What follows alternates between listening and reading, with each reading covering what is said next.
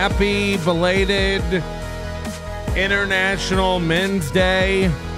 I want to give a shout out to all my men's. If you're a man, you know, we hear so much about these women and their blood. Shout out to the men. So I guess that's the 19th. It's the 20th. Happy belated what is it? International Man Day.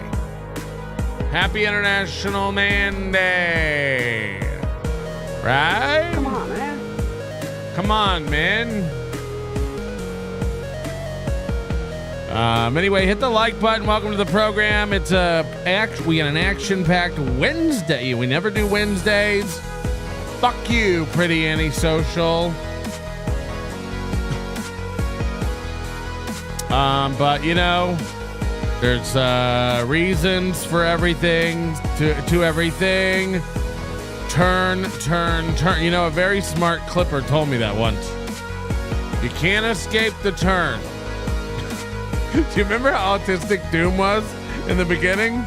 He's come a long way, but you know, I'm worried that our boy might be flying too close to the sun. If you think about it, you know? Like, you know, Doom started out like as an autistic chatter, and then he started clipping, and we've really watched him work his style and really come of age in his talents. And now he's starting to interfere with shows and get talked about on shows like I'm doing right now. And we're really conjuring up what we like to call in the Dabbleverse a guy. A guy.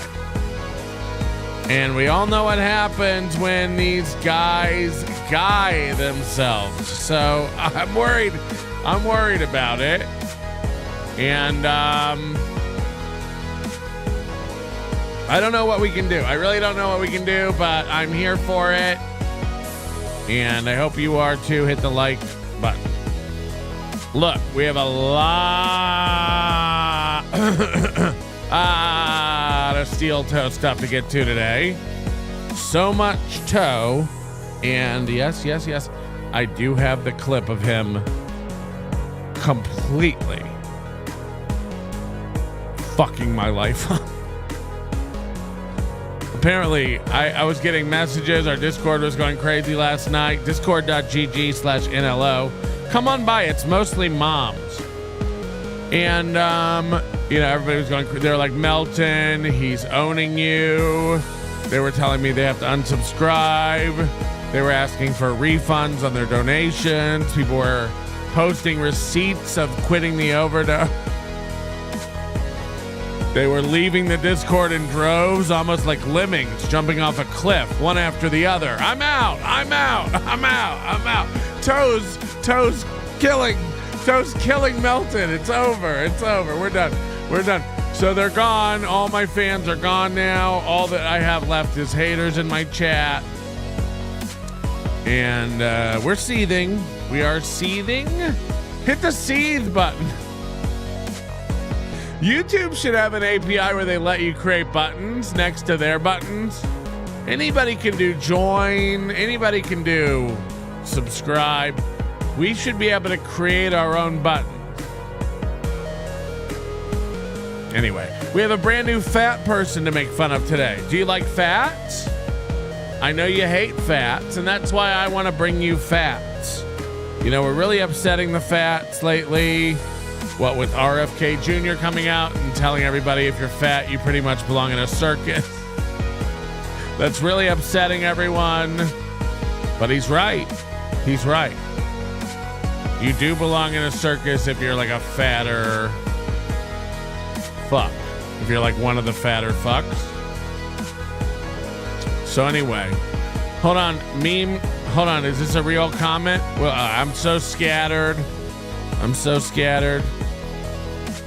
Apparently Kiki's trying to cover, you know, she got so much hate for being like a wishy-washy, disloyal bitch. And this has happened a couple times now, so people are pretty much like, fuck Kiki, I'm over Keek.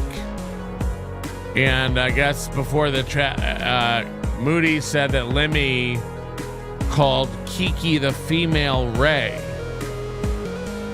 And once you start thinking about her like that, oh my God. She's like out of it. She forgives everybody for everything. She just wants to fit in and be loyal, be a part of it. She's kind of dumb, but she thinks she's a comedian. She thinks she's got a career. She thinks she's signed with a podcast network company. She doesn't know what it is. She doesn't understand what they're doing. Like, she doesn't get it. She thinks like me and my mom are talented and they wanted to sign us to a deal. But with no laughing or irony. You know what I mean? Hit the like button. Welcome to the show.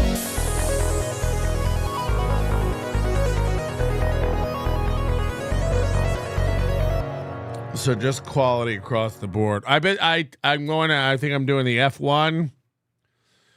The F1 stuff starts here tomorrow. And some friends from Scotland are here. And wish some more friends from Scotland were here, right? MGD. Anyway, the point is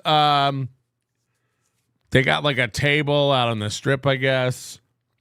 Near the Paris. So it'll be like right outside on the strip. It's going to cost hundreds of dollars, but all the food and all the drinks included. So I'm your daddy. We're going to get gorged up on it and go watch the F1 racing. I just like loud noises and fast cars. Ever since I heard that Tracy Chapman song when I was a boy. Aaron is Nick's cum receptacle with a super chat that's going to blow your mind. Meme Copian had legal advice for you earlier. What was it? Or is there a clip? We love clips. I use toilet every day. I've been using toilet every day since I was 4 years old. I learned toilet with no potty help. Straight to the big boy bowl for me. Mm-hmm. Rakata. Man, that Rakata clip, that Fleetwood Mac Rakata clip has almost 600 hits. Shit's blowing up. Like, it is a good clip. JT, I think JT was like, who's of the Bedablin network, was like, what if the clipper thinks those are good clips of Chad? And I just went, my only reaction to that was, oh my God, are you the clipper? Like, the clipper cannot, I mean, look, I get it. You're tasked with like finding interesting clippable moments of Chad. But when you put up that Rakata thing, it's rough. It's rough. Anyway, welcome to the show. Like I said, we got a lot of steel toe today. We have a new fat woman we're going to make fun of, and I actually had a great Training Tuesday pulled for yesterday, and I almost did a show late last night for the Night Owls, and I thought, people will like it better today because then they won't have to watch Chad or Kevin. Plus, I figured there'd be more steel toe nonsense this morning, but there wasn't. Unfortunately, we really missed the stuff yesterday with Johnny walking off. But we're going to get to it all today. Literally like the only co-host this guy has left the show again crying. I do have a Calta thing queued up. We'll get to that eventually. Probably not today. Probably no P.O. Box today.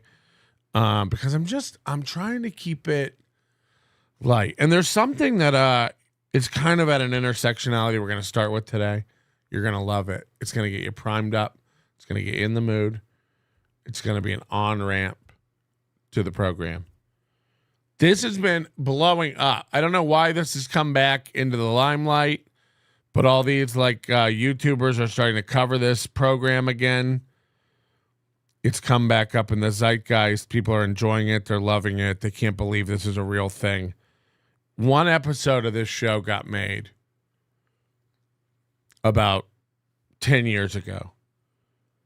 And it's unreal that it got made, but they never made another one. And it's really, really blowing up on YouTube. And since we've talked about TLC shows before, it's too funny to not bring to you because it reminds us of so many of our guys. And it's just fun. You know, like we loved the Gino guy. And we got more. And we got more. This is a TLC show that got aired 10 years ago. And it's called My Husband Is Not Gay. This is blowing up. This is blowing up. My husband is not gay.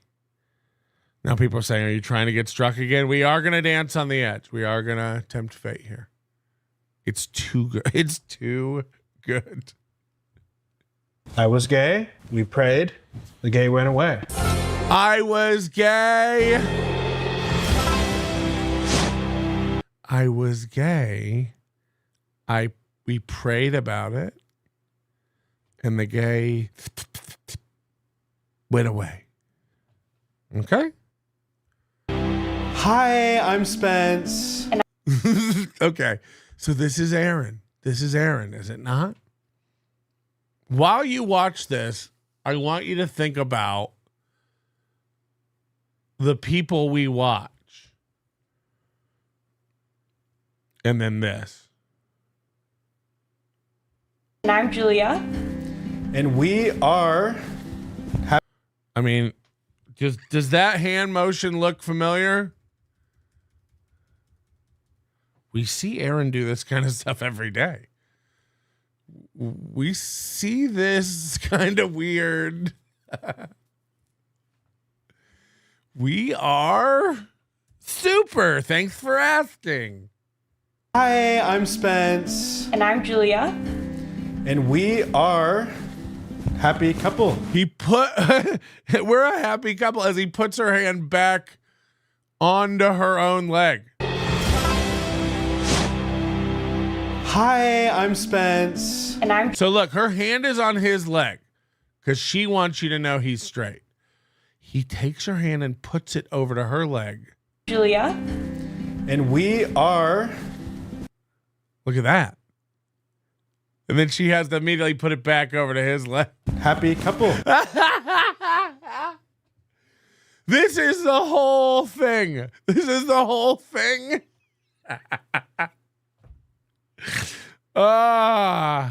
We are happy, aren't we? And I'm Julia. And we are happy couple.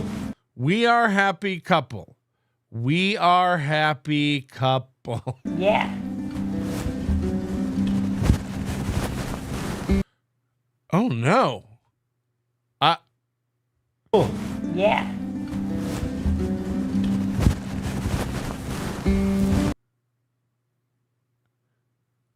Hello? Hello? He can't. He's literally like a child. Stop. Stop. Stop.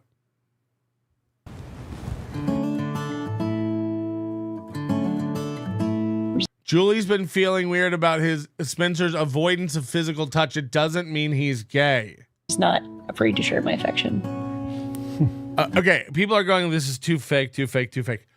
No. This is a whole episode of different men. It's so real. This is like Mormon shit.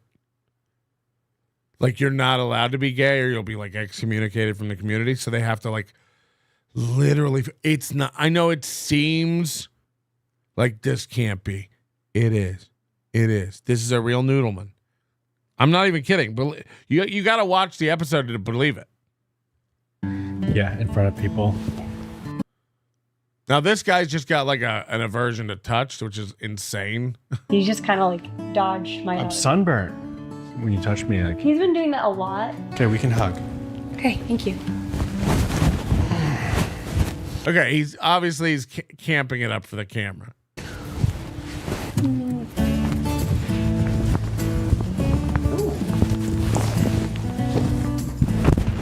I do catch it. You know what's crazy though is like she married him. She married him. Like, look, there's a thing where like gays act out for the camera, but like that doesn't mean this isn't who he is. That doesn't mean this isn't who this guy at his core, who this guy is. And looking at other men. Yeah, it just like confuses me a little bit.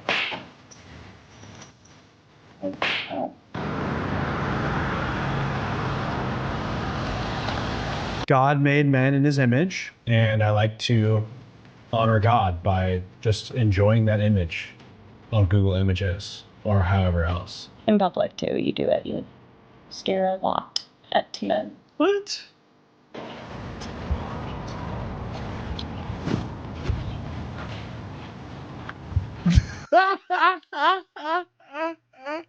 You gotta watch.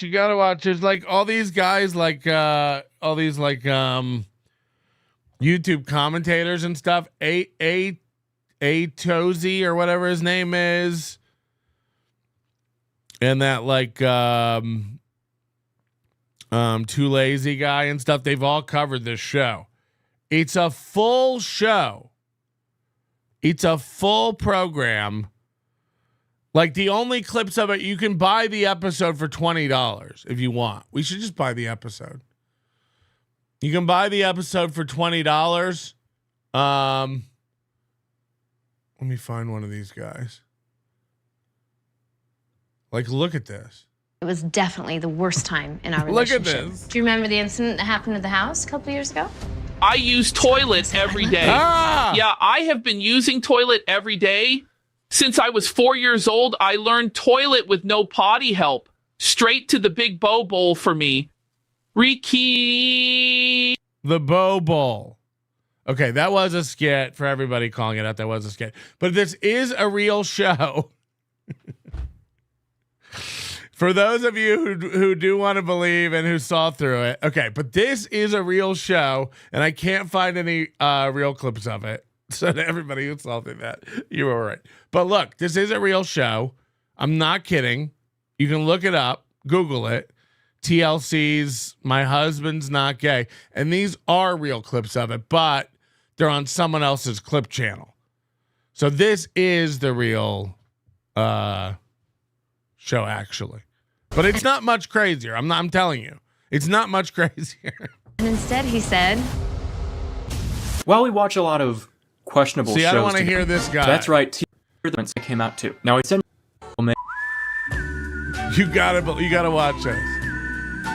surprised TLC even has I don't want to toad hear him. some I know R he's got to make reassurance. it Think that would transformative. Beautiful man. I'll notice the beautiful man 9 times out of 10. If I see an attractive guy and an attractive woman Okay, walking I down guess the we got to watch this guy. street, who am I going to notice first? Is the woman my wife? Yeah, sure. Okay, then 9 times out of 10, I'm not Googling TLC shows. You should. It's some of the best studying of the human condition available today. Okay, what if it's not your wife? You can make that happen? Now you may be thinking. Now this guy's called Chris James. He's killing it on YouTube. I don't know. I've never really watched him, but this is what came up when you look for this show. What does the wife think about all of this? when Jeff told me about his same-sex attraction, it was definitely the worst time in our relationship. So they call this same-sex attraction, not being gay. The Mormons call it same-sex attraction, and you can cure it. We got home to his place, and I thought, he's finally going to say, I love you. And instead he said, I love your brother. I think you need to know that I'm attracted to men. I think you need to know that I'm attracted to men. I'm not even kidding. We might have to buy this whole episode. I was crushed. Oh, wow. So how'd you guys get through it? What ended up being the solution? Oh, we haven't figured that out. We were hoping you would. That's why we're here. So he sent me home with books, and I was devastated, and I sat and read, and for the next week, I was horrible to him. I bet after that conversation, he was just like, He gave her books so she could go home and learn about same-sex attraction, this condition he's afflicted with. fuck did that not work? I literally told her I love men. Why won't she let me end this? Now, after all of them explaining this, it's still pretty unclear if he's attracted to women enough that would normally make someone marry a woman, which the bare minimum, I think. Because sometimes the way they talk about it makes it sound like I don't like a guy with a necklace. I'm going to tell you that right away, okay? Mario movie star finger bang. I don't like a guy who wears a necklace. I don't trust you. Something's off. I don't like the whole tracksuit vibe of it. Especially this kind of a necklace. You know, this isn't even some kind of flex gold chain. I'm pretty sure that's one of the things they connect pins at the bank to the desk with. Just steel ball bearings. he's bi, and then other times it sounds like he is through and through a gay man that just so happens to be married to a woman. I know lots of other of my friends that are in these same type of marriages, that are in good relationships, and none of us feel oppressed. We've chosen to be here. Yeah, I doubt just you guys have a monopoly on that sort of thing out there in fucking Utah. My name is Brett. My name is Megan. It's not often I see a name that I have never seen before, but man, Pret has gotta be up there. I even did a name lookup on the website How Many of Me for Pret, and even they were like, dude, we've never heard of that, okay? The more they explain this stuff, the more I genuinely don't know why people sign up for these shows. It's not fake. People are so dense if they think this is fake. You can literally go look it up on the TLC website. Most of the ones on TLC, I can't fathom why. It's got to be either money, just wanting to be on TV really bad, or I think more doesn't even pay much. Basic cable doesn't pay much if you're a host of a regular show. Remember the minute Josh Denny lost his show, he went back to driving Uber. It's like they don't pay like get rich money. Honey Boo Boo's upset about super tips. They don't make shit. Commonly now is them being able to leverage the attention from these shows to build up their social medias, or if you're a Mormon in Utah, your product line at Target maybe. But I do know that a lot of these types of shows carefully curate. It's so wild that I'm so close to Utah and couldn't be further from Utah, if you know what I mean. Like, it's unreal that like right over there's this whole place where they're like not drinking and they can't even have soda pop. How these guys are presented for TLC's narrative, but these guys are literally just telling us how it is with their lifestyle. I feel like I'm the winner of life's lottery. Like, have you seen her? I mean, have you seen her? Tell me, have you seen her? Come on, have you seen her? Seriously, what do you think of her? I honestly don't know. I'm not attracted to her whatsoever. I could really use a second opinion. The first thing that went through my mind was kind of the first thing that goes through every woman's mind. Will he be attracted to me? At the No, but it's not you. same time, though, it was, well, at least he doesn't have anybody else to compare me to. Hearing her explain this, it's so much more depressing. I feel like it's a little too mean to say that she's coping, but that seems to be this entire show. What you making? Brownies. My name is Tara. And my name is Curtis. We've been married for 20 years. And about 4 years ago, Curtis came to me one morning and told me that he had same-sex attraction. Now,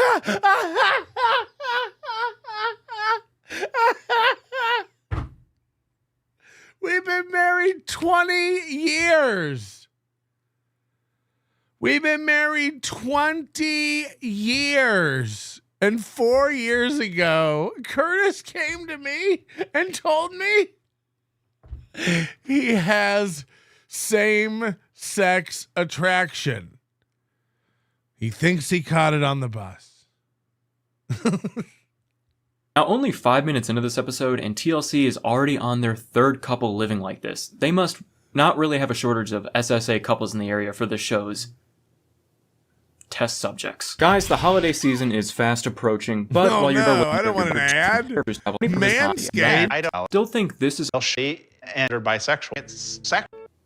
and that would be enough for me. If someone can experience sexual attraction towards both women and men. First of all, let's look.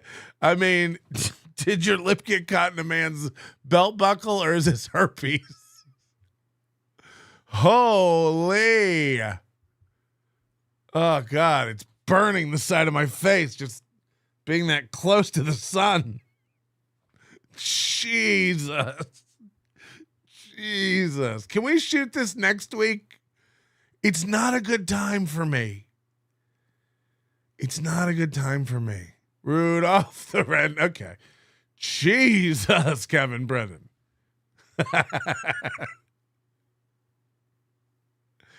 Oh, no.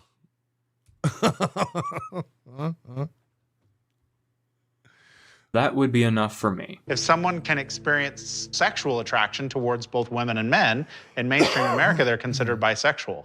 But you don't identify with that word. I don't necessarily. And if you look at most of the studies that have been done about sexuality, they'll show you that sexuality is fluid. It changes. And he's not wrong. Right. Wrong about that, but I still... It's what all the girls tell themselves at university. I think this is all quite different. I think by now we could all see these are all very explicitly gay men who have grown up and are currently surrounded... Or guys in prison, to be fair, right? Gay for the stay, wink, wink. ...by a community that would not easily accept them for being that. So their only option to not hide away their true feelings and still have what is a traditional and acceptable life in these communities is to do exactly what they've done here. Manufacture a new category of gay. Maybe could have done without the TV show part, which is upsetting, and I very much... I'm upset they made one episode of this. That's the tragedy. I mean, this would be... Imagine bringing this back today. I mean, Jesus Christ.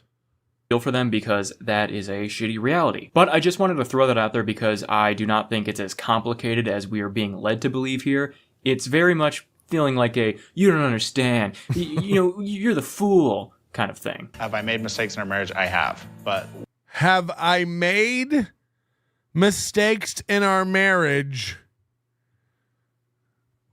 I have. That means this guy's gone to like rest stops and fucked men. This guy has been a glory hole gopher if I've ever seen one. That's true. Normal Name says, wow, female retard has me like spot on again. Yeah, that was Limmy, I think. Aaron is Nick's cum receptacle in your email. What about it? Oh, this is going to be the meme copium thing. Okay, yeah, we'll try to get to that. We'll file that in my later category. Addicted to Ubiquity says, this guy reminds me of Fag Dad. Oh, yeah, Fag Dad? But he didn't even know he was gay. By the way, anybody who got like joke banned at the end of the day on Monday should be unbanned. Addicted to Ubiquity remind me of that. I went right after the show and unbanned all those people, so hopefully you're back. I'm a baby longbow. Sitch. Ah. This one gets me stuck. I use toilet every day. I've been using toilet every day since I was 4 years old. I learned toilet with no potty help. Straight to the big boy bowl for me. Rocket. I'm pretty sure she's an actress on TikTok who does cringe. But yeah, the first one was a skit. The first one was fake. But I wanted to get everyone on board with the fake shit and then show you the real thing. It is real. It is real. The one we're watching now is a real show. Yes, the first one where the guy was scooting like a child and ducking out of hugs, of course, was a skit where he had his mouth agape at a man's hog jogging by. Good eye.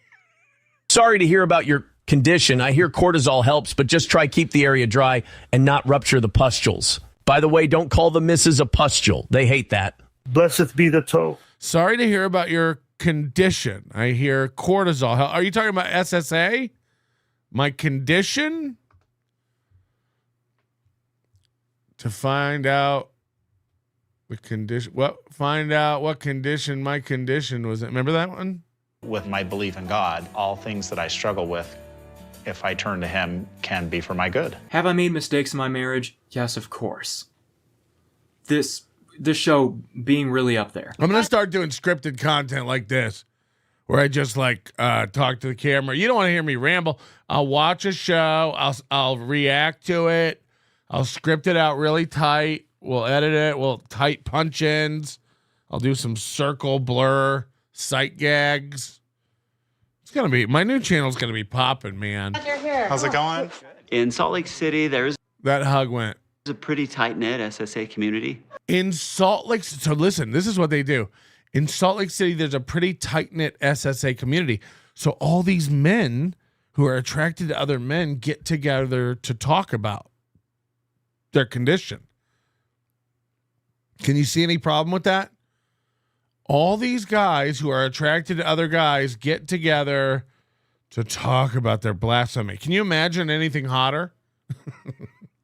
Brett and Megan. Yeah, we made it. Come on in. Hello. Okay, them all being friends makes this make a whole lot more sense than what I thought, which was TLC finding multiple random couples. It's a polycule, but the wives aren't aware. Exactly. Exactly. All with this same dilemma, as well as all using the same term SSA. Like, I know they had to be telling TLC, hey, we got a bunch more friends who do this if you need for the show. And they're like, no, this is already too much as is. So now one of the friends that they have coming over to visit is another Mormon man. This one does not deal with SSA. When SSA, same-sex attraction.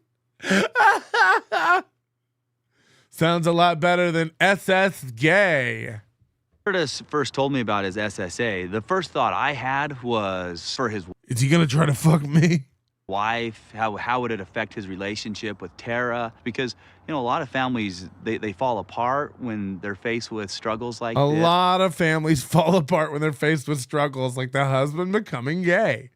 It's just a fact. It's just a fact. There's a lot of SSA in Argentina. Did I tell you that? No. There's a lot of SSA in Argentina. I don't know if you guys have been to the Castro in San Fran. There's quite a bit of SSA going on there. There's quite a bit of SSA. Yeah, that's a big problem down there too. It's a big problem. It's spreading like wildfire. You ever been to, speaking of fire, you ever been to Fire Island? Oh, the SSA out there. Rampant. Rampant. Now, as you can imagine, Rob is a bit perplexed by their situation, and I don't know if that's due to his opinions on gay people in general, or if it's just their wild marriage concept. Either way, he's gonna push back a little bit. Yeah, because he's gay and denial. SSA being a problem. Well, the whole act is against the teachings of the gospel. In the Mormon faith, we do not practice homosexuality. This is not what John Smith died for. It's time for some guy time, and the boys are gonna head over to the park and toss around the rock a bit. My name's Tom. I'm 34 years old. I played basketball in high school. Yes, the gays are going out for a little bit of smash ball. Touch. Football. I've coached basketball since I was 17. These guys don't play basketball. Yeah, Jeff wearing that bandana he most certainly just took out of the package for the first time in the car kind of gave that away. If we're gonna go play a little basketball, you mind taking the do-rag off? It's not really a thing. It's not? I don't feel like... Do you mind taking the do-rag off? I fit the mold of guys that are attracted to other men, other than my deep and abiding love for Broadway show tunes. I mean, that's just normal. And the attraction to males. Those are the two things that are kind of I don't identify with anything gay other than loving show tunes and liking the way men look and being sexually attracted to them.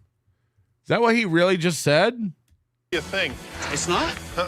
I don't feel like I fit the mold of guys that are attracted to other men, other than my deep and abiding love for Broadway. I don't fit the mold of other guys who are attracted to men other than the fact that I've been attracted to men. I too thought I had SSA until I saw Aaron nude, and he willingly drank my ropes. I had 3 ladies basically. He drank my ropes. Oh yeah, if you look at it like that, Nick made Aaron another concubine. Just like April. Tunes. And the attraction to males. Those are the two things that are kind of gay about me.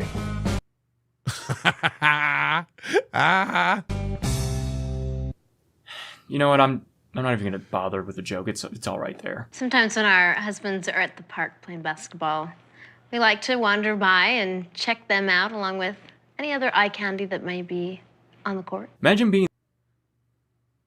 So the women want to pretend like they walk by to watch their husbands play basketball, these limp-wristed men out there shooting hoops, And meanwhile, they check out the other eye candy on the court. They're really just checking their husbands to make sure they're not dry humping while they play horse. I mean, let's be real. They walk by, they're really going to check on their men to make sure they don't spontaneously fuck. These other random guys and later seeing this on TV, and you're just like, oh, I didn't know I was being objectified by half a dozen Mormons for a half an hour. That's cool. Are you seeing anyone? I see a lot of people, Tanya, everywhere I go. I could already tell just by that this man's exact sense of humor, and it's going to be a long episode. So the topic turns into them trying to find Tom, the single friend of the bunch, a girlfriend because he aspires to be an SSA husband. Okay, this guy's single, attracted to men, but he wants to find a wife because Mormon. What a dream. Later on, the wives are going to go on a hike together alongside Tanya's sister-in-law and one of her friends. Her friend being the only one in the group who is not aware of her and their situation. Which, saying that, I know the term situationship is already taken, but I'd argue that their marriages are runners-up for the most deserving of... Yeah, I mean, are the wives going to get bored and start fooling around too? I mean, how did they not pick up this show? If this is a real lifestyle that like a good pocket of Mormons are dealing with, why would they not pick this show up?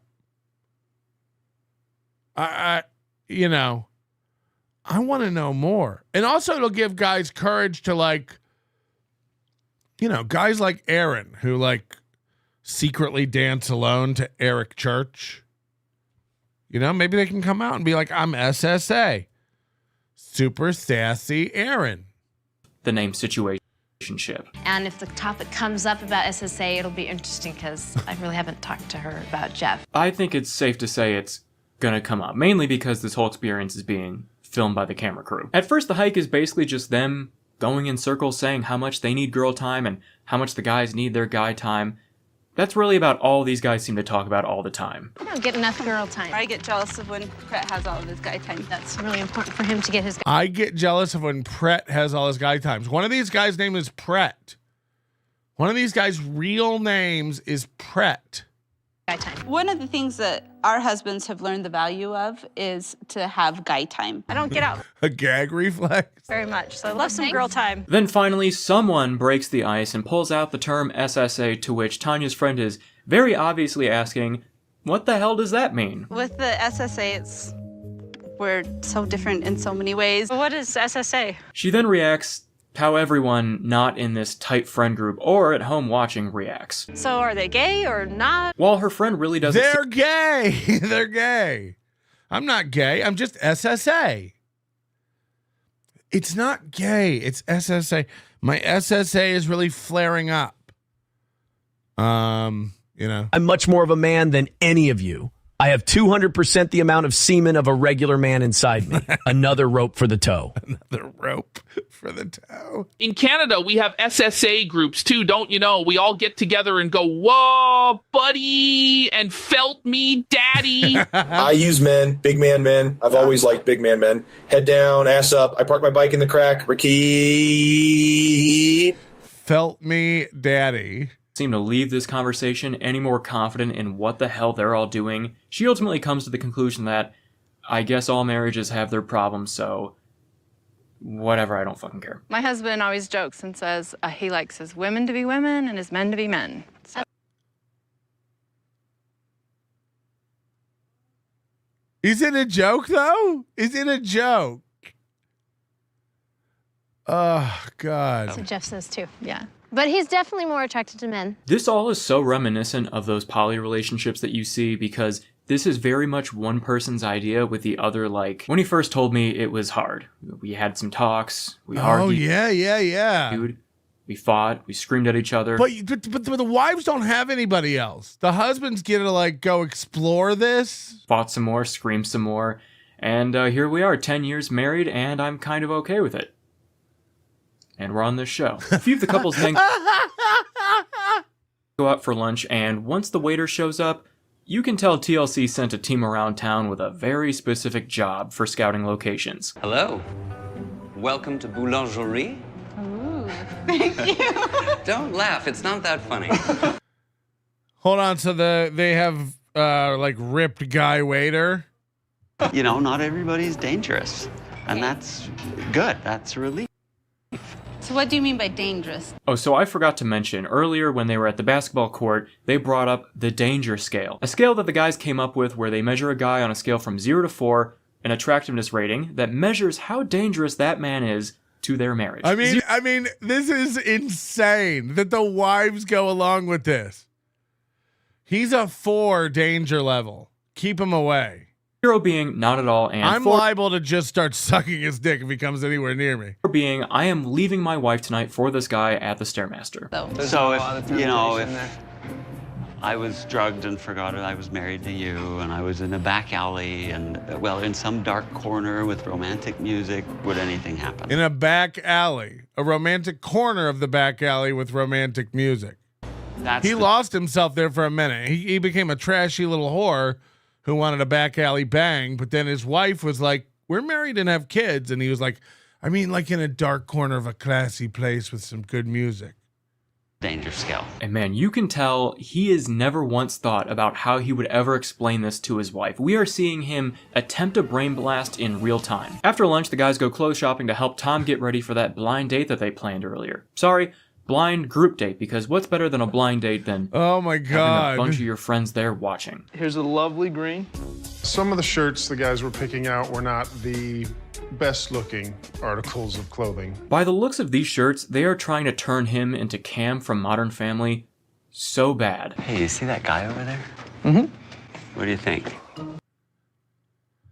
I think you're married and have kids. He's a good-looking guy for sure. He's okay. I kind of like guys that are a little more athletic, fit, like myself. All right, someone please cut the power to this bit machine. Just answer a damn question seriously for once, please. Yeah, I think he's a great-looking guy, but then I like the swimmer's build. I think they're literally all like hiding behind a rack, checking out the guy that works there. This is too much. Balin the Root, thank you for the super sticker. Appreciated. Want to talk SSA? Try getting mad with horny every time you drive by a dairy farm. Rodeos get me so hot, I can't even make it 8 seconds. Steers can still produce about a quart of semen. I too like a Sin Show tune. Cash, how long until PPP and Worski show up in the episode? Whoa, daddy. I mean, buddy. Hey, slow wife. Bad news, honey.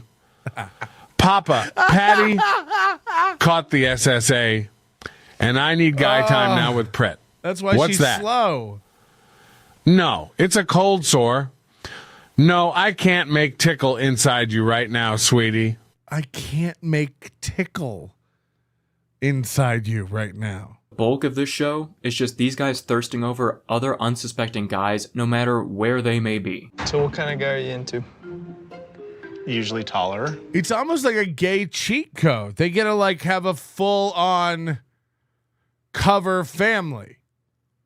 And then like an excuse within the church and everything. Like, I don't know. Do Mormons have pastors? I don't know how it works. They all like just look the other way. Like, nah, they're not gay. They're really struggling with this.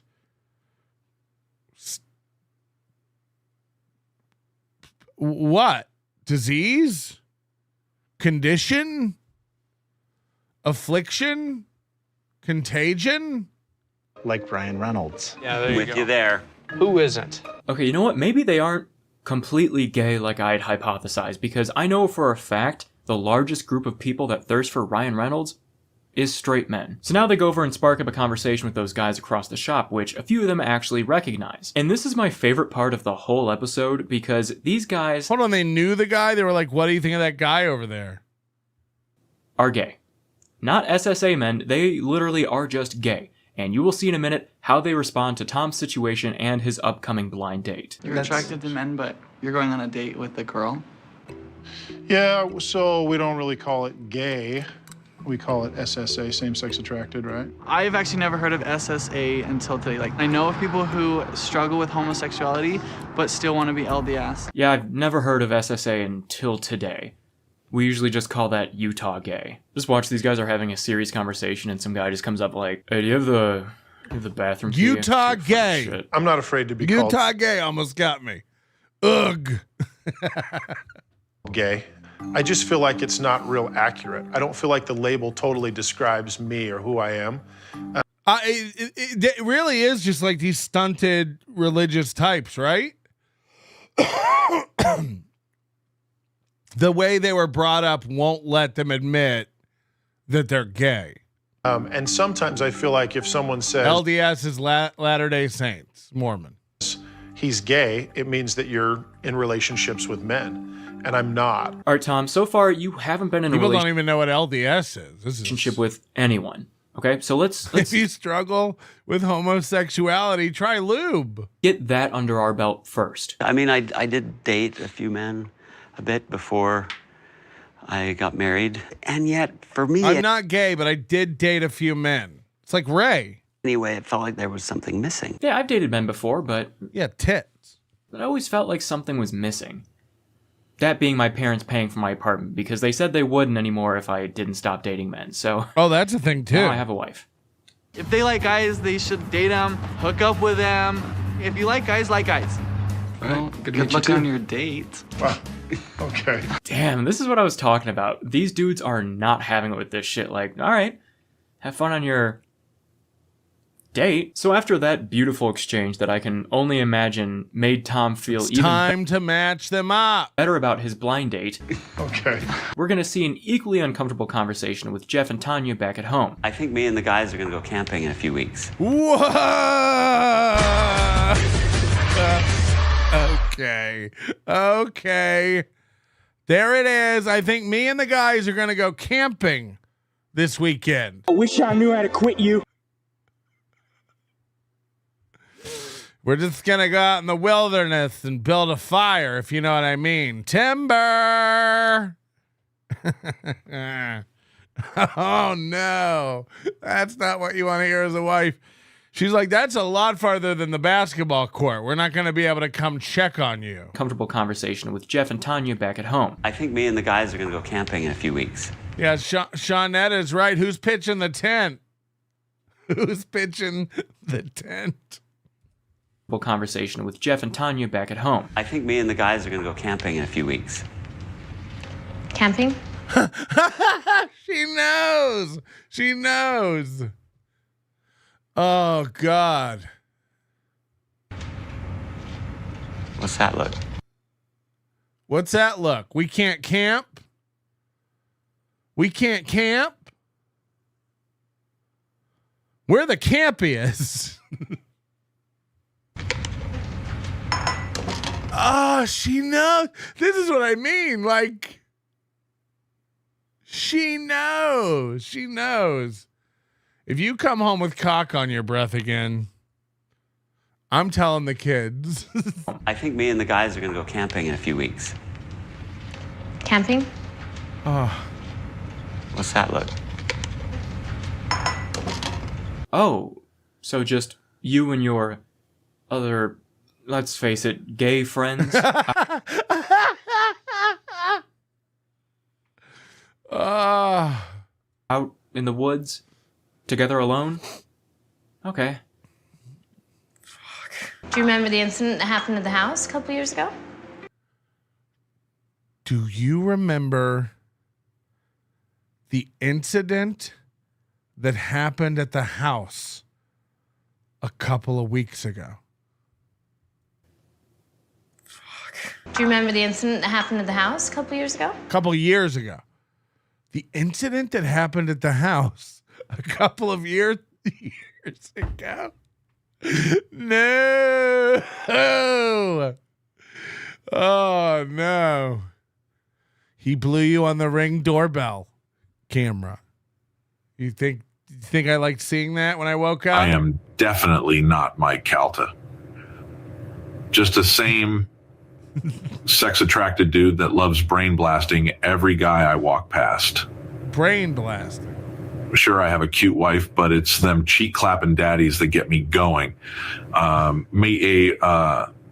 me a You haven't made flowers on me for maybe 3 weeks. Makes me sad is all.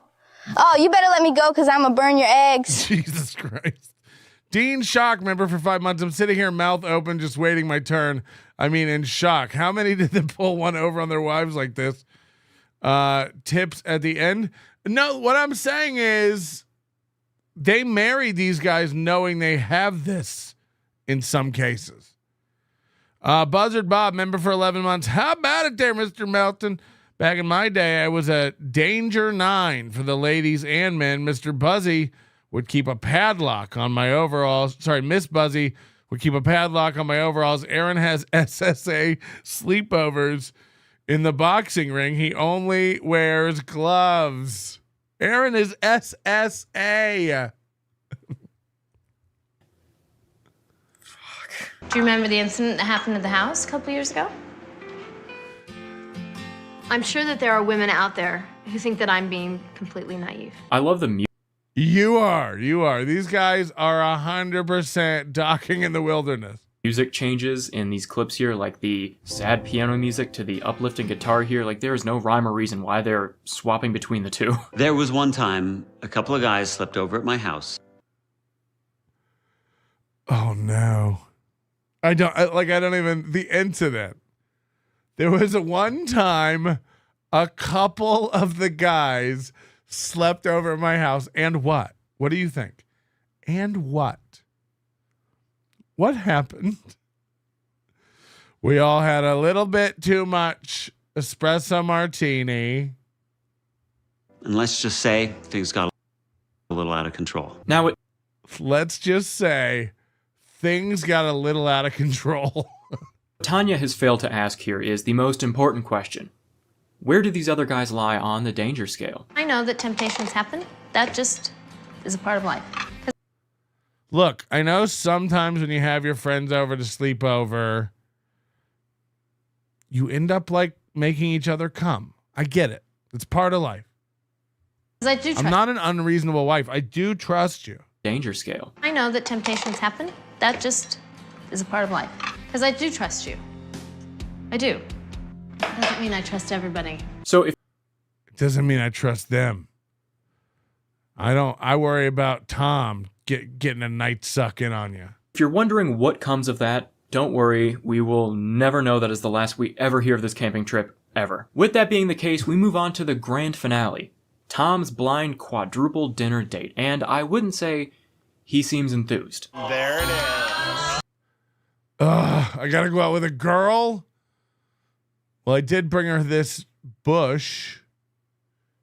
These are the flowers he brought this girl. Okay. Oh, sorry. They're behind that. Okay. I was like, what in the fuck?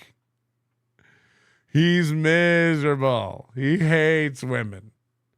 After this, I can go back to jerking off to dudes, right? You look fantastic. Thank you. These aren't for any of you. I'm so sorry. My biggest concern going into this date right now is she gonna know I'm gay? If I'm gonna have any attraction to this girl. I have heard him say multiple times that he is not sure if he's going to be attracted to this woman, as well as that look on his face when he showed up with those grocery store flowers. Hey, I'm here. Where's the bitch? Where's the bitch I gotta pretend to like so I can keep fucking men and go to church? Barcode still attached? Thankfully, Tanya wants to make sure that Tom's blind date, Emily, is completely comfortable here tonight and doesn't have any preconceived notions. So we told her that the cameras were here to film a documentary about Mormons in Salt Lake City. That's it. Nothing else. No other... A documentary about Mormons in Salt Lake City. Got it. Preconceived notions they want to clear up with her. Couldn't think of any if I tried. I waited too long, so don't do what I did. I waited, what, a year and a half? Wow. It really does. I waited a year and a half to tell my wife I was gay. Don't make the same mistakes. Seem like the move so far is to wait until you are an unbearingly long way into a relationship to tell your partner that you are not so attracted to them. I waited too long too. 16 years. Holy shit. To tell my wife I'm not attracted to her. Knew they waited a long time, but 16 fucking years is insane. That's so messed up for his wife's sake. Then Emily shows up, and it's clear to me that the camera crew does not have a TLC logo in sight, because if they did, I would hope she would make a U-turn right out the door. Now, I'm gonna warn you guys, the conversation we're about to see at the dinner table here, rough watch. Rough even compared to what we've seen so far. Because Tom has made it clear to his friends that this dinner is not going to be the place to tell her his situation, which I think is fine. Mainly because why would you want to do that in a group setting like this? Things are going well, so if we could just put off any SSA conversation for as long as humanly possible, that would be great. So how do you guys all know each other? This thing dominates my life, but if we could just put it off and not talk about it. For as long as humanly possible, that would be great. So how do you guys all know each other? Unbelievable. Okay, for someone who's been... Well, we're all... gay? rapid firing quips this whole episode, you'd think he'd be a little quicker on his feet here. Jeff does work. Just say church or some shit. I don't know. Mormons all know each other already. How hard is this? But you'll see in a minute here, his friends absolutely do not respect those wishes about keeping this SSA thing on the hush-hush. In the most childish way possible, might I add. I love dogs. How do you guys all know each other? I love dogs. I love dogs too. Did you grow up with dogs? What about you? Where do you stand on dogs? Kind of, yeah. What kind? A wiener dog. Oh no. Oh no. That's my favorite thing. That's a very appropriate one. That's a very appropriate one. Kind of dog you should get, Tom.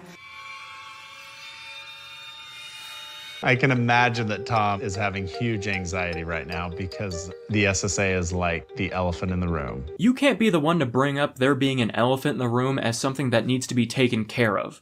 You led the fucking thing in. So dinner was not too bad. Would have been a lot better had his friends not been little fucking 7th graders about it the whole time. I'll walk you It's out. great to see you again.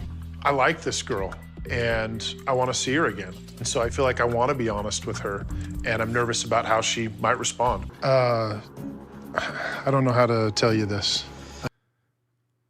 I mean, this can't, like...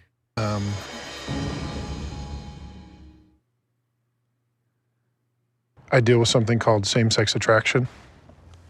We call it SSA, but I'm attracted to men. We call it same-sex attraction, so I don't have to say gay. And we call it SSA, so I don't have to say same-sex attraction. They do. I'm 3 steps removed from gay, so it's cool. I'm attracted to women, too. Right. I wouldn't be on a blind date with you if I wasn't. So he does end up telling her, which honestly, this was the most ideal way.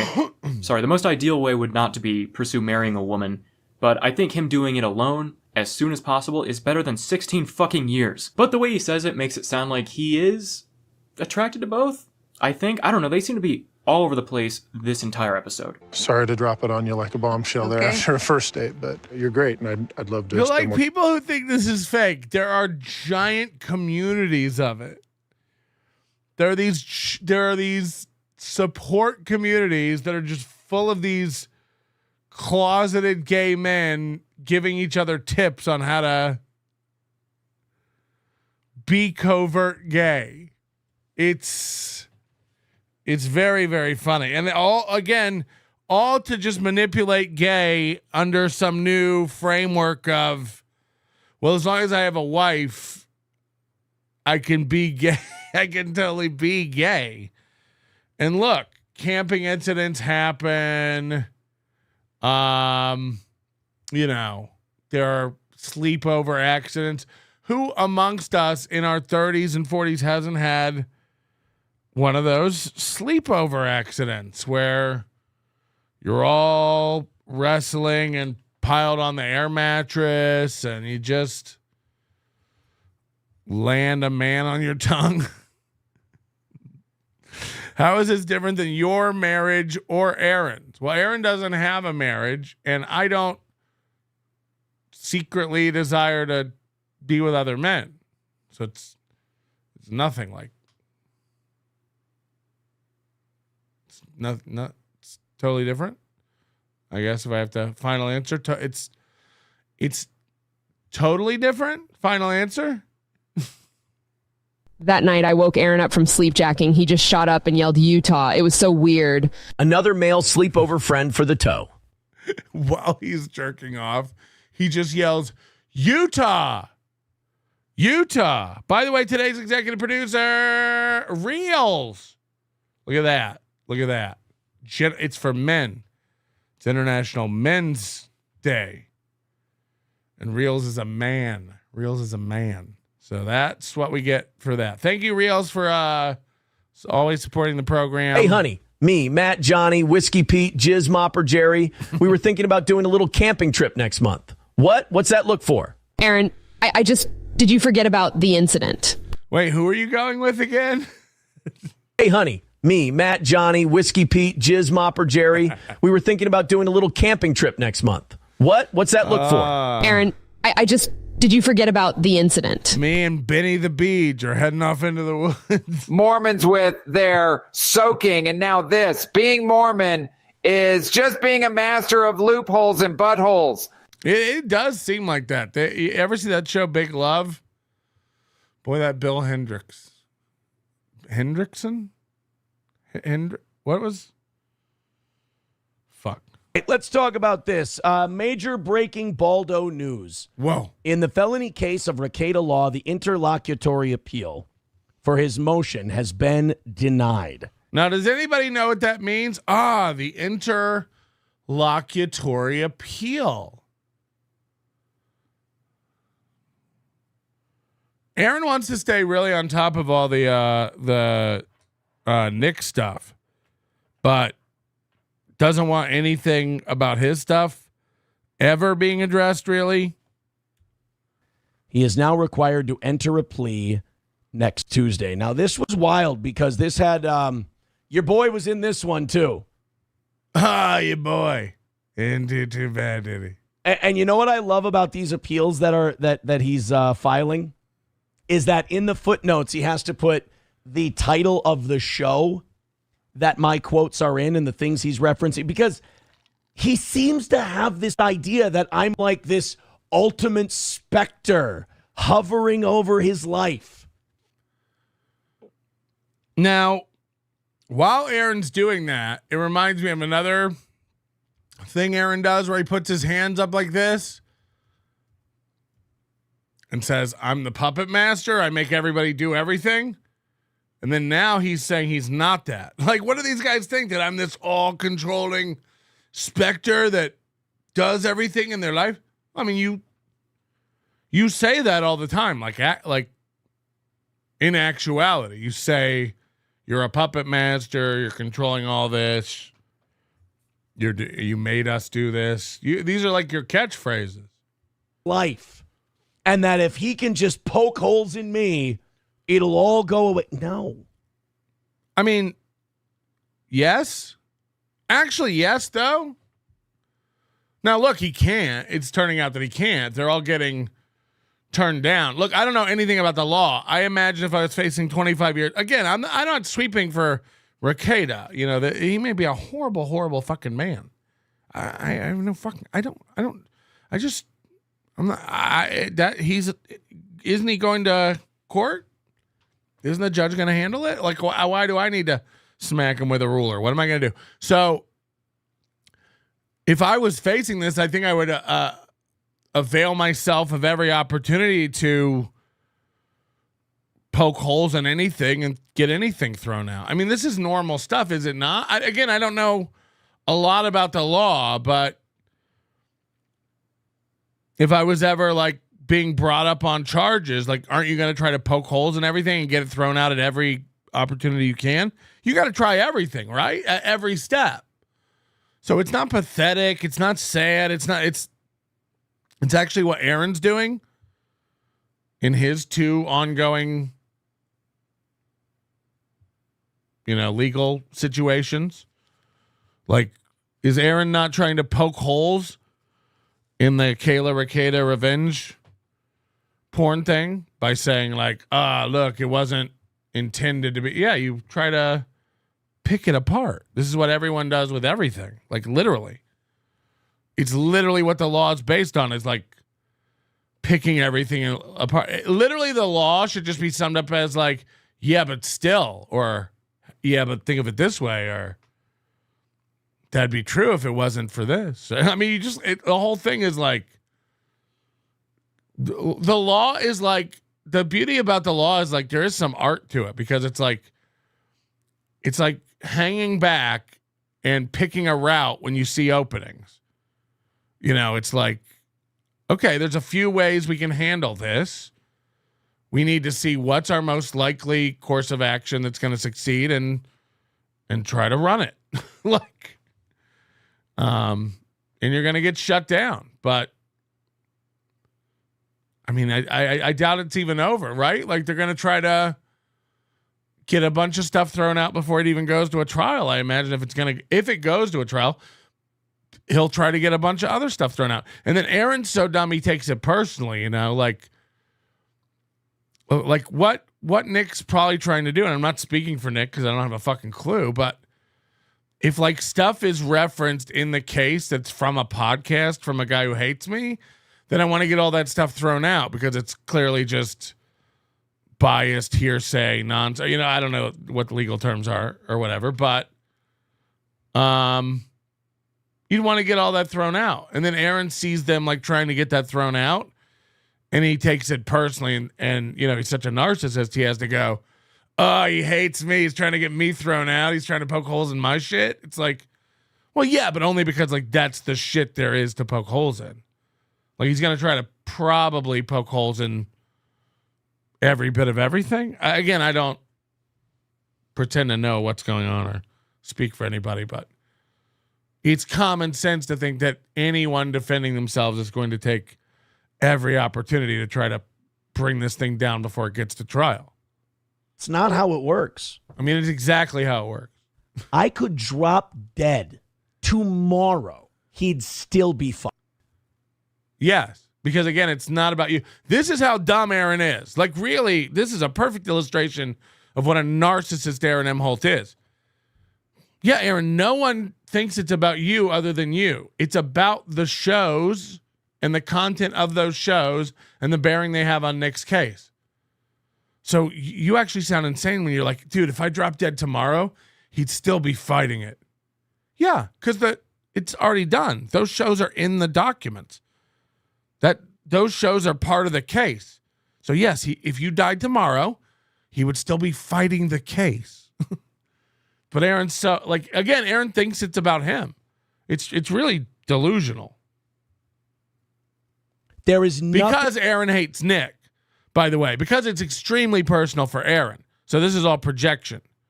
Now, I have no doubt it's personal for Nick as well. And we just don't get to see that because Nick's not unleashed his vengeance on Aaron yet, you know? So I guess whenever that happens, if it happens, we'll get to see the proportionality with which they're angered at each other. But I don't know. Thing that can happen to me that will make this situation any better. Yeah, nobody said that. So Aaron's, again, like straw manning the fuck out of, there's nothing that can happen to me that can make your situation any better. It's like, yeah, again, that's not what he's fighting. He's trying to get like things Aaron said on shows thrown out, from what I understand.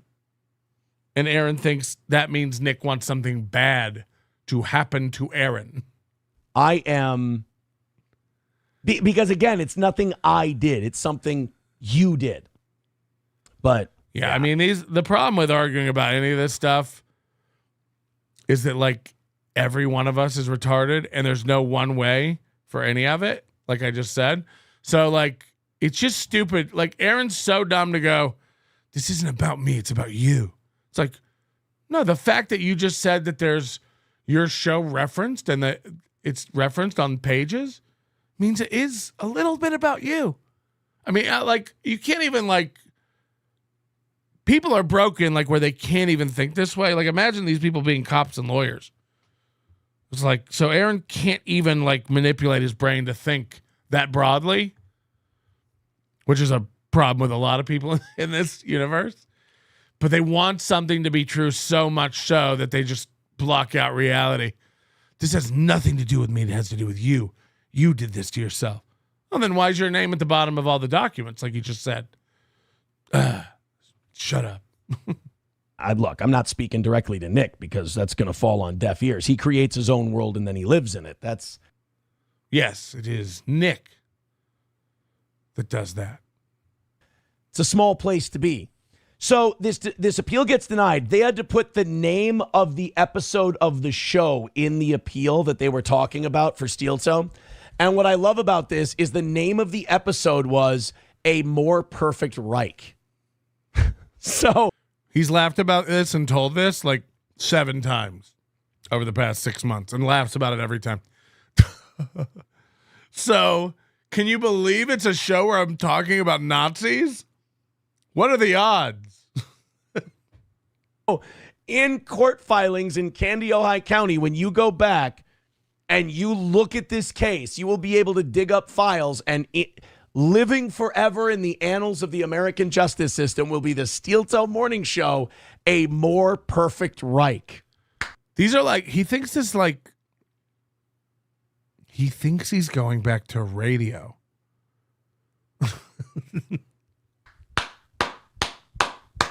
Multiple times. But they denied his appeal, and they basically denied it on you, this sucks. I mean, when you look through this whole thing, the state didn't even issue a response. They filed this interlocutory appeal, and they go to the state and they go, do you have anything you want to say to counter this? And the state goes, no, we're good. I mean, that's rough. I'm so sorry that happened to you, Nick. You fucking loser. That's really bad. Nick, that's bad, Nick. That's bad. Yeah, I think Nick knows. It's like if you got 3 throws. Nick, you're facing 25 years in prison, buddy. That's bad, buddy. That's bad. Is this breaking news? Is this new stuff? Cash, thanks for the 10. Swingers have the pineapple. SSA guys have chihuahuas.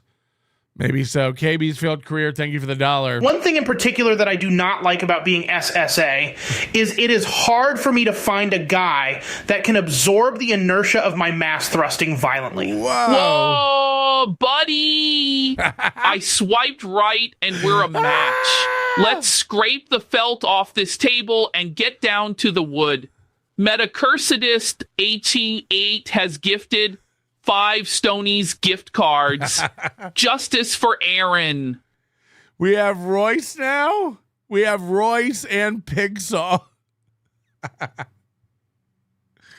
Back to this. I don't really know anything about this clip. I just wanted to see how much Aaron likes getting in the weeds of other people's shit, but it doesn't like to address any of his own. To do something, and they took your best throw, and you threw the first one, and it was meh. It was okay. But you look at your opponent, you go, he sucks. I don't need to throw another one. I mean, they're kind of spiking the football on you. And then the judge basically ruled that I have to deny this because none of this is new. You've just rehashed a bunch of other shit that we've already shot down. Because a lot of times when you appeal something, and I can't believe that I'm a better lawyer than this guy. I can't believe I'm a better lawyer than this guy. Okay, we got a lot of Steel Toe to get to. I can't really, we don't really know anything about the Nick trial. We'll see what happens when it comes out. This is how we're getting with all the legal stuff. It's just like, okay, we'll see. We'll see. Every day there's like these guys, they post the same shit up that Melton's going to prison. Melton, you're going to prison. Okay, we got a Oxygen Railway. This is one warning. We don't do that in our chat. You're going to get one warning, and don't ever do that again. If you ever type the same thing, it doesn't even matter what it is. I know you're making fun of PPP, but we'll ban your ass. We'll ban your ass. Don't ever do that again. Don't ever do that in my fucking chat again. We'll come for your family. Do you know why they call PPP the starfish? Yeah, everyone says he showed his asshole to a camera once. Like, who cares? Do you think we care? Do you think we care? Yeah, no, listen, everyone keeps telling me I'm going to prison and why. And by the way, they're not even coordinated. They all have me on different charges. We'll just see. Y'all, like, I won't be able to escape it. It's federal prison. So if it's coming for me, it's coming for me. And then I'll just look fucking, oh man, you'll be right. And then you'll get to go crazy. And then I'll be in prison, seething. And you'll be right. But you know what seems nuts? To scream about the charge, how many years I'm getting. Some people are even naming the prisons I'm going to, which is, that's a hell of a call in your shot type of thing. I'm just saying, like, what if it? I know it's nuts because you all know what's going on. What if it doesn't happen?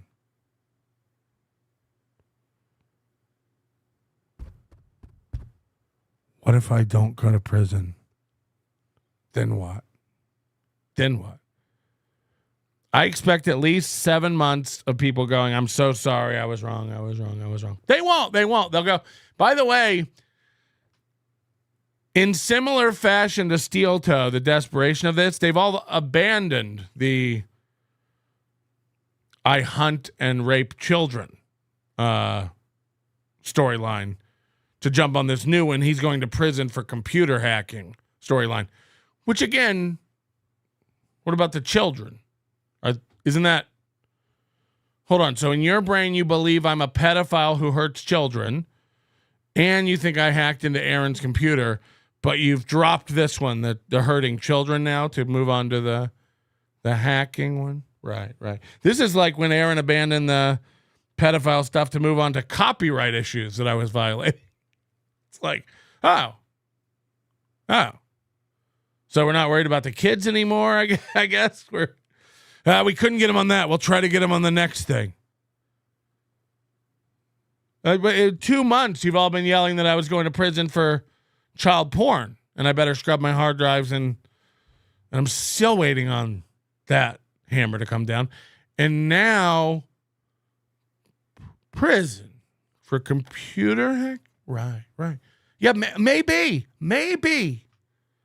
Let's just see, though. We don't have to keep placing our bets. My position is that I won't. I think that I won't go to prison. Because I have intimate knowledge that I'm not breaking laws. You think I'm going to go to prison because I hacked the computer and shared Aaron's private info and intimidated a witness. Got it. The bets are we've heard your predictions. Let's just see now. Now we'll just see. We're going to have to wait a while probably, but we'll just see. We'll see. Maybe. Hit the like button for me to go to prison. This is yesterday morning on the Steel Toe Morning Show. Valor Johnny. Wow. I've never, ever claimed to be a member of the military. Wow. We're calling you stolen valor. That's what stolen valor is. I'll just say you served in the military. I've never, ever made that claim or presumption. In fact, I've repeatedly told people that I'm not in the military. Can you imagine if Johnny was in the military? What would he be?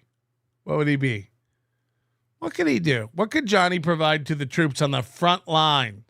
One time as a DJ, I went to a bar. They just got done doing a party for a veteran. They had burgers and stuff. And you were the DJ? And I was setting up my DJ shit, and they assumed I was a veteran because I came in with my wheelchair. By the way, the fact that he does these DJ parties on the weekends, you know, a lot of times he's involved like putting up like lighting trusses and decks onto a desk and big PA speakers and the mic and everything. Like, is he really like unloading a car and setting this all up by himself, or do some women help him, or what happens? And then when he's having like a bad night, like on all the Steel Toe stand-up shows where he has to like slink off stage for 30 minutes, is he DJing your party? Because I'm not even trying to be mean, but like imagine at your wedding or your bar mitzvah or your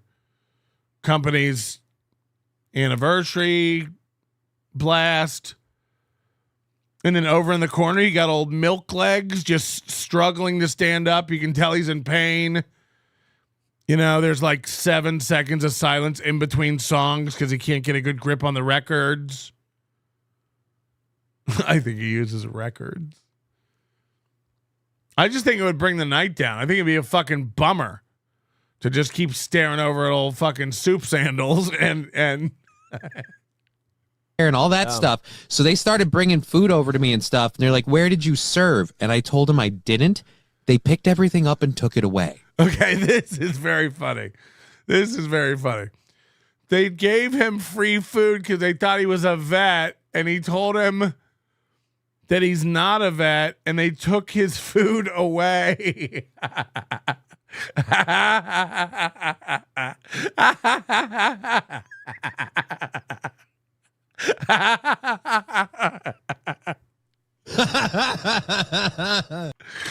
Oh God, sorry. Oh God, sorry. Coffee's for closers. In with my wheelchair and all that stuff. So they started bringing food over to me and stuff. They're like, "Where did you serve?" And I told them I didn't. Arby's.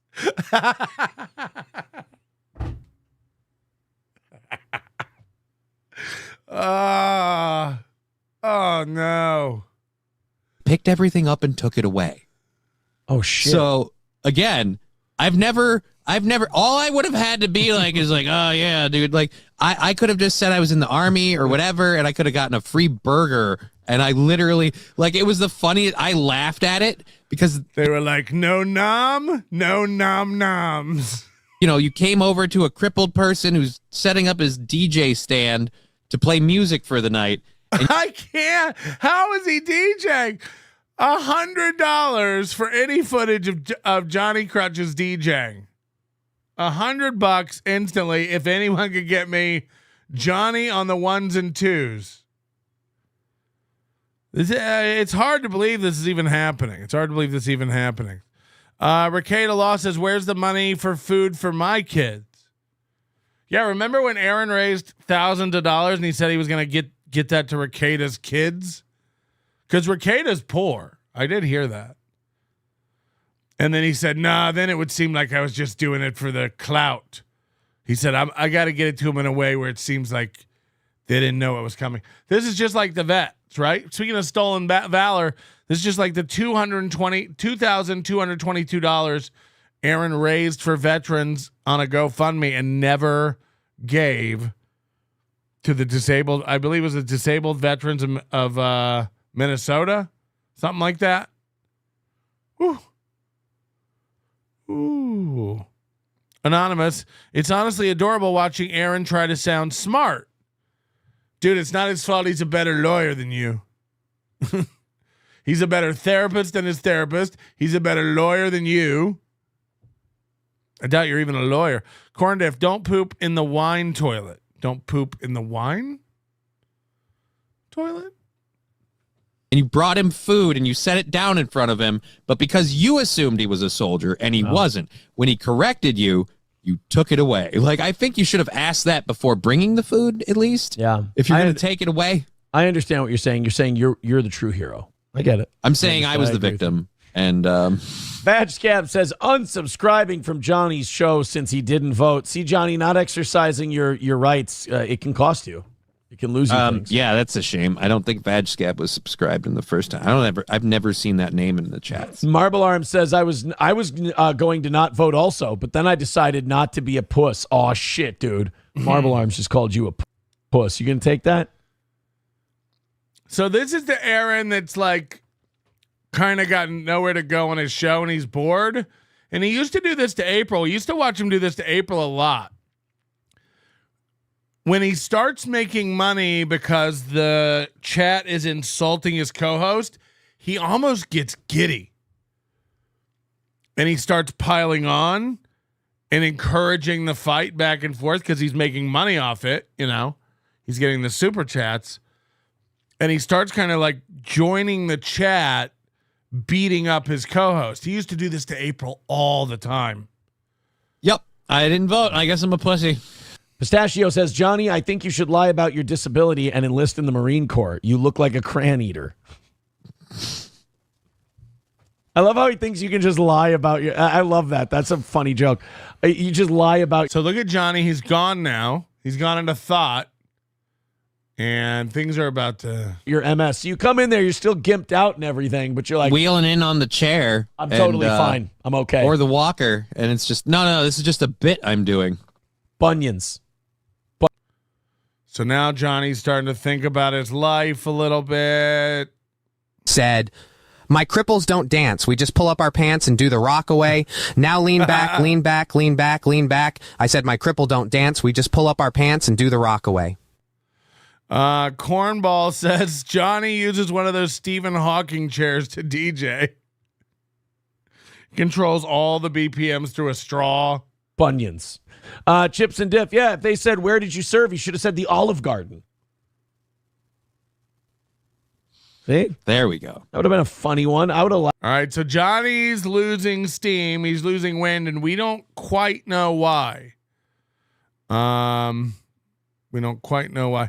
Doghouse O'Reilly, thank you for the $10. Everything's wetter.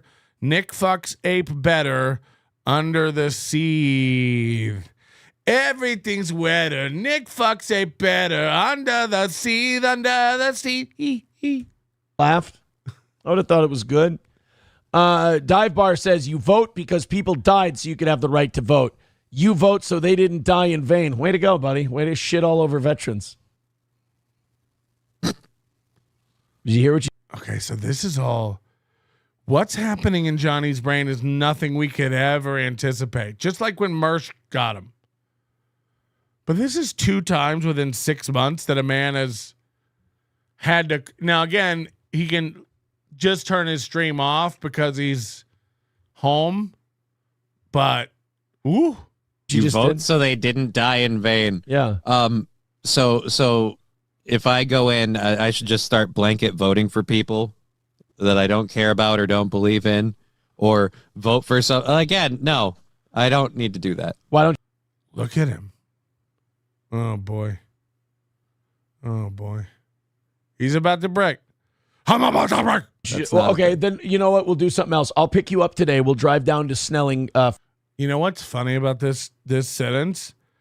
Aaron doesn't pick him up ever. They don't do anything ever outside of this show. It's not a joke. Aaron doesn't text Johnny back. They don't do anything outside this show. Every time Aaron goes to a concert or a football game or golfing, you know, he always goes like, well, you wouldn't have any fun because of the legs.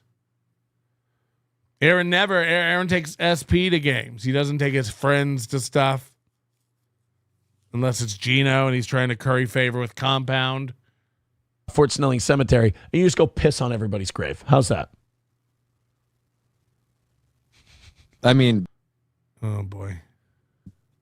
That seems like a lot. Nick Rada told me I could piss on their grave. What was that about? Did you see that? Did you see it? Let's go to Gustav with $9.99. $5. Yeah, you got to see that. On their grave. That was a deep one.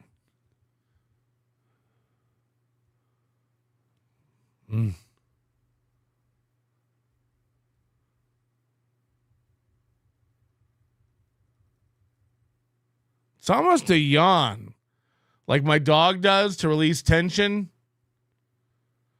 It's almost like that. It's a little between sentences. It's an anxiety release for him. It seems like a lot. Nick Rada told me I could piss on their grave. Let's go to Gustav with $9.99. $5. Yeah, dude, Henry Ford. And if we had treated my condition as a preventative care thing, I literally would be as mobile as this asshat over here. Uh-oh.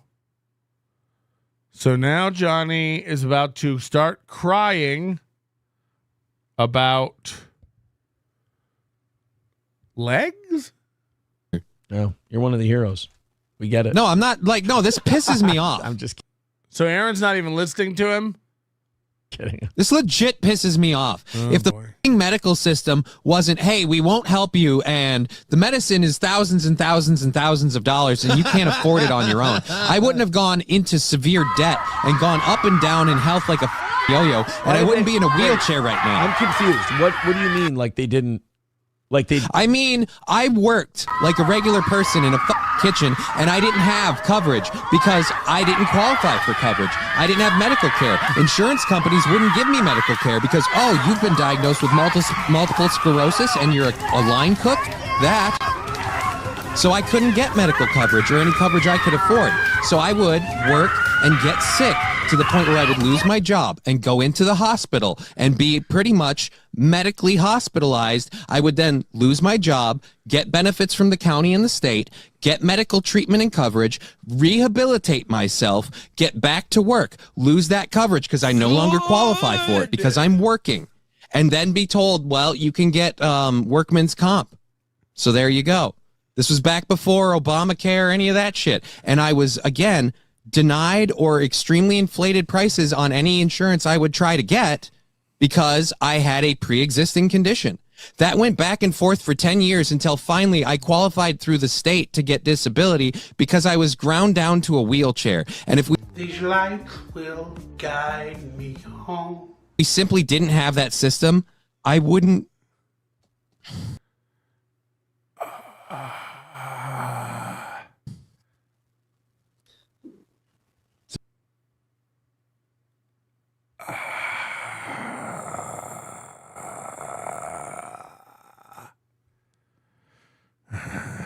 This is why you didn't vote? Yeah, fuck this country. I'm just kidding. Dude, I'm kidding. I'm trying to, it got really uncomfortable, so I'm trying to make it funny. Trying to make it light. This country, dude. Fuck this country. Johnny! Get well soon. We want you to get well. With the legs. Get well soon. We want you to get well. Holy shit. Are we going to get... I want to see Johnny turn off his camera. He turns it back on, and he's dressed like Nikolai Volkov. He's got... That would be good. That would be a good one. He's got like the Soviet hat, like the fur hat on, and he's got like the CCCP t-shirt. Oh, yeah. I love my PPP t-shirt. Like, what's a PPP t-shirt? Is it a t-shirt with PPP on it? Or is it just an 8XL? What's a PPP t-shirt? Iran #1, America Hak Tui. Is he coming back? Jesus Christ. This is going great. Is he leaving? I thought we were just busting his balls about not I thought we were just... And then there was one. I mean, what is he going to do? Johnny was talking on his show yesterday about being done with Aaron and doing his own thing because he's making too much money on his show. So he can't really work for Steel Toe, or he's going to have to keep claiming, or he's going to not be able to get his medical. Just busting balls about not voting. I remember Howard, like when Artie Lang threw shit at Teddy and they got in a fight in the studio. Who are you looking at? What's over there? Benny? Vape Shop Benny, is it? Cool Boy says, my mom had MS. She also had dementia at the end, but she wasn't a crybaby about it, right? Thanks a lot, Obama. Oh, God. Crowdcat says, this is Aaron in his natural element, bullying and gaslighting all the dumb country bumpkin rural Minnesota folks. And Howard's like, I missed it. I don't know. How did it get there? I thought we were having fun.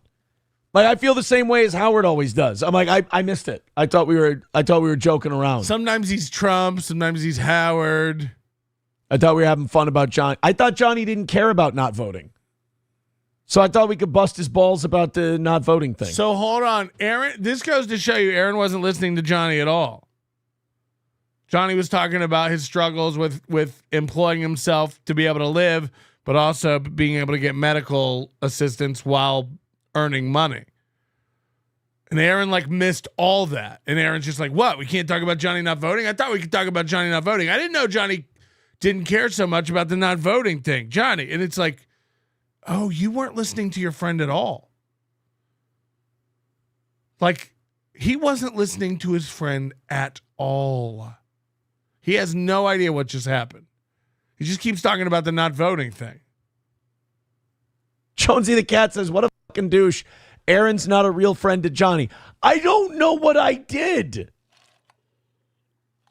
I just wanted to run with the not voting thing. I didn't think he gave a shit about the not voting thing. And then and then I was confused because he said the government him on the MS thing. And I wanted to know what he meant by that. And now all of a sudden we got one of those promos where the tag team partner just walks. Now again,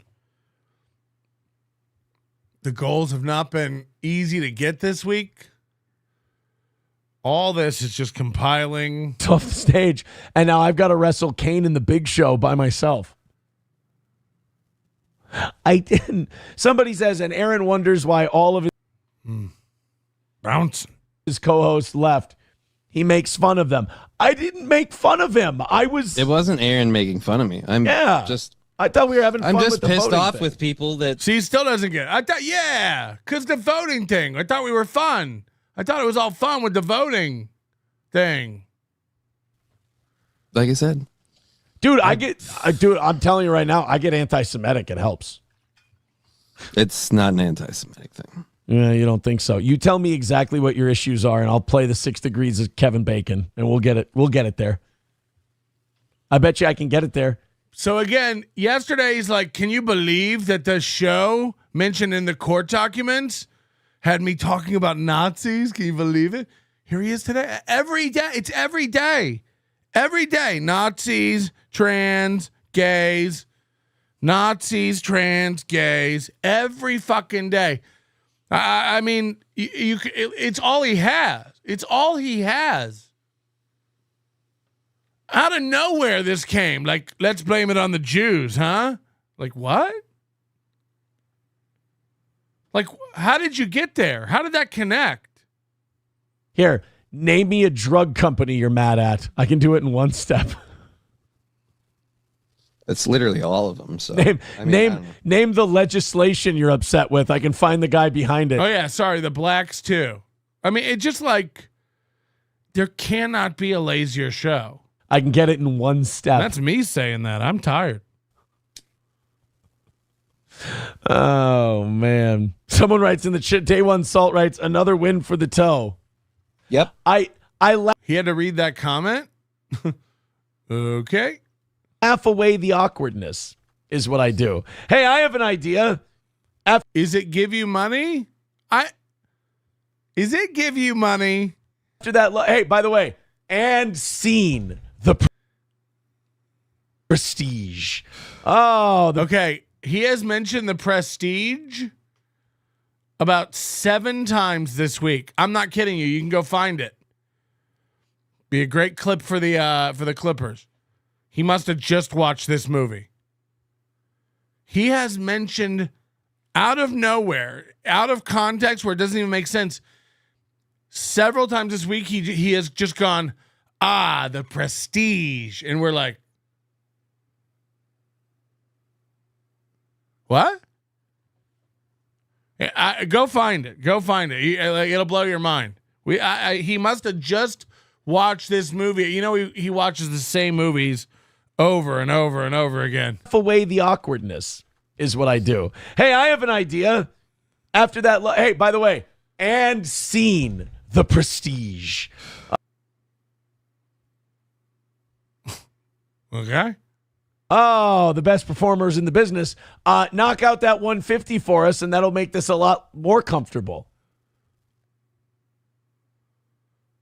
Always back to money. Hey, you know what'll make this better? Give me money. Knock out that 150 for us, and that'll make this a lot more comfortable. And then he looks at you in the camera to see if you believe it. Huh? Does that sound like a thing somebody would say? Look at it. He's saying what I just said. Is that a 150 for us, and that'll make this a lot more comfortable. Huh? Look at it. I'm throwing my whole body. It's not just my hands that are getting gay now. It's my entire body.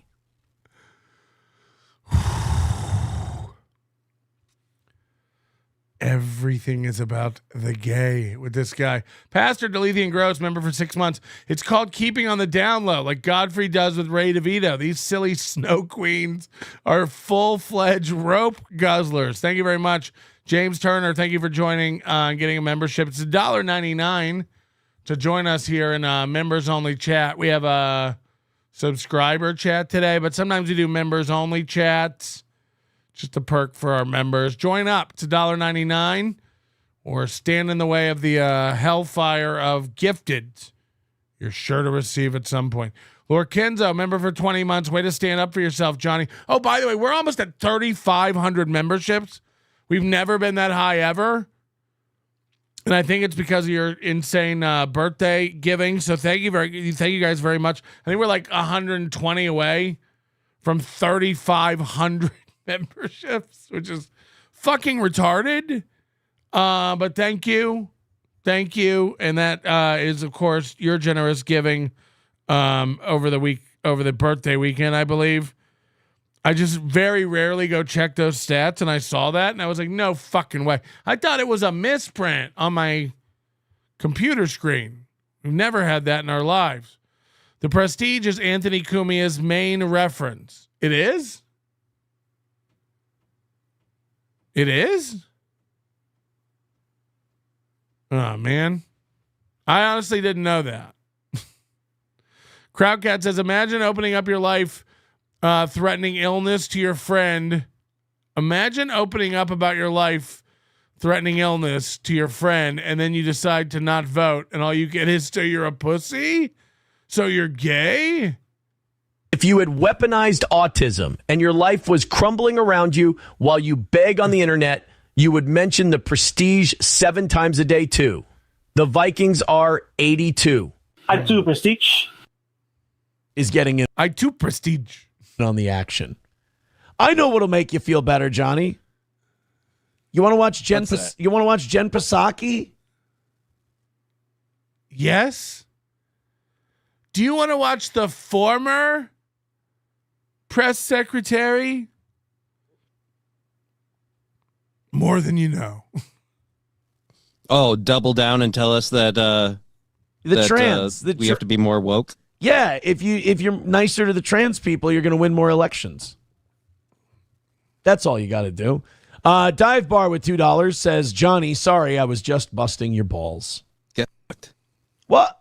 What's Dive Bar really mean? I don't keep track of who's saying what. There was no like new boot goofing in there, and I don't. Yeah, whatever. You have to say new boot goofing, or I don't know. Or I don't know if it's a joke. You gotta say new boot goofing, or I don't know if it's. What a bunch of fags. Busting your balls. Get fucked. What? What's Dive Bar really mean? I don't keep track of who's saying what. There was no like new boot goofing in there, and I don't. So you in Aaron's chat, you have to type a code to let people know you're joking around, and that code is new boot goofing. It's what when they have like a new fan over there, it happens all the time, and they're fucking around. They have to type new boot goofing. We need a version of that over here for NLO. New onion seething. We'll work on it. Yeah, what? He didn't say new boot goofing. Imagine being a guy. You're a real guy and you say that. You can get fucked, Dive Bar. Oh yeah, was Dive Bar mean to you? I don't know. He didn't say new boot goofing. So he didn't even say takesies backsies. He didn't even say JK, JK, JK. Huh? He didn't say new boot goofing. He didn't say new boot goofing. Like, this is really happening. Fuck you, Neymar. Oh, yeah? Why? He didn't say new boot goofing. I was just busting your balls. Get fucked. Getting fucked. Get fucked, Dive Bar. Oh yeah. What was Dive Bar really mean? I don't keep track of who's saying what. There was no like new boot goofing in there, and I don't. Yeah, whatever. I'm just tired of explaining it. Was he mad at? Was he making fun of you for voting? Again, I miss all this shit. I just saw voting. I don't know. I don't even remember. So Aaron still didn't hear the whole part about him complaining about insurance and eligibility and how much he's allowed to earn and the pre-existing condition. Aaron didn't hear any of that. He's like, oh, was he joking about the voting too? About you not voting? Oh, was he busting? Was he razzing you about not voting? Aaron's out. Aaron is the only one who doesn't know what's going on, and it's his show. The audience knows what's going on. Johnny knows what's going on. Aaron thinks it's about not voting. He's so fucking out of it. Because when Aaron talks, Aaron listens to Aaron. And when other people talk, Aaron checks the chat, checks the PayPal, and thinks to himself, how much time do we have before the goal's due? Aaron's not listening to his guest. I texted you about this last weekend. I don't. Yeah, I know. But I didn't think it was about that. I thought they were just making fun of you for the voting thing. They weren't. Can you... Again, his whole time, Aaron's just chat checking. That's all he does. It's all about chat checking, and it's all about shaking this leg because he wants to know what this is going to do to the goal. Now, he has a plan. No, but I didn't think it was about that. I thought they were just making fun of you for the voting. I mean, look at that. The whole show, he does this. Now, you can go watch it on your own time. The whole show, he shakes his little leg like this now. It's insane. And I know this will mean that SP will go get him a 2x4 and put down some Velcro straps to tape his feet down so he doesn't tap. They see you tapping. They know. They know you're falling apart. You're tapping. Because you said you didn't vote, and I thought they were just busting your balls about that. That's what I mean when I say I missed it. Now, again, he's not looking at Johnny when he talks. He's just staring at his chat. I know other shit isn't going great, and you're doing your best. You're doing a good job. You're doing a good job with your little DJ business and your... But I wouldn't have like pushed the voting thing if I knew that was going to be... It wasn't! It's not about the voting. Holy shit.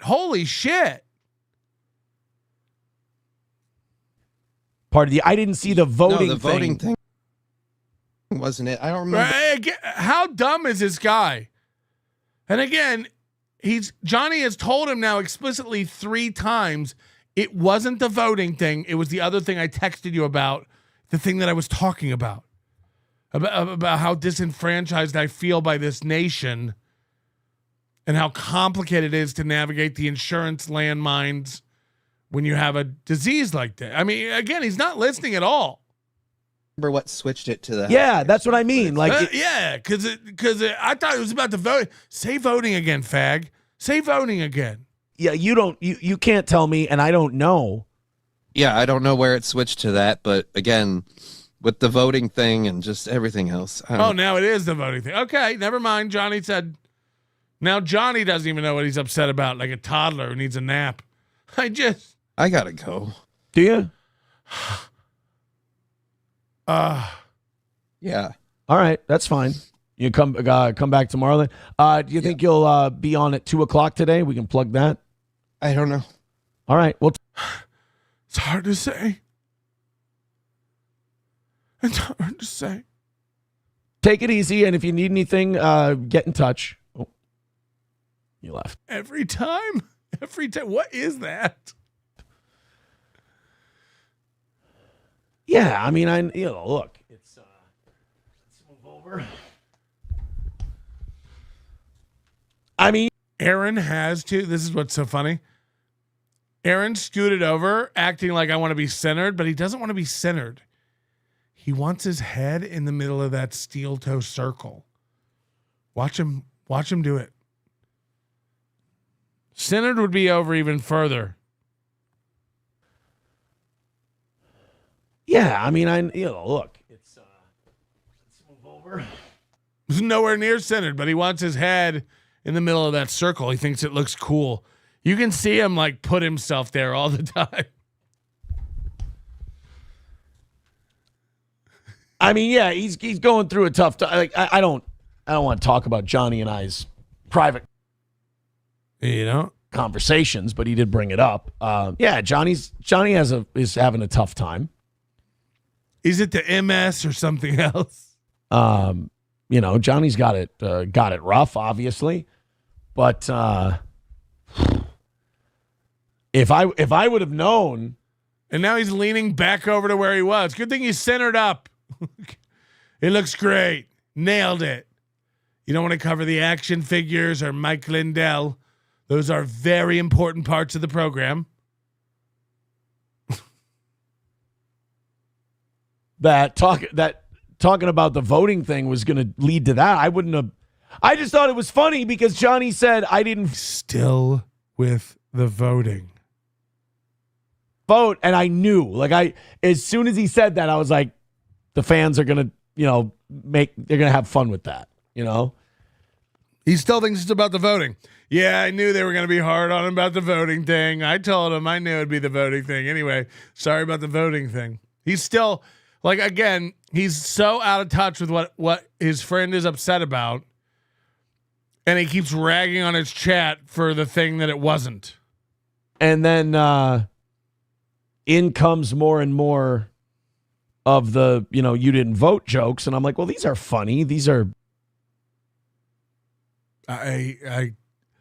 His head is so far up his own ass. It's remarkable even. Silence Do Good. Let's buy Johnny a pair of new boots to make him feel better. You goofing? New boot goofing is a sex term for us SSA folk. When you're with your buddies on a camping trip, the sex doesn't count if you use a new unwrapped condom. After the deed, you slip it off and shout, "Didn't count." Just new boot goofing you. It's a fun show. New boot gooping. Simple enough. And then I think when you're going through the stuff that Johnny's going through, new fruit gooping. Nobody can really know when that's going to happen. Well, I'm not going to read that on the. Oh shit. We'll wait. We'll chill until the pro show comes back. Yeah, well, that's too bad. Yeah, I just want to say to you, with the text I just got, I just want to say to you guys too, you didn't do anything wrong either. Oh, thanks. We were starting to wonder there for a minute if it was the voting. You guys didn't cause that. That's just, look, life is tough. People who deal with diseases like that, they've got it tough. And think about when you're having a shitty day and you really have no reason to have a shitty day, compared to. Aaron comes in every day. His friend can't walk. Aaron comes in every day guys, if we don't get another 20, I might not be able to get that jersey. Aaron's like, guys, I only had one cigar this weekend, saving up for golf. Anyway, Johnny's bleeding. To what Johnny's going through. And you won't be able to shake out of it. You'll just be a kind of a prick and kind of crabby and shitty all day. And you really have no reason to, but you still are that way. Now add a reason to feel that way on top of it. It's not even what he's talking to himself, because we know he's been coming and talking about how he mopes. He has too many hours in the day and he gets in his own head and he gets depressed about where his show's going and what it's been. And maybe he's going to have to browse jobs. He's talking to himself. You know how you get depressed over nothing? No. No, I'm great. People are saying that could be the problem. It's just everyone keeps telling me I'm angry and seething. I've never been better. I don't know what everyone's talking about. I'll try to find a reason to be down. A certain way, and you're not going to get. You're not going to get out of it. So you're just I got to tap out. I get it. Eaton Clam says, I somehow feel responsible for this. I wish somebody would double tap out. Like to send Johnny an edible arrangement. No, I don't even think Johnny's blaming anybody. I think people just started. His legs can't process guava. It's tough because, like, okay, so like the gorilla cum stuff will be funny. What? The futon thing will be really funny. What did we bust his balls for yesterday? Oh, yeah, his channel getting people in his chat telling him his channel got shut down. He was having a lot of fun with that. So then you go with the no voting thing, and you're like, well, that's another really funny thing to kind of. He still thinks it's the voting thing. He still thinks it's about the vote. Yeah, he just doesn't handle the voting jokes well. That's just our Johnny. That's just our Johnny. Lorcan does his way to stand up for yourself. Get it, huh? Dusty gifting a membership. Thank you very much, Dusty. We have 12 gifted memberships today. Max Bringle, member for 20 months. Would love for you guys to have Kumia on, this little piggy. Yeah, we'd love to have Kumia on. That would be great. James Gartner gifted 5 Nobody Likes Onions memberships. Thank you very much, James Gardner. Appreciated. Who are these podcast members for 7 months? Using my material for your show? Really, Pat? That's shameful to think I backstabbed Aaron to take your side. Forget Hackamania, you jerk. I don't even know what this is about. What's his material? SS Aaron, danger level 2. The danger levels. The danger levels. Oh my God, that's so good. Sorry, next vacation. Forget Vegas. Here I come, Utah. Was pumps in Utah stays. What pumps in Utah stays in my colon. Gurgle, gurgle. Oh God, that's gonna give you the bubble guts. Tiff gifting 5 Nobody Likes Onions memberships. Look at that photo. She Benjamin buttoning right before her eyes. Is she getting younger? I can't. George gifting 5 Nobody Likes Onions memberships. Thank you very much, George. How do you say it? Bone in the Carbarian gifting 5 memberships as well, bringing us up to 22. Thank you, Bonin. Always such a nice boy. LOL. JK, I'm just Nick's rope moving. Nick's moob roping? Nick's rope moving? Nick's rope moving. The prestige. Okay, we're going to watch Johnny now explain the situation. Because every dark tunnel has a light or hope. Don't hang yourself with a celibate rope. All right. Doom is a minimum. Where is he? Where is he? I had to take. See what I mean? This Doom guy's trying to become a guy. I'm telling you, it's gonna end badly. It's gonna end badly. We're gonna find him on the side of the road next to Humble Brag. Drunk on cringe. Just in a pile of washed up clippers. Take the day off of the steel toe. By the way, yesterday I said it's worse than I thought in Johnny's chat, and he banned me. I'm banned. I tuned in and I just go, oh no, it's worse than I thought, because Johnny was all depressed, and I got banned immediately. He goes, "Fuck you! You can't be in because I seen clips of you on Wiki Farms, and that's all I need to know." He literally said that. He goes, "I saw things on Wiki Farms, and that's all I need to know." Sorry, Kiwi. Fuck, that's a genuine mistake. "I saw things on Kiwi Farms, and that's all I need to know." It's like, well, you sound smart. Go on. Because joking about my voting stuff, which didn't bother me, someone brought up we know. We're not Aaron. We were paying attention. The subject of benefits or something like that. And that's where it went weird on me, because of a personal issue that I'm still dealing with. Is it MS? But yeah, as for this morning, what the deal is with that is just my health situation ongoing is shitty, and I don't last time you did this, you said you were at the end of your rope and there was no more hope for you, and you probably were going to die soon. Now you're like, I'm going through a thing with my insurance. It's like, we thought you were dying. We gave you money last time because you said you were dying. You're not getting money this time for insurance. We already gave you money for dead. So if you spent your dying money before your insurance money, that's on you. That's on you. Nobody told you to live this long. Grow up. I want to talk too much about like specifically what's going on with it because I don't want to like speak things into reality. Not that that's a real thing, but I still believe it. I don't know how most of this stuff works.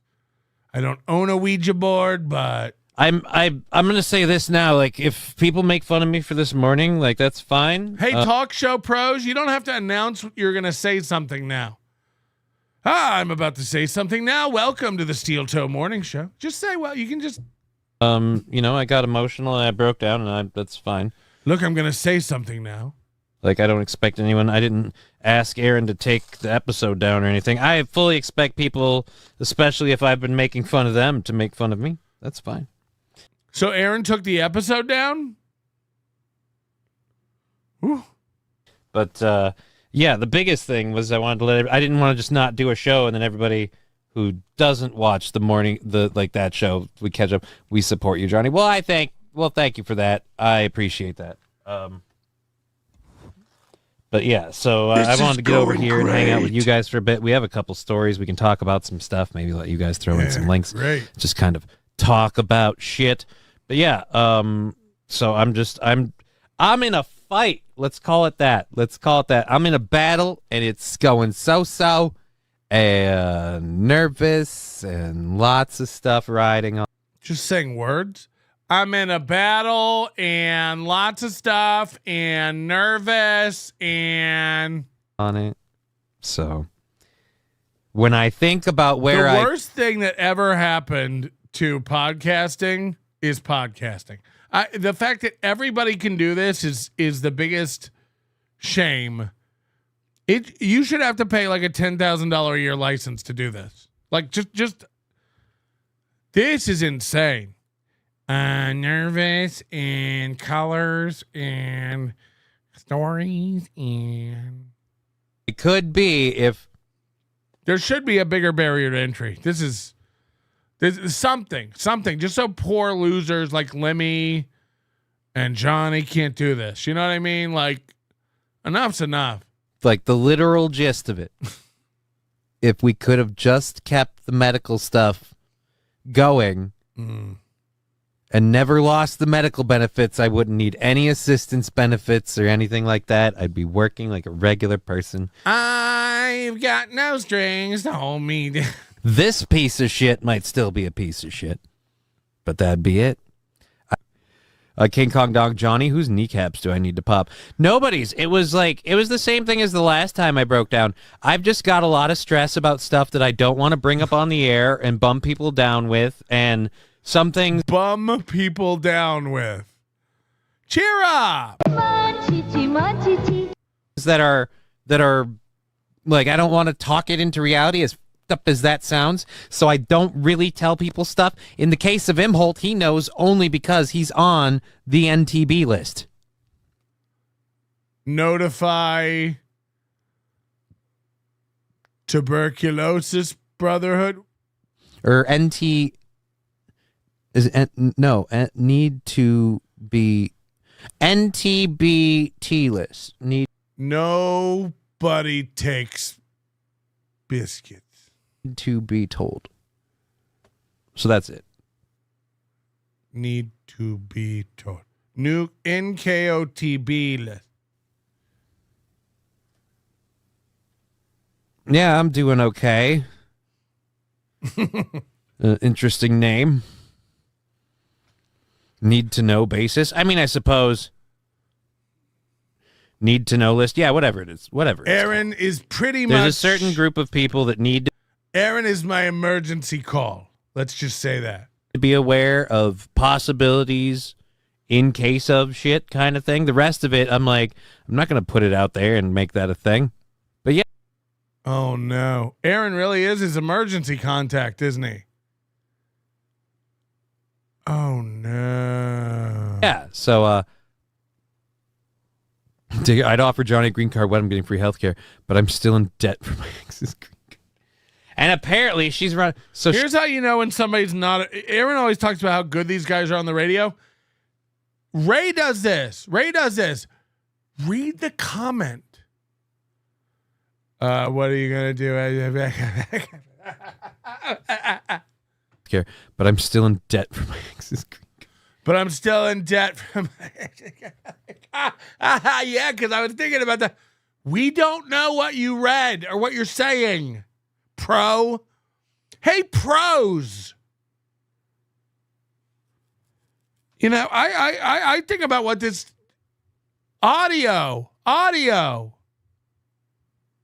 And apparently she's running a green card racket. Well, that's the funny part about all of this. Like the Finally. Do you want to let your face know there's a funny part coming? I mean, you look like you just woke up. Do you want to let your face know that you're about to give us the funny part? 'Cause fuck. A big upsetting thing for me is right now my condition is quote unquote managed, right?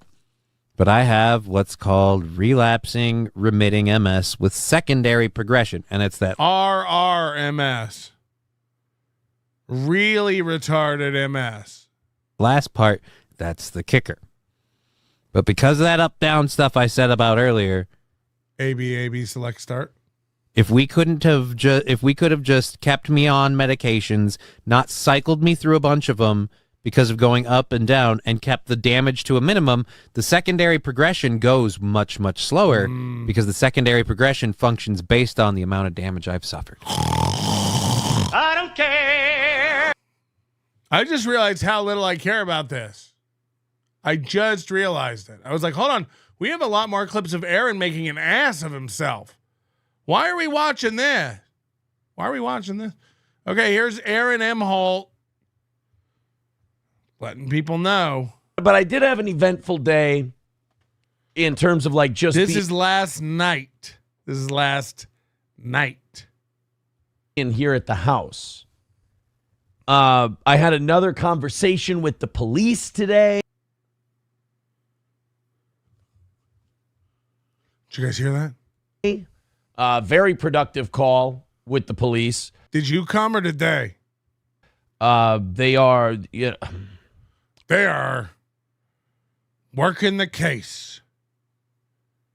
They're dotting their T's and crossing their R's. Without saying too much, they're just really interested. Oh. Are they more interested or less interested than latent broadcasting in your talents? I know you can't say a lot. Are the cops more or less interested than latent broadcasting is in and giving you a job at KNSI? I'm just asking. Because you said, did they tell you were still their guy? Did the police tell you were still on their radar?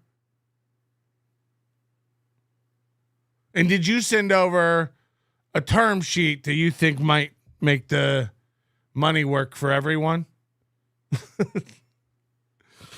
Without getting into too much, they said they were still interested. Right. That's what they tell the crazy old lady who comes in to report aliens every day.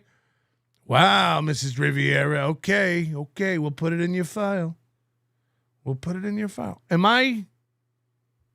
Today, very productive call with the police. They are, without saying too much, they're just really interested. They're following the show. They're new boots. New boot gumshoeing. They gave me some updates. I was very happy with the updates I got. They asked me a few more things. They kind of let me know what was next. Melton in prison. And there we go. So that isn't say it's Melton in prison. He can't say it, but you know it is. You know what it is. You know the next step is Melton in prison. So he's not allowed to say it, but like they know. That's moving forward, which is remarkable. Cool. Oh, it's very cool. That's moving forward, which is cool. I would, 2.5 months ago, if someone would have said, hey, going to talk to the cops twice in less than a week, I would have said, well, that doesn't sound like a whole lot of fun. No, you wouldn't have. No, you wouldn't have. You know how we know? Because 2 months ago, you were in court and you said it was great. You said it was like a day off. You don't have to do your show and you might go play golf. Did you forget? Did you forget? 2 months ago, if you would have told me I'd be in court, I'd be like, uh-oh, that doesn't sound like a win for the toe. But that's not what happened. 2 months ago, you were in court. And you said it was another win for the toe. You said it was awesome. You said they were asking for autographs. The bailiff was jerking off on your leg. You said he ran out of the room screaming about it or something. Just over and over and over again. He nodded on my leg. He nodded on my leg. Oh my God. He nodded on my leg. They loved you. They were like, are you the steel toe? Remember? What a fucking gerb. He never ever says I'm losing right now. But 6 months from now, he'll tell you that period of time was losing. The show's great. April's amazing. Can she fly solo? That period of the show was shit. We were awful for those 6 months. Yeah, but during it, you said it was the best. You said maybe Bubba and Kumia could do what you do. During it. And then when April left you, you said she didn't. Candied bacon. She'll be back soon. She's feeling a lot better. She wasn't. She left your fucking ass. And then when she got arrested, you were like, well, I can't really say too much. I can. I had Nick in my throat. What next? What next?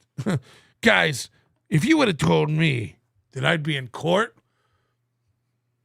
I mean, this fucking loser. What a loser. I would, 2.5 months ago, if someone would have said, hey, going to talk to the cops twice in less than a week, I would have said, well, that doesn't sound like a whole lot of fun. Doesn't sound like a good time. You did. You were like, oh, the cops called me today. I made some blueberry tea. We sat down. They said, what is in these scones? And I said, get to the point. Then somebody sent me a clip today of somebody having a really hard time coping. Somebody sent me a clip of somebody having a hard time coping. Oh, boy. Oh, boy. I hope you don't still have the clip. That would be fucking embarrassing for that person. You got sent a clip of somebody having a fucking breakdown. Oh, this is going to be it for Melton. When he shows this clip, he never shows a clip. With the consequences of their behavior. And, little word to the wise, if you're going to be someone who's going to accuse everyone of being a liar or a phony or anything else, and you're projecting and you're wrong, you probably shouldn't be a lying, filthy piece of shit. Do a fake laugh. Oh, God. You see these faces? Whoa. Whoa.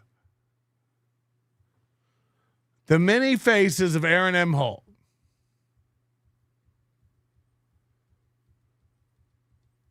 This is what a kid does when they're like, who stole the candy? I didn't see no candy. I didn't see any candy. I don't know who took it.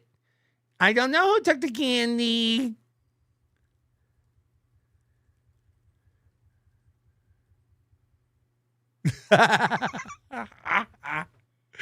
Oh.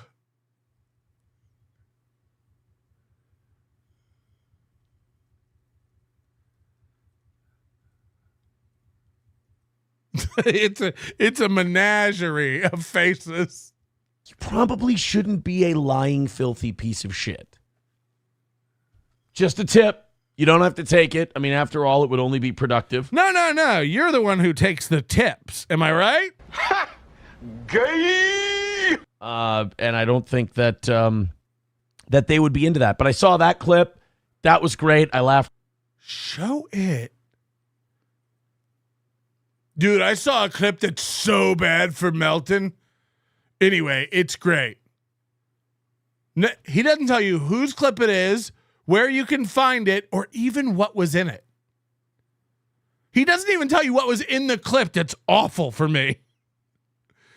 Guys, I saw a clip today. If you think Aaron eating cum is bad, holy shit. I saw a clip of Aaron someone sent me earlier. Wow. Wow. I don't even know if you can reach that part of your back to clean it off. So anyway, that was a very embarrassing clip. I loved seeing that. Anyway, next, can you imagine if I did that on this show? Can you imagine if I came in and told you it was the guys, you won't even, this clip, I got a clip, and then never show you or even tell you what was in it? Just insinuate it's a bombshell. Don't worry about it. Don't worry about it. You don't have to take it. I mean, after all, it would only be productive. And I don't think that that they would be into that. But I saw that clip. That was... What clip? What? What clip? It's great. I laughed really hard at that. At what? Play it. Like, this is insane. He plays clips of everything, but he never has clips of anything his enemies do. He just tells you, we won another one, believe it or not. Well, we owned him again. You did? We play clips of you losing all the time. We can't stack them high enough. I literally can't get to them all. You had a clip that was sent to you that is really rough and makes Patrick look bad, and you laughed and laughed. And you're moving on. Okay. Okay. And then I was watching something just before the show started. This is why I try not to click on too many like shit verse clips or anything like that, because we're not in that. They try to pull us in because we're a bigger show and they can...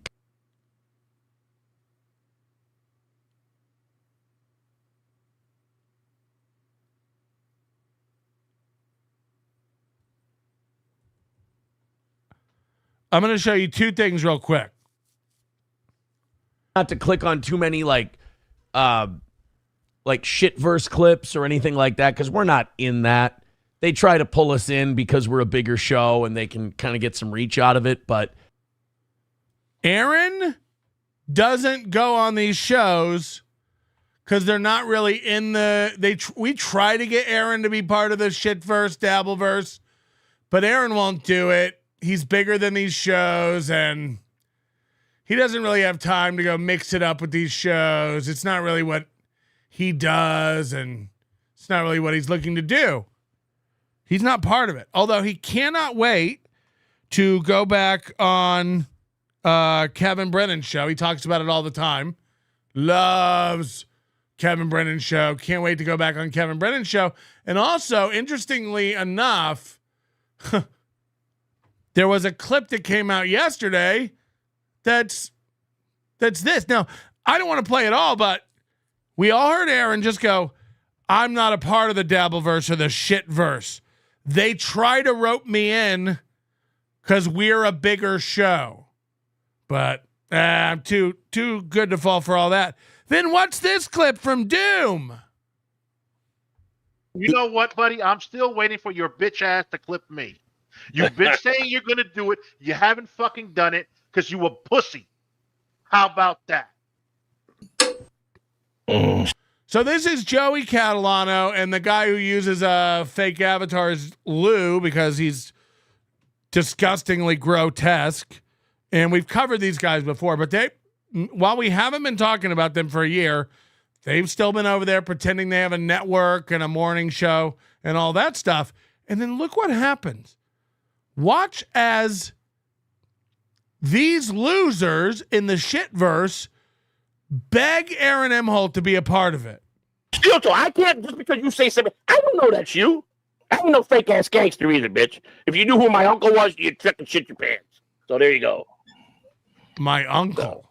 Oh boy. When I fucking tell my Lord fucking, Jesus. but I can't because you say send me a link. I don't know that's you. This could be any troll in America. Oh, Okay. send me the link. It's me. Okay, all right. I'm team Doom. I've been team Doom the whole time. So Aaron's asking for a link to come on Joey C's show with Lou and whoever the fuck this other guy is who won't be here in a month. But now you want to go and team up with him, and you want to fucking annihilate my fucking co-host, which ain't gonna happen. That's my partner. You understand? So now you've got to fight with me. Sorry, that's the consequences you take. Okay? So this is why we don't watch this stuff. Like, it's just actual retards. Aaron Imholte is. It's Aaron. It's Aaron Imholte. There you go. I sent it to him. Steele, you have it. It better be you. I sent you the link. Steele. Excuse me. Uh-oh. Hold on. Okay. So these guys are farting, standing and farting. Making sure. Just making sure. I gotta hurry up. I got a doctor's appointment. What time we at? I sent them the link. He should. If he can get on, he will. If not, we'll do it another time. 5 minutes to pop in for 5 minutes. Come and wrap this up with us. I tried to get you on. I tried to talk to you like a gentleman months ago to come on. I wanted to interview, and I was all you. I was Team Steel Toe to help you. I was going to come in as a friend. Okay, so Joey C is again just actually mentally retarded. Like, there's no talking to Joey C or again. He's one of these guys. There's no point because it's like John or Aaron or anything. They'll agree to something today, and tomorrow they'll go back on all of it. It's just. Joey C is a complete waste of time, no talent, lying criminal. And anyone who's hanging out on Joey C's shows, including Lou and Jason Bardo, are below losers. Like, they think Joey C's got a show. And way people been fucking ripping on you. But then you didn't. You had to go and say I was a nobody, and probably a nobody. You didn't even know me, and you made a statement like that to me a couple weeks ago. He's coming. I'm coming. Don't I mean forget. Lou, so in the middle of the day, this is what Aaron has to do. Remember, he's not part of the shitverse. All these little shows try to get him on because he's bigger, but he doesn't get involved with it. He doesn't watch those clips. But here's what he's doing in between his morning show and his night show. This is Aaron Imholte. Between his morning 5-hour show yesterday and his nighttime 3-hour show, this is what your boy's doing. Disappointing me. You're walking all over your co-host. You're reading the chat too much, disrespecting Joey C. Joey C's in charge. Let him run the chat. And Lou, show your guys. All right. Those butterfly wings were gay as fuck, and we need to get a little bit better costumes in here. Joey, also, I don't know why half your face is disappearing behind your green screen. I got a terrible green screen. I know. It's upsetting me greatly, and I'm a little mad right now. So Aaron's fake anger. Because again, Aaron's running out. If you want to know why this is happening, I'll tell you exactly why. Aaron's running low on friends. This happened to Chad, and now Chad hangs out with Chow. Aaron's running low on friends, so people he would never have associated with or talked to, he is now seeking out to build up some sort of base level support. Aaron wants to team up with Joey C now. But he's not part of the shitverse. He's above all these other shows. Except this one. He has time to call in and do his little fake anger work. Really good stuff. I'm sorry. Okay, but let me ask you a question. No. Seriously. I apologize, and you're right about my ex-wife. Joey, where the fuck were you before all this happened? I tried to make contact with you. I tried to get in touch with you. Before all this happened. Talking about April, Kayla, Nick. It's still fresh to him. Before all this happened. Hey, this happened half a year ago. It's over. The only one still living in it very much is Aaron. He cannot let go. Listen, you were right about my ex-wife. He can't let go of April. He can't let go of Nick. It's all very, very fresh. He keeps licking that wound. He won't let it heal. You several times. I don't work for the Gambino crime family. I'm not. I really, when I first saw you, I said, "This guy's all right. This guy's a radio guy. This guy impresses me." You're fucking wrong because I'm problematic.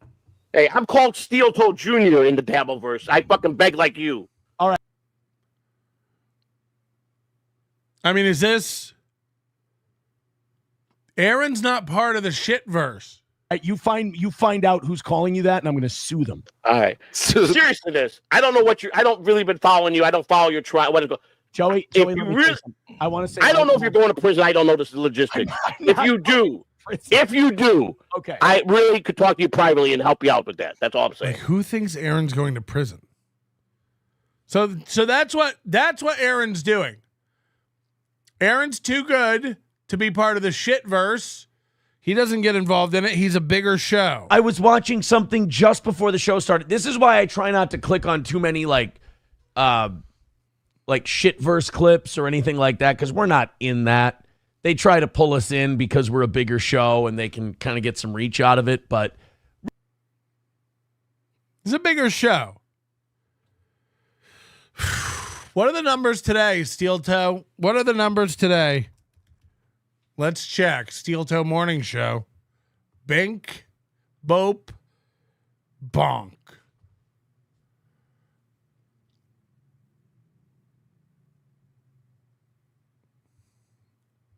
Live? Wow. 2.8 thousand this morning. Bigger show. 2.1 last night, 3.6 yesterday, 2.2 the night before, 4,000. That's pretty big. That's a big number for the toe. 4.3 last week. That's monster. Then back to 3.7, 2.4, 3.9. Look at this one, 9.4 on the election marathon show. Maybe I was wrong. Maybe he is a bigger show. Look at this Peanut the Squirrel clip. 547 views. This is almost Chad Zumach level numbers on his clips. You know, Chad Zumach has 600 views on his Ricada Rhiannon cover. These guys are fucking crushing it, dude. So he doesn't have time for the shit verse.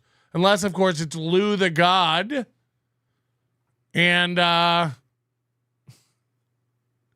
right?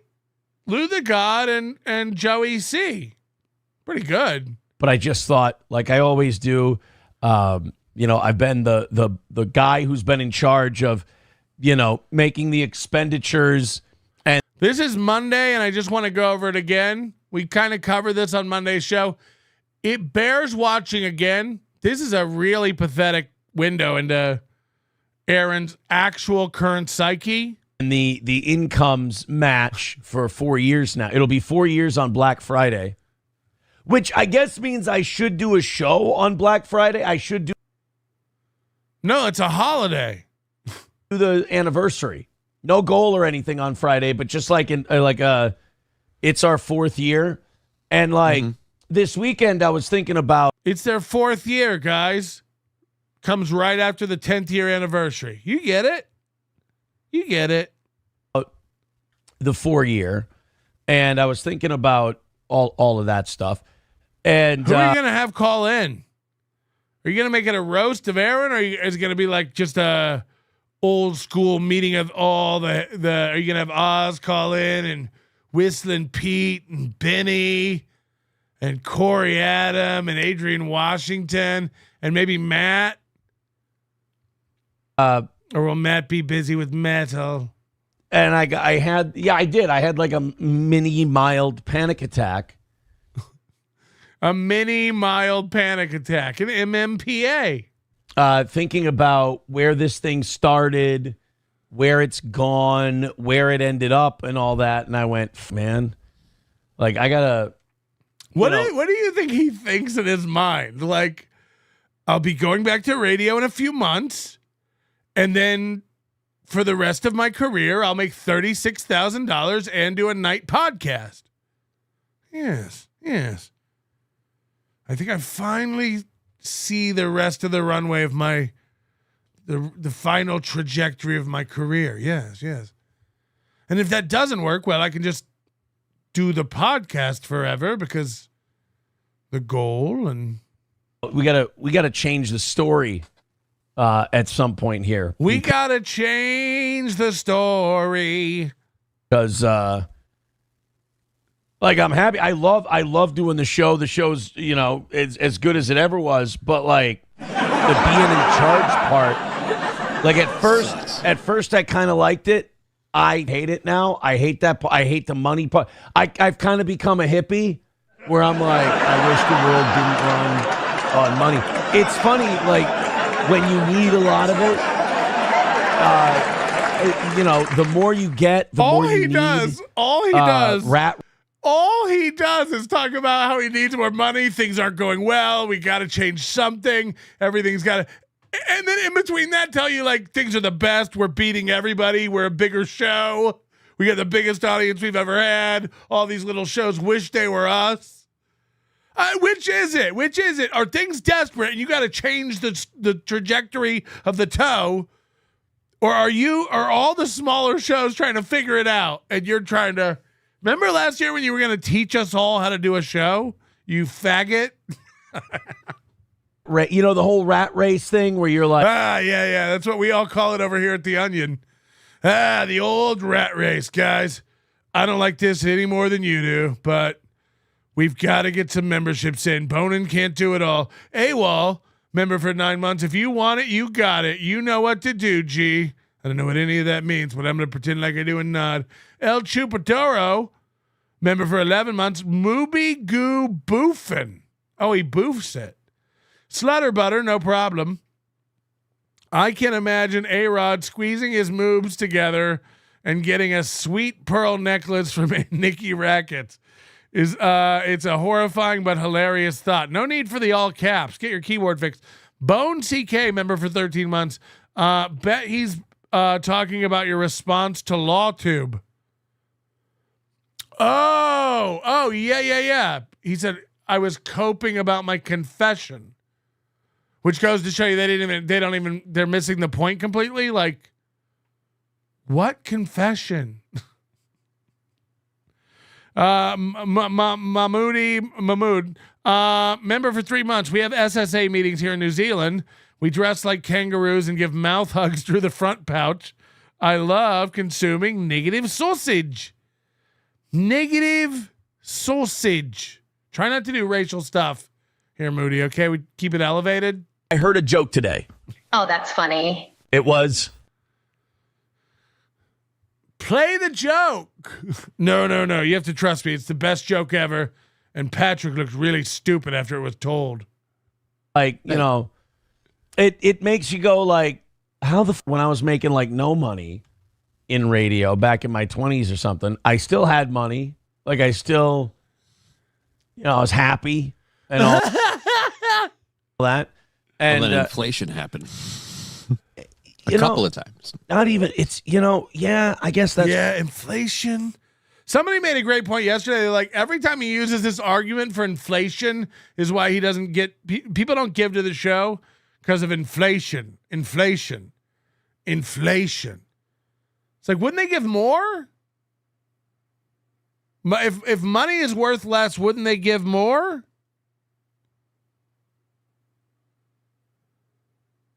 I mean, I know that's not a direct point, but like, it doesn't always work like that, but some people for sure, right? I don't know. It's part of it, but then also just the being... He loves using the economy and inflation for why he's not hitting goals. Inflation. Charge part. Being in charge is great. When we were just starting out, we came off a radio and people were throwing COVID checks at us and we had like 12 sponsors who came from the radio and all that. And then like as the years go on, as we head to the conclusion of year 4 of the internet part, I take stock and I'm like, fuck.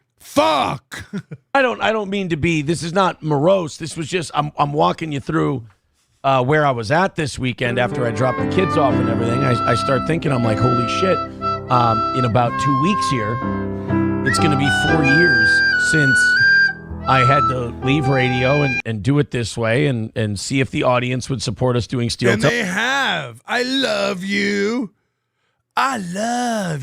Going for 4 years now, they have.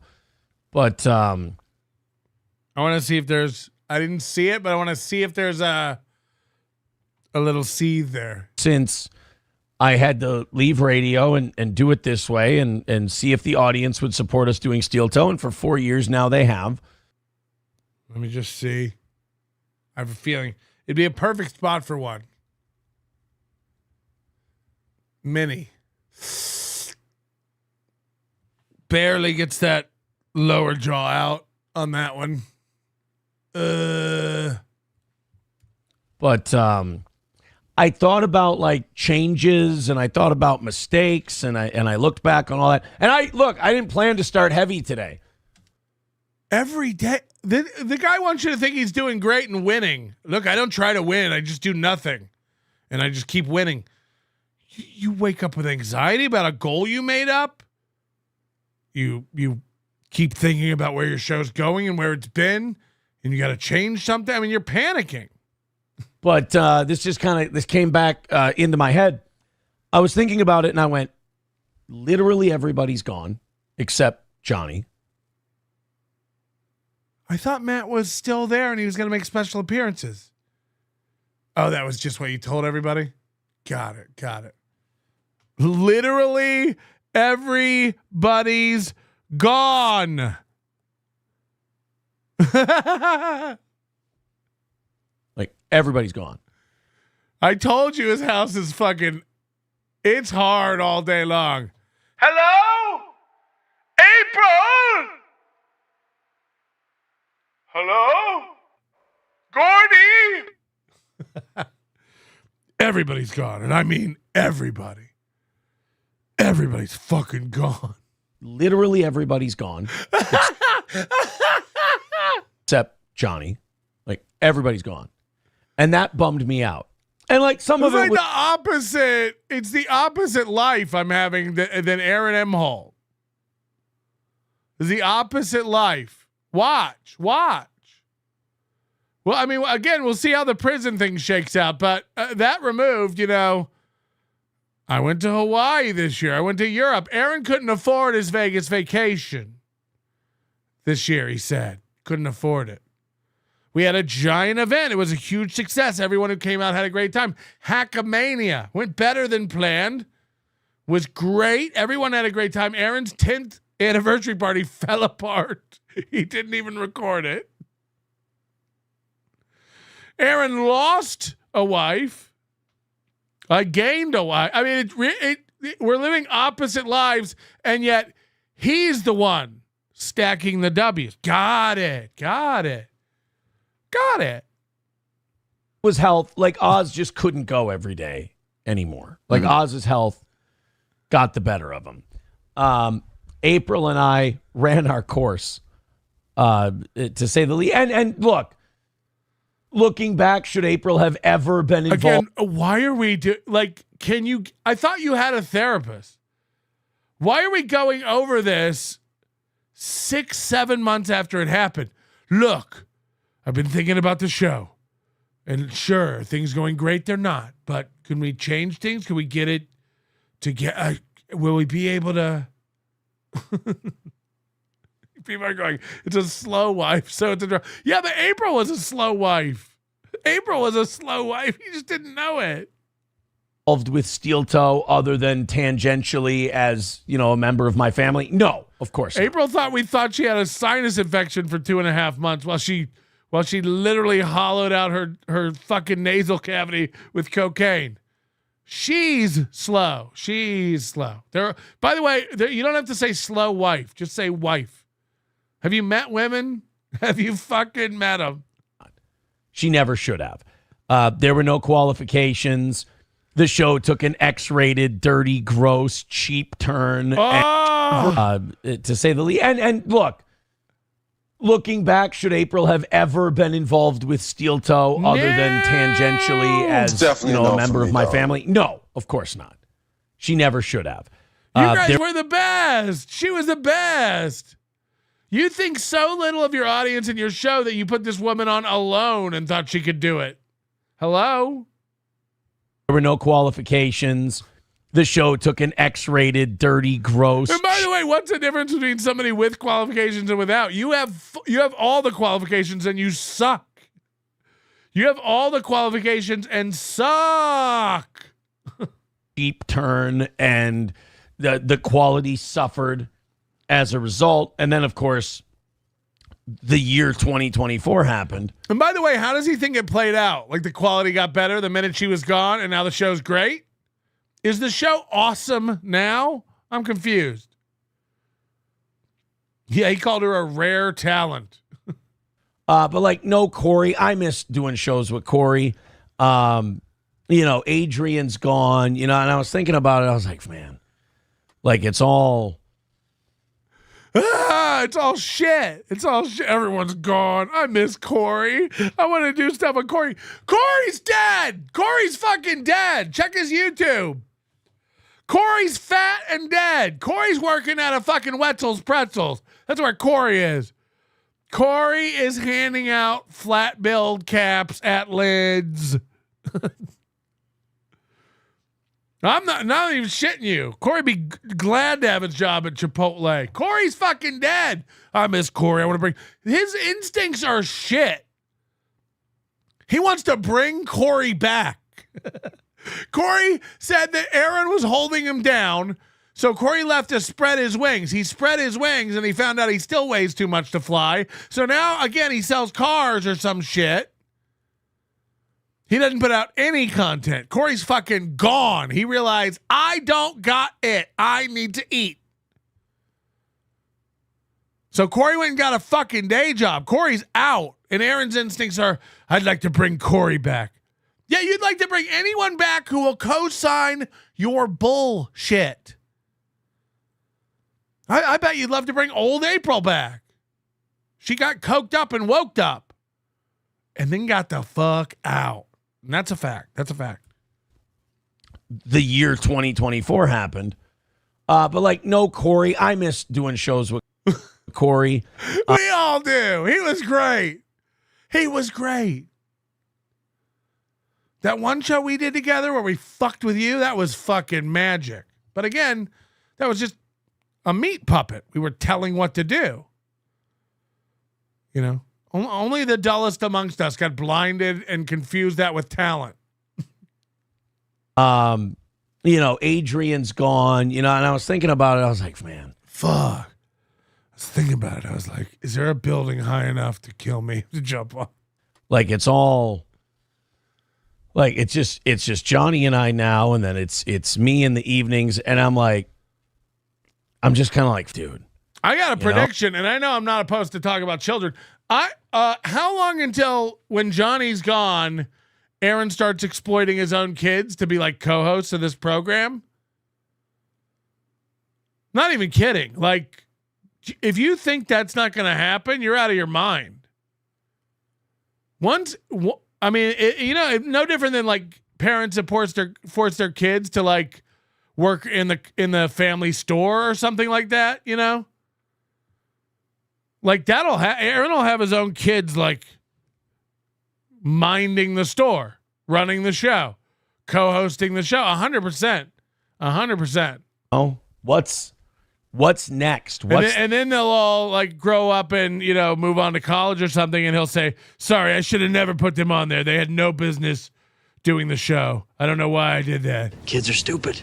The next era. What's the next thing look like? And it kind of it was wild for a minute, and then you couple that with waking up this morning, and I'm like, I don't like waking up every morning and going, we got a hit today, we got to make. I don't like waking up every morning and saying, fuck, we got to hit the goal today. Aaron, you made it up. The goal is made up for you to hit your goal salary. That is what we should call this. Aaron's goal salary. Aaron's goal is to make $100,000. What he should be honest about that. He spends it all to be like, we need $350 a day to keep the company afloat. We only take what we need. No, I'd like to earn $100,000. He should put a meter up on the wall. Like, here's what I'm making this year so far. I'm at $86K. Guys, we got to get that up. We're in the red. I'm only making $86K this year. It's like, fuck. Tell that to all the people you're taking money from, because I bet they don't make $86K.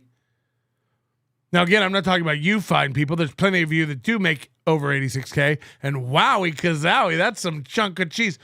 I'm talking about the normals, the people listening who, you know, they think about it and they kick in $5. They kick in $2. The normals. You're like, I like the show. Here's a couple bucks today, man. Thanks. Don't blow it all on a Mr. Pibb. Money, because it shouldn't be about the making the money. It should be about doing the show and making a good show. Again, the whole show is like him telling us what the show is. You know what the show should be about? You know what we should do? I'm thinking about doing this. And you know, I've been bummed out about the show. And the way we're going to change the show, we got to change something with the show. And the show should be different because the show, and I'm worried about the show because the way the show used to be, we used to have these people. And now the show's this, and we're going to do that with the show. Yeah, these are off mic convos. Do you think I don't think about my show when I'm not on? This doesn't need to be on mic. Johnny doesn't need to be here for this staff meeting. And the hippie part of that part of me loves that. The hippie part of me goes, man, we're going to put on a good show. We're just going to crush it. And itching his hand. This myth that good shows lead to money, that's just not true. This myth that good shows lead to money is just not true.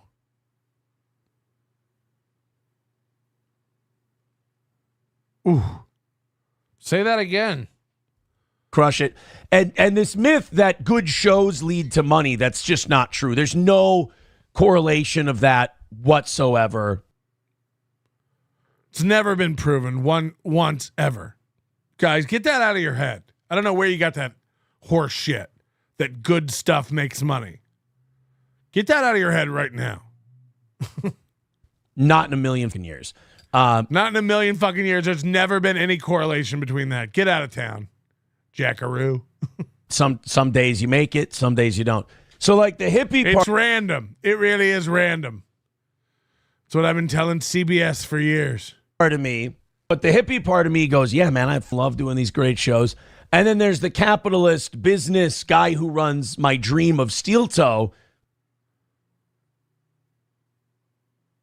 Someone's running your dream? Is it Tom Petty? Part of me who goes, some mornings I wake up and have a heart attack. Where I'm just like, and that's a very alone feeling because you're alone. Got him. Nobody else wakes up having a heart attack. You're right. You're right.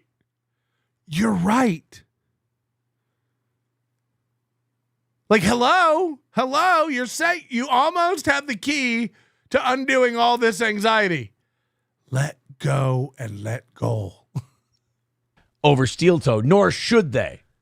But there's something about that isolated feeling of like. He's like, April used to wake up frantically worried about it with me. And I liked that. I liked when we were both on pins and needles about a construct I designed so that we live in our own false prison. I really enjoyed that, but now I'm alone in it, and it sucks. Like, gotta hit the goal today. We're like stuck in a tower of our own devices. It's just painful prison tower. We couldn't escape. I looked over. I was like, April, you're like Rapunzel. Let down your hair so we can escape. But believe it or not, she let her hair down and then climbed down it herself, and then pulled it away and left me in the tower. And now I wake up every morning, just me and the ghoul. And sure, I've invited a new girl up to the tower, and she sleeps over sometimes, but frankly, she's fat, she snores, and her pussy's blown out because of all of her children. It's disgusting, and I find myself sleepjacking more and more, ordering more and more mac salad. I'm unsatisfied. I wake up and I'm covered in mayo and cum, and I just think to myself, how did I get in this tower? The other, and then knowing that's He's right. I do write fan fiction. He's right. Only your problem. It's nobody else's problem. It's literally yours. So nobody gives a shit, nor should they. But it's the thing that you have to keep in the back of your mind while also going, let's have a great show. So that's So I'm worried about the co-hosts and the money and the the bills and the piling up and the paying other people and the where's the show going and where we've come from and where we're going and how we got kicked off the FM waves and now we're on the and the panic of the gold and the waking up and the anxiety of it and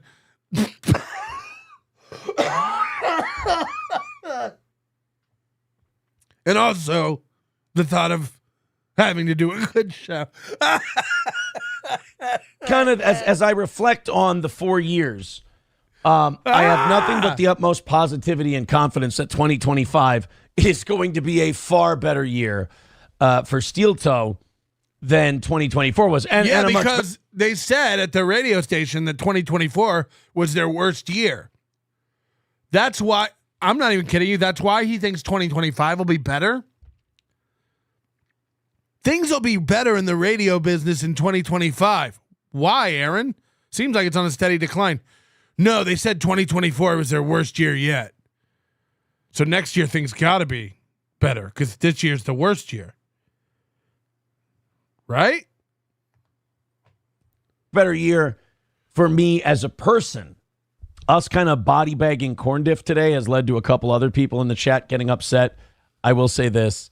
It is one of the things that makes me really happy doing this show is seeing all the seething and then the seething I don't see and then just letting it go. I think the seething makes me happy, but what makes me even happier than the seething I don't see.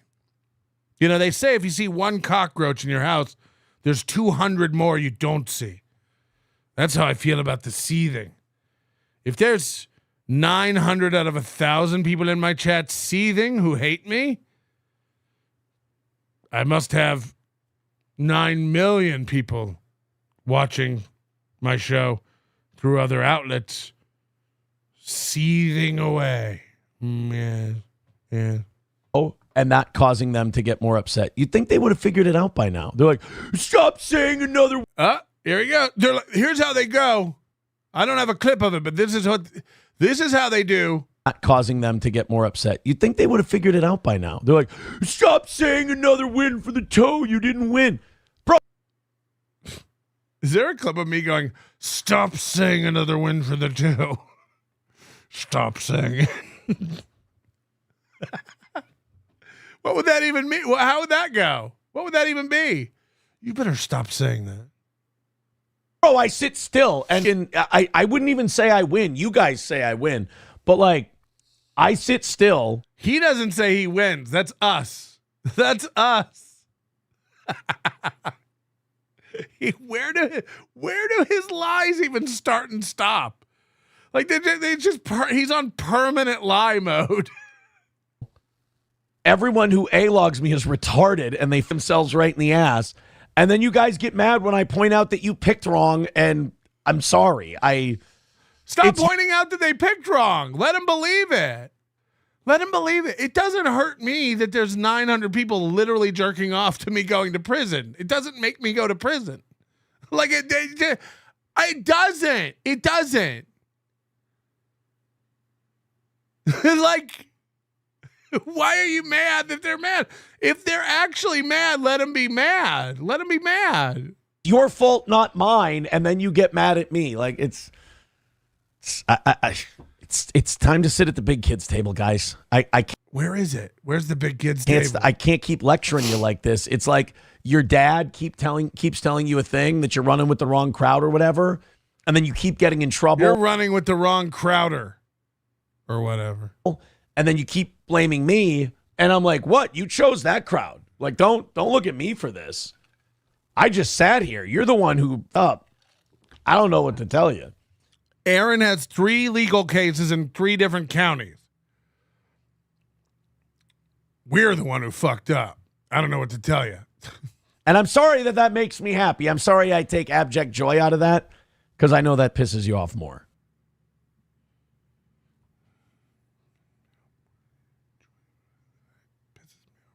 Got it. And again, it's this weird cycle. It pisses you off more. I get happy that you're pissed off. You get pissed off more that I'm happy. You kind of... But I write fan fiction. Got it. Hand this shit to me. No offense. We were talking about. I'm the smuggest guy in the business. This is what I do, you guys.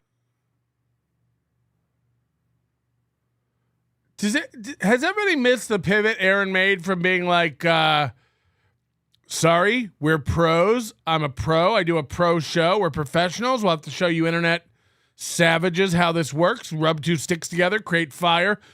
Stand back and watch the pro. And now literally every show dunks on it. Like, again, I don't even know if there's a limit. There's a new show that sprung up called This Little Piggy that makes fun of Aaron. So, like, you know, me, Chad, win by 2. Kevin Brennan makes fun of Aaron. Carl makes fun of Aaron. Blind Mike makes fun of Aaron. Anthony Cumia makes fun of Aaron, his old hero. All his old mods, his own fans clowning on him. It's everywhere. And by the way, most of those shows are bigger than Aaron's show, even though he says the reason they all do it's to get a little clout. But he's pivoted from this pro guy who's going to show everybody how to do it to being, sorry guys, I'm so hateable. I'm the best heel in the biz. Oh, when did that happen? We thought you were the pro in the room. No. Now that everyone makes fun of me, that's what I meant to do. He goes, guys, you're not pros. We're pros. Watch how pro works. And then we all went and started laughing at you. And now you go, see how you're all making fun of me? I'm the best guy there is to make fun of. Another win. It's like, what? Guys, you can't get mad at me. I'm better at this than everyone else. I'm smug as shit. And again, it's not like I go and search it out. You guys. Again, this guy just told us he woke up this morning with a mini panic attack and anxiety, thinking about where the show's been, where it's going. We got to change something. It's going to be a hard day. These goals are getting hard. Where does how fast does he change this bipolar from, dude, I'm sorry I fucking win and crush it all the time. Are you panicking over money? Rewind 5 minutes. You're panicking over money. Like, fuck. 5 minutes ago, you were like, we got to do something. I'm having panic attacks and I'm so lonely. I'm so lonely. I don't know what it is, you guys. I just keep on winning.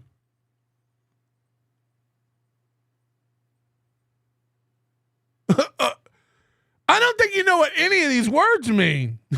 Guys, bring it to me.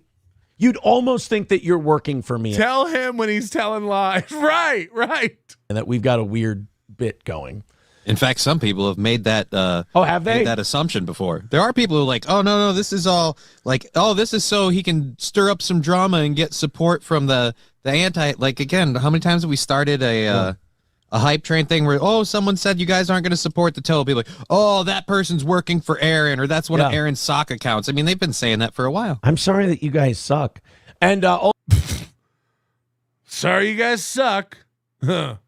It's okay. We'll let it go this time. Also, people bring me some of their conspiracy theories on like what's going on in my real life. Like, did you know they have this conspiracy theory that like SP is secretly, this is great, SP is secretly running the show? No, we don't think she's secretly running it. We think she's running it.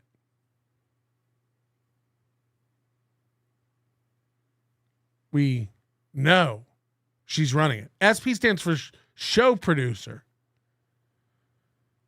You talk to her all the time. She stays at your house. You got upset the other day when she left for work and didn't say goodbye to you. Uh-oh. You used to get home when your ex-wife wasn't home from her boyfriend's in time for the show, and now you get sad when your girlfriend leaves without saying goodbye. You got upset. She didn't say goodbye to you when she left for work. Uh-oh. She brings you drinks.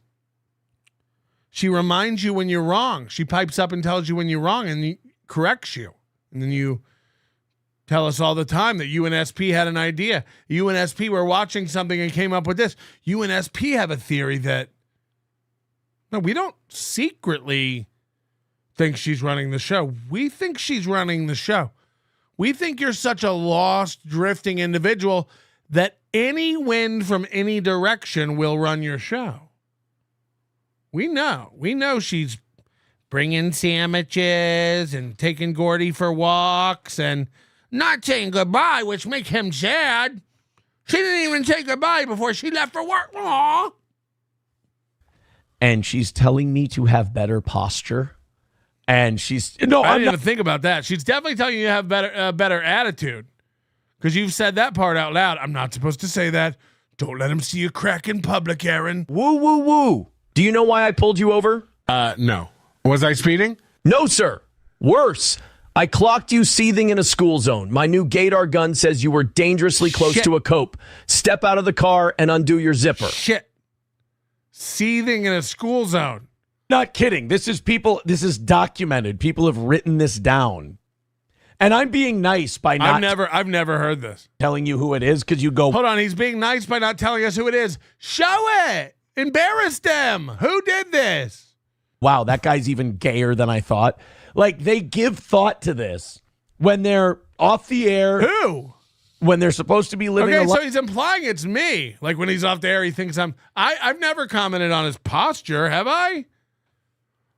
Oh, I think people were saying when he was writing on the board the other day that he has a hunchback like Melton. But deal with that. Life, they come up with fan fiction that SP is like, and this is really sad and pathetic, so buckle up. Okay. That SP is sad and pathetic. Holy shit. Anybody ever think about that? SP. Sad and pathetic. Oh, hi, Mark. Secretly pulling the strings. Secretly pulling. SP. SP. He's doing it. He's doing it. Show producer. Secretly pulling. Oh, my God. Strings of a puppet. SP. SP. And that she's off to the side over here telling me to sit up straighter and be positive. Why would you bring this up if it's not true? Dude, it's the most pathetic thing. It's weird. They keep telling me that you have SP watching my show, so I don't, and I have to behave, and I know, and SP's watching. And if you step out of line, she's going to tell Aaron, so you got to behave. Do they really? Yeah, they think they think you have people, haters or whoever in my show have been repeatedly implying that you have SP watching my show to make sure I don't step out of line. Guys, I'm sorry, but if you guys even think that for a second, I've beaten you. So he gets to come on his show all the time and go, SP showed me this clip. Me and SP were watching this clip last night. SP and I were kicked back eating some cheese with our bare knuckles, watching Kino Casino. SP and I were watching this show last night with the clip. We're watching this Stalin clip. Oh, somebody sent me this clip. So on one hand, SP is constantly watching clips and with you and without you and sending them to you. Your own words and your own admission. And now, if you guys think SP's watching shows and sending me clips, you guys have already beaten you. Well, we only think that because you said it. You've literally told us SP sends you stuff all the time, clips. And now you're saying like, if you think that, that's a sad way to be. Huh? Into your head, I run your life, and I've beaten you. I've destroyed you as a human being. You told us she does that. I've seen people send me stuff. We got spies everywhere, and they'll send me all the fan fiction, and I'll be like, this is great. That these people claim, oh no, Steel Toe doesn't bother me. I'm not bothered by Steel Toe. And all their free time is spent not only thinking up things that they think is going on. That's the other thing all these guys do too. You'll participate in a discussion on Twitter or Discord or whatever. Join our Discord, discord.gg/NLO. Come on and hang out. And they'll go, dude, they spend all their free time. It's like, I do? Mm-hmm. But then like living and operating as if that's the case. It's like and the weird part is, it's like writing. Aaron's accusing us of believing our own bullshit and living as if that bullshit is true. Aaron Imholte is accusing haters of that. It's like writing your own movie and then living the movie. Insane the things I do. I didn't realize how good at this I was. Right? I really do frush these people. Can you show any of it? If Aaron, first of all, you need to know this. Aaron Imholte doesn't have a community. Aaron Imholte doesn't have a community of fans seething or coming up with fan fiction or anything. Go look at Toe Boys. It's fucking dead. It's dead. He don't have a Discord. He don't have a Reddit. He don't have anything where his fans get together and talk. So I can't, if there was, I'd show you. Every time there's something on Toe Boys worth showing you, I show you it. If there was a community that was actively making up things about me and getting it super wrong, you don't think I'd be showing you those clips and screenshots nonstop? We have a community of over 1,000 people over there talking all day long throughout the day about a million different things, and sometimes it's Aaron, and he never show. And by the way, we're going to get to last night's show where he destroyed me. I'm just trying to put it off because I don't want everyone to turn on me at once, and I know you're all going to leave en masse when you see how much Aaron eats my lunch, but it really, think about that. Aaron's a bigger show. He don't have a community. He don't have a place people go to gather, join up and talk and laugh about similar interests. He don't have that. It doesn't exist. Again, go look at the Toe Boys Facebook and let me know if it's a community that's active and people are discussing stuff. You let me know. I have a feeling it's not. Hi, Mr. Toe. I saw shouts. I saw your Craigslist ad for co-host wanted. I know I only have half your subscriber count, but my content gets the same amount of views as your pro show. I look forward to us doing food reviews together. Show off the world. I'd love to see what central Minnesota convenience stores have to offer. We can consume mass quantities of sugar and caffeine and mash waddles. I thought some of the other voices did some weird nonsense. What's going on with Royce's tongue? It sounds all mashed up. Cash says you can tell how big a lie is by how much vocal fry he is doing. Is that true? I don't know how to analyze that kind of stuff. Can we get a computer on it? North Idaho Pest Control, thanks for being a member for 12 months. We appreciate you. McGoose, member for 6 months. No one ever used any of these. Say my name. Great show. No one ever used any of these. McGoose gifting a membership. Thank you very much. That's 23 gifted memberships. We're on a march. We could hit 3,500 memberships this month if we can keep up with it. That's amazing. Thank you guys so much. The Shuley Network. Hey, buddy. I had no idea my producer was into CP, so I can turn a blind eye to your guilty pleasures if you're interested in coming on. Huh? Well, this is crazy. If he's recruiting other people he thinks might be into the dark arts, hit the like button. I know there's 900 and something of you watching. 911, big if true. And only 349 likes. So can you hit that like button before I play this? This is bad. This is bad. This is last night, and I get fucking crushed. This is going to be bad for me.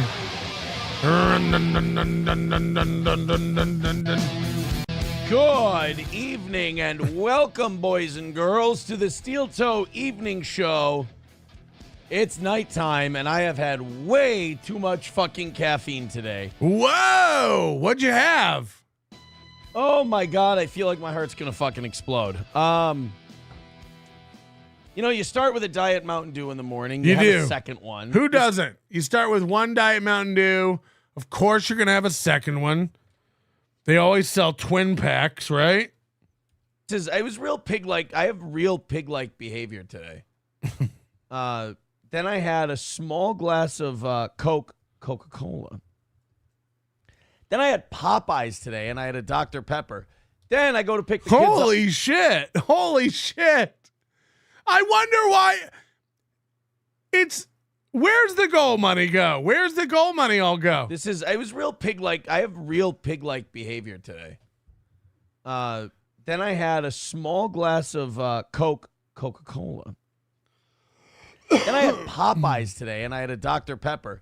Then I go to pick the kids up from school, and then we go to Grandma and Grandpa's. I feel like I'm, kind of falling asleep a little bit.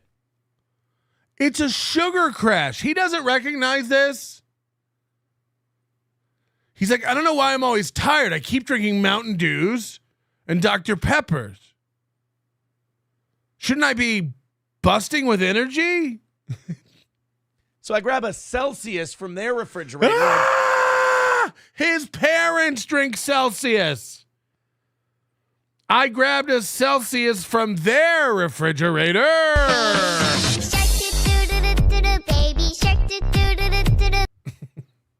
Kind of falling asleep a little bit. So I grab a Celsius from their refrigerator and I drank. I took a spoonful of sugar. That before I left to come back here. I overdid, which is good because Tuesdays when I go pick the kids up from school, it doesn't leave a lot of time to prep for a show tomorrow. I overdid it, but it's good because actually I need it because show with the prep. You guys would hate it if I wasn't able to prep. You wouldn't even recognize the program. So I got to stay up after the evening show and prep that way. So I can't believe his parents are so basic that they're stocking up Celsius too. The kids are eating Celsius, the dad's chugging Celsius. Just very, very basic. Maybe it all works out, but I can feel it. I can feel the sweats. My heart is just not doing well with. He wakes up with a panic attack. It's the nighttime show. He's having sweats and his heart's pounding. What is this man's life? His hips hurt. He's got arthritic hands. He's constantly drinking Celsius and guarana. Too much is what I'm trying to say. Too much. And then that counteracts. Coca-Cola says Reels. That's what an executive producer will do. That's Coca-Cola. With the grease and the shit and the garbage from having Popeyes. I haven't done any kind of fast food thing in a while for me, which is Aaron doesn't count gas station food as fast food. He's like, that's not fast. It's been sitting there forever. A week and a half, 2 weeks, whatever. And when you take some time off from eating that shit and then you eat it, oh my God, do you realize what a piece of shit you feel like when you just eat it once in a while? Doesn't he do this speech 3 times a week? Oh, God, I'm getting so fat. Oh, God, I got to stop drinking all these Celsius. Oh, God, I feel like shit. I got to get to the gym more. Oh, God, I'm fat. I never once do I come in here and say I'm having a fat day. I feel like I got to exercise. I'm just fat. I'll let you know if there's any changes or if there's any guilt. I'm thinking about having a cheesesteak. I'm not really worried about it.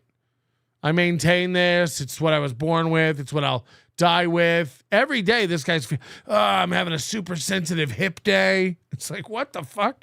Every day, he's got to let us know how he feels, what he's eaten. He really is a kid coming home from school after the first grade.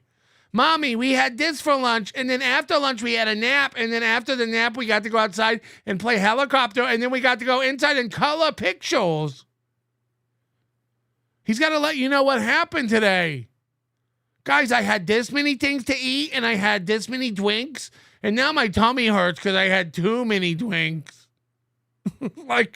Okay.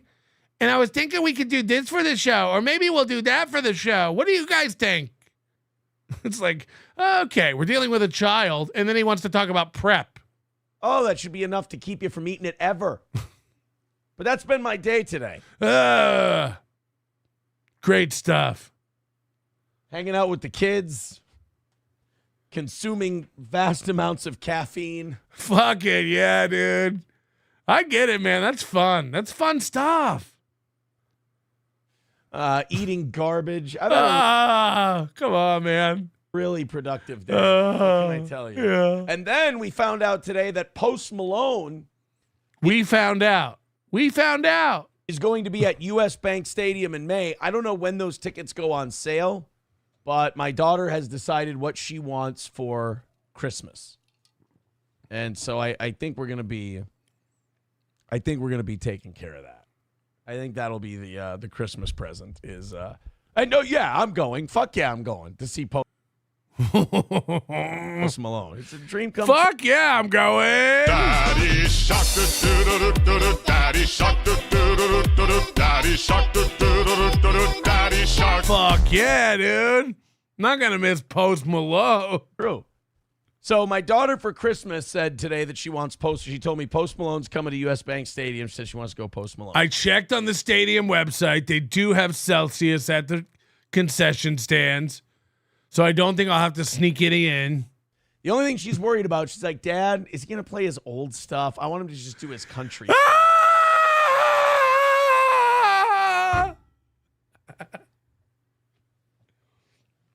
Dad, is he going to do his old stuff? I don't know. I haven't seen the playlist yet. It's months from now. You better not do his old stuff. I'm like, atta girl. And then Weird Al, she already is getting for her birthday for next summer. So pretty much the coolest concerts ever. Weird Al and Post Malone.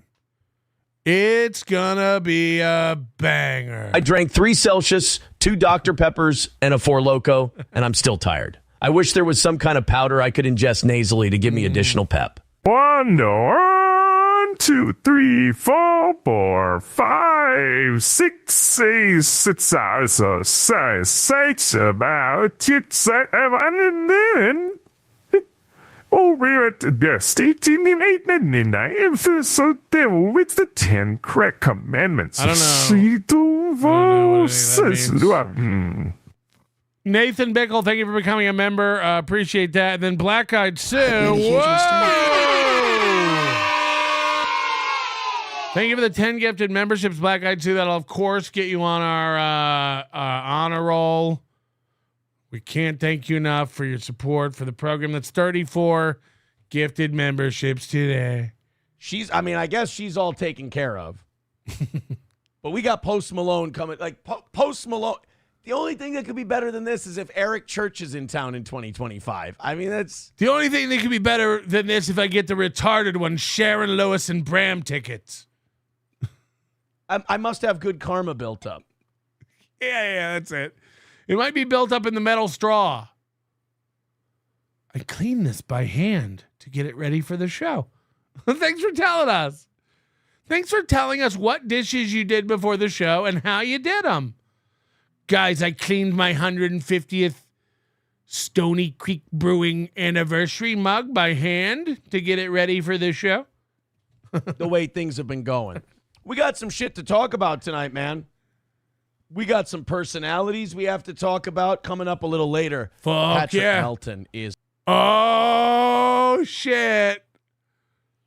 Oh, God. Look me in the eye when you fucking say my name.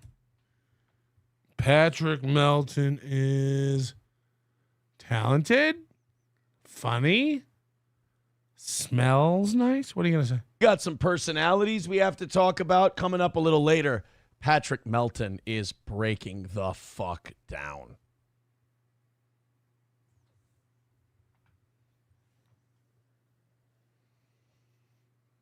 Okay. I mean, and nobody did anything to him.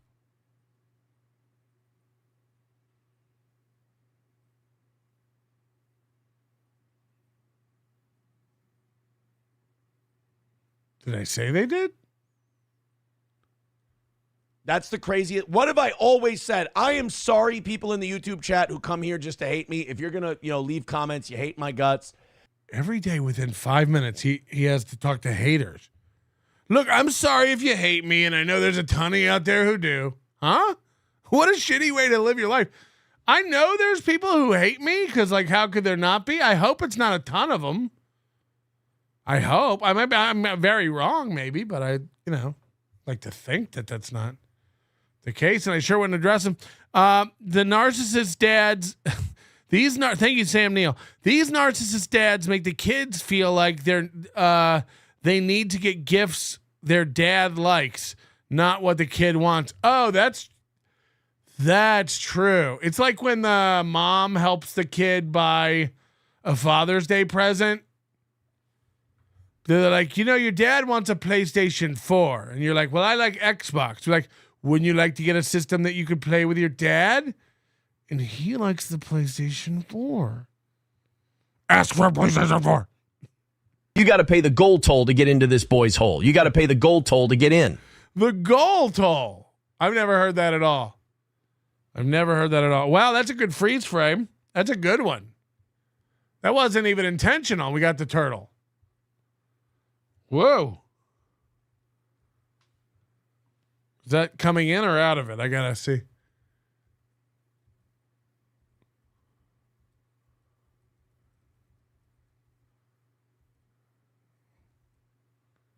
What happens to him where he like ages 30 years in just a second with that face? I'm not the one who decided to hate me and then throw in with a pedo guy who has no self-control, doesn't know who he is, has created this persona that he can't control. Now, if I was a pedo and had no self-control, wouldn't you read about me out there on them streets? Come on. You got to be honest with yourself. You can do this narrative that I'm a pedo, or you can do this narrative that I don't have control. Look at my eating. You can't do this narrative that I'm a out of control pedo. Wouldn't there just be... The streets would be littered with children I've disposed of. And he can't fucking handle it. Oh. When you can't handle the modicum of success you get from riding my coattails. Oh, he's doing the thing again where he looks out the window. Hold on. I love these. The faces of Aaron. Have you seen what he does with his eyes and his mouth? Can't handle the modicum of success you get. Look at the pure panic. Why is he panicking? From riding my coattails. Hello?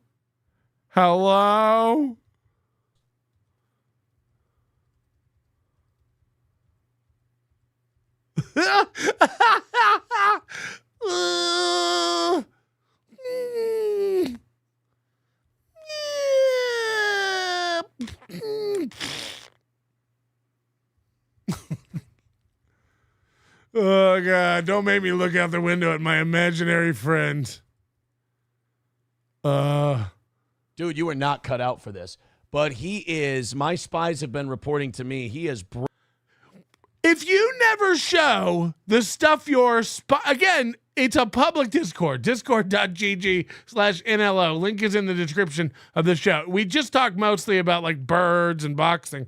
Come on over and check it out. It's just a chat room. If you like chatting with all the people out during the show in here, come on over to the Discord. Like, I mean, no one, come on over. Breaking the fuck down in his Discord today. Fighting with people. I mean, this guy, you want to talk about a gaslighter. Yes. I mean, and you know, to watch someone who gaslights and is really bad at it, that is truly something. What? To behold. I mean, this guy is, there's not, like I said today, he's a dumb guy who also tries to play dumb. And that's truly an insane needle to thread. I'm a dumb guy that tries to play dumb. And he doesn't thread it well. He tries to thread that needle. He just shoves it repeatedly right into his eyeball. So we got that for you later today. Nick Rada got some bad news as well today. But where I want to start with today's show, the goal is the Johnny thing from today. Oh, I think we should discuss that. There's a lot of this is is Johnny's story to tell you. You know, I can't tell you a lot. But I will say as much as I can that'll get me donations. What's going on with Johnny? That's for him to say.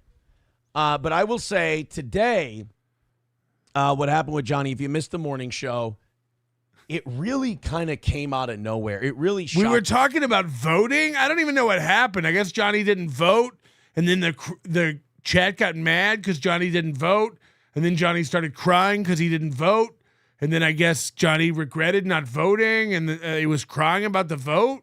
To the hell out of me. I left. I got up to piss. Now, I will say that I've told Johnny and every co-host who's ever been here, don't read that fucking chat. I don't think any co-host of any show should ever read the chat. They can't do it. They're not talented enough to do it like me. For Christmas, Louie is getting a case of premium cigars and a fleshlight. Little guy loves a good smoke and crank. Smoke and stroke. Knows out of you the missed chat. an opportunity there. Smoke and stroke. Right? But not all of us have been using toilet every day. I use toilet every day. He had been using toilet every day. It's none of your fucking business. Let the host run that. Your job is to help the host. That should be 100% of your focus. Serve the host. Serve the host. You hear that, April? Serve the host. You hear that, SP? Where's my tuna baguette? That's your job as co-host. A lot of people make a great living that way. Aaron thinks a pro host, like my idea of a pro host doesn't eat sandwiches on the air. Aaron's idea of a pro host is like, someone brings me a sandwich to eat on the air. So I've been telling Johnny, like, just don't go in the chat, dude. Don't look. Well, when I leave, he kind of has to go in the chat because he's like, well, I want to talk about something. I'll draw inspiration. Aaron really believes that Johnny doesn't have the chat up the whole time. Johnny 100% has that chat up at home in front of him while he's doing the show. He comments on chat several times a show.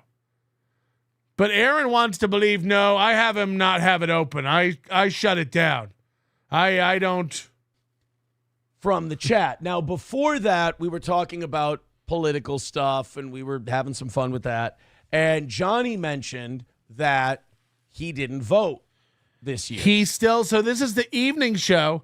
It happened in the morning show. Aaron didn't know what was going on. Johnny did a show to explain it. Aaron's had the whole day to go back and watch it to figure out what happened. And he still thinks it's about the voting, that Johnny didn't vote. And when we were talking about it, as soon as Johnny said he didn't vote, I went, catch up, Aaron. Catch up. It wasn't about this. He told you 30 times on the show it wasn't about this. He did a show where he said it wasn't about it on his own show, and Aaron's still like, and as soon as Johnny said he didn't vote, I knew they were going to eat him alive, and I guess Johnny cried because he didn't vote. And in my head, I went, uh-oh. They're going to make fun of him. But like all I thought was they're going to bust his balls like the futon and the gorilla jizz and all of that stuff. They were just going to make fun of him a little bit. And they did. That's all I also don't blame the audience for anything. I don't think the audience did anything wrong either. Nobody did anything wrong. I didn't. You didn't. So Aaron still doesn't know what happened. And he's just like, nobody did anything wrong. I don't know what happened. What happened? I didn't see anything. He didn't, So I go to the bathroom. And I come back, and Johnny's full on there. He's fighting with the chat. I come back. I think when I come back, I say something. I go, what's going on, guys? Jesus. Because I'm in the bathroom with the door open, and I can hear through my headphones that there's something going on.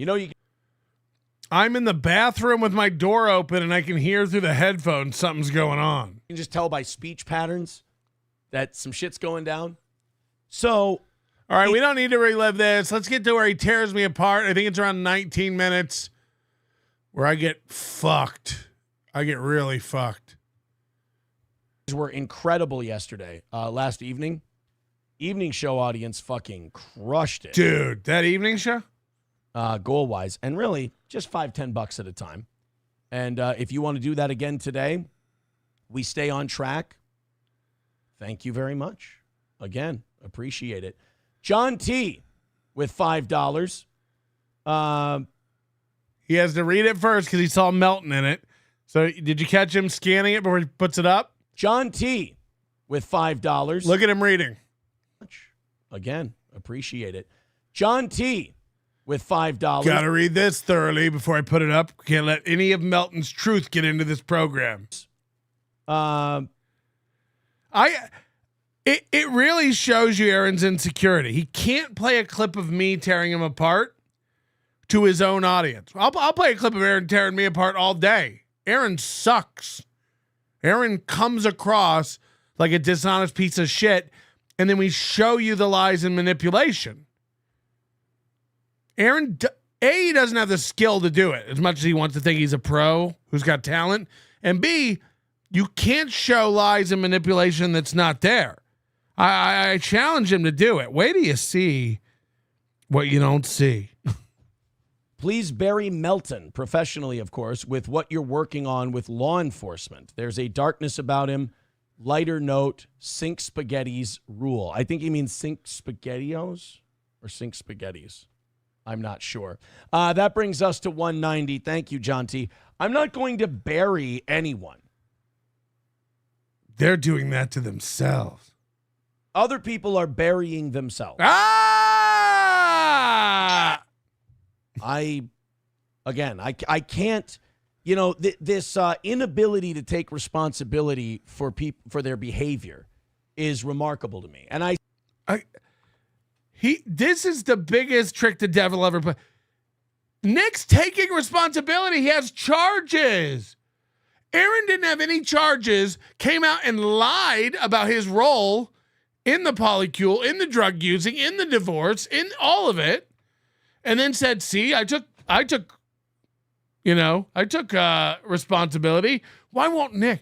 He's still facing charges. He's going to take a lot more responsibility than you. He's got to answer to the law, not his 7 fucking loser fans who donate to him every day.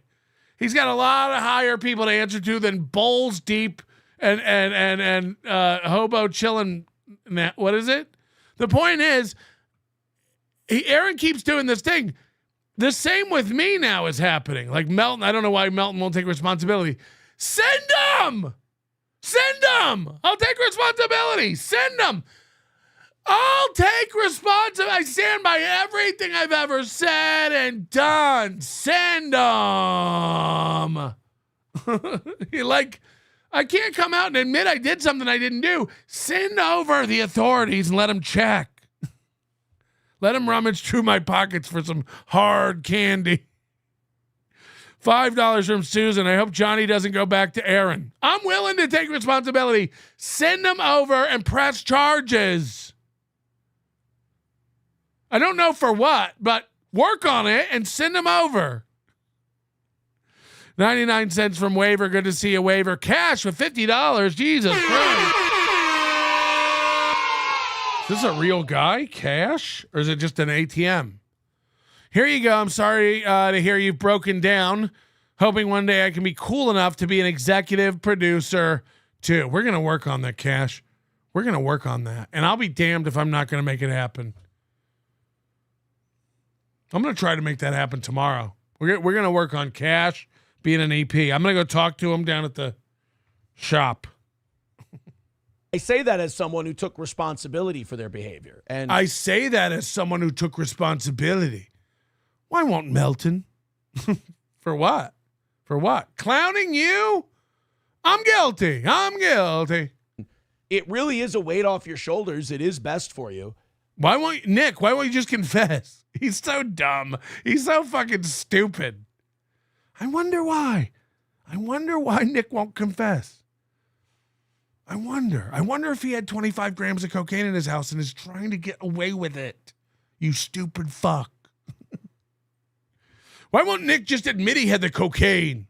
He don't want to go to jail. You fucking boob. That's why. He doesn't. You'll feel better. Just tell the cops you had the cocaine. Like, okay. But like a guy like Patrick Melton cannot help himself from lying. He can't help himself. He is, and the people. Oh, by the way, Doom, I think he's done the thing this week where he's explicitly called me a pedo.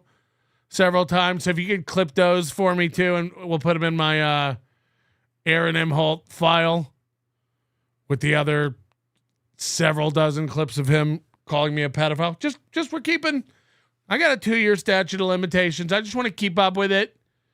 So I don't know, Doom, if you could. There's a couple instances of him again. Woo. People who watch Melton who come here, they project a lot of that onto me. I think they're upset that they threw their lot in with a guy who now they're finding out lies constantly, is a complete pig, has a lot of. Hey, this is the first time I've heard these pig accusations. Pedophilic predilections. And name one pedophilic predilection I've had. I gotta know. Look, I guess that's hard to cope with. I fucking hate kids. It's really easy though to just hold yourself accountable and go, I was wrong. I backed the wrong horse. Sorry, I did all the. Oh, he wants my. Sorry, this is to my fans. You guys, there's still time to admit you backed the wrong horse, and switch over to the toe. Played Aaron, he's a piece of shit, but yeah, this guy's fucked up and he's a monster. But if you want to build a hell for yourself based on internet personality. Now, again, this is the guy who's built the ultimate hell for himself. He's trapped inside a daily routine of rules he made up. If we get down to under 50 by this time, we do overtime on credit, and then I have to get this much every day. And if we get a perfect week streak, then we all get a pizza party. You've got the prison. Everyone keeps saying Melton prison. I'm waiting. I hope you're right. Otherwise, you got a lot of tweets to delete. I hope for yours. I just keep saying I'm not going to prison, and I'll look like a silly goose. You've got a lot of stuff out there accusing me of a lot of things. You better hope they put me away. Sir, we have found a pedo. May we burn him? Unintelligent people try to avoid due process and gain a sense of moral superiority through baseless accusations. History has shown this, like during the witchcraft trials. How do you know he's a pedo? Well, he turned me into a newt. A newt? I got better. What's a newt? I don't know what's going on with my own chat. Thank you for the super sticker, Susan. Looking good. You see that, Susan? Realities. You think I'm going to stop you? You're hilarious to me. I get content out of it. I've never seen you get content out of my show. Play a clip. Again, another insane lie. Imagine Aaron Imholte just said, dude, I love Melton stuff. I get so much content out of it. You wouldn't say my name for a year. You and your wife literally were terrified of me and just kept calling me the Onion Man. Dude, I get so much content out of Melton. Oh, I didn't know. I must miss all those clips. All the clips of Steel Toe owns Melton again. This is one of them I hear. But that whole the Patrick thing, like, is that what? Which one do we have next? Is the Melton one next? This is my favorite thing. He's asking his imaginary producer, is the Melton segment up next? Do we have the Melton clip up next? Then he finds this is you gotta. He wonders aloud to his imaginary producer, is the Melton thing up next? Can we get into the Melton stuff? Then he looks in his folder and the Melton thing is not next on his list. And he gets bummed out. He wishes he could change the order of the lineup. No, they have that for the next hour. Fuck. I really wanted to get into the Melton stuff. Yeah, just do it. You don't have a boss. Who are you asking? Is the Melton stuff up next? It's like, just say, I want to get into the Melton stuff now and do it. You're the boss. There's no employees. There's no goal. You're not going to get yelled at by a program director if you miss the goal. There's no lineup. There's no, if we get out of order, we'll go in trouble. There's no, we got to go if we don't hit the goal. This is bananas. Watch him check to see if the Melton stuff is next and then get bummed out because it's not. Is that which one do we have next? Is the Melton one next? No, we got that one coming up a little later. That's too bad. Oh, that's too bad. That's too bad. This faggot can't do what he wants to do on his show when he wants to do it? Ah, that's too bad. Just do it, fag. Just do it. What? Is the Melton one up next? No, it's not. That's too bad. What are we doing? What are we? Just do it. Just do it. That's too bad. But he was arguing with his own. So then he goes into the segment anyway. We're not doing that one right now. Anyway, here's what happened. I'm the cause of all of this. Yes, this is April, and I am finally taking responsibility for me whoring around, ruining families, and using men for my financial gain to support my drug habits. That's too bad. Anyway, here's the segment. In Discord, we're in there going, you're a lying piece of shit. Okay, hold on. You got to hear what he says happened here. Next. No, we got that one coming up a little later. That's too bad. But he was arguing with his own troops today. His own troops in Discord were in there going, you're a lying piece of shit. Basically, they're like, you're a lying piece of shit. Okay, no one was calling anybody a lying piece of shit. Ozone, I don't even know if he was baiting me or not. I assume he was baiting me, but I can't tell. And either way, I'm not going to argue. But we argued like a little bit on Monday night. And then like everybody went to bed. And then Monday morning, there was like a couple messages exchanged again. And then I was like, once he so Ozone's, I won't even get to it. Nothing's deleted. Everybody can go back and read it all. It's in our Discord. That's how stupid and benign it is. But feel free to go. If you want to know truth, if you want to know what Aaron says versus truth, it's all in the Discord. You can go back and see it. And I wasn't arguing with multiple people. I was arguing with this guy named Ozone, who I assume people are telling me trolls.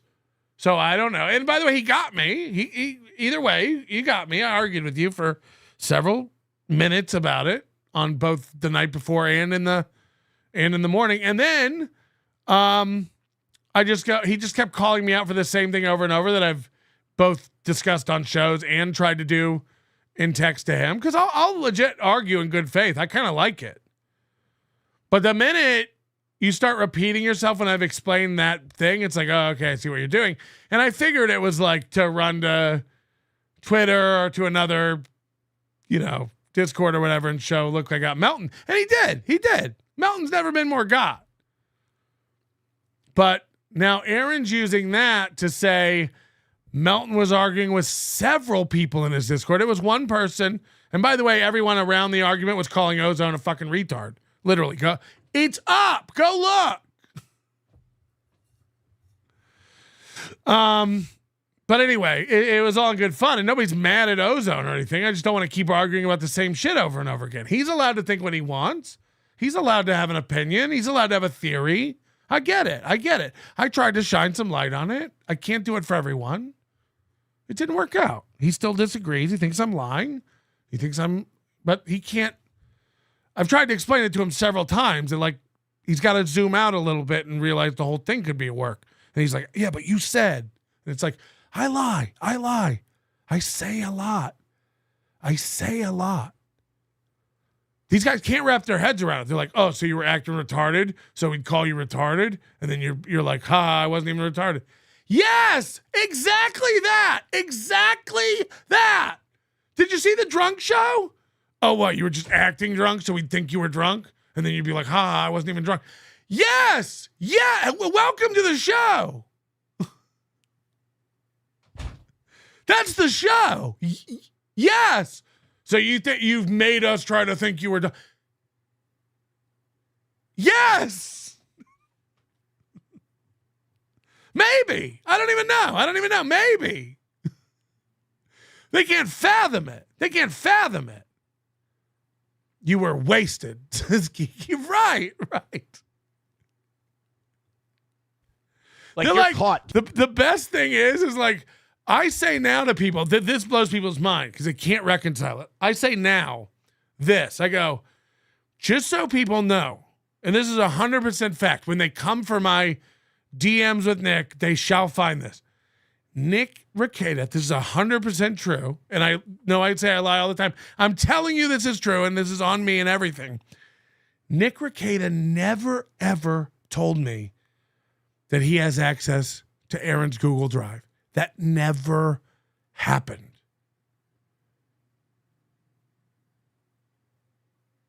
Now, this will, again, I hope it all gets subpoenaed and comes out. You'll see.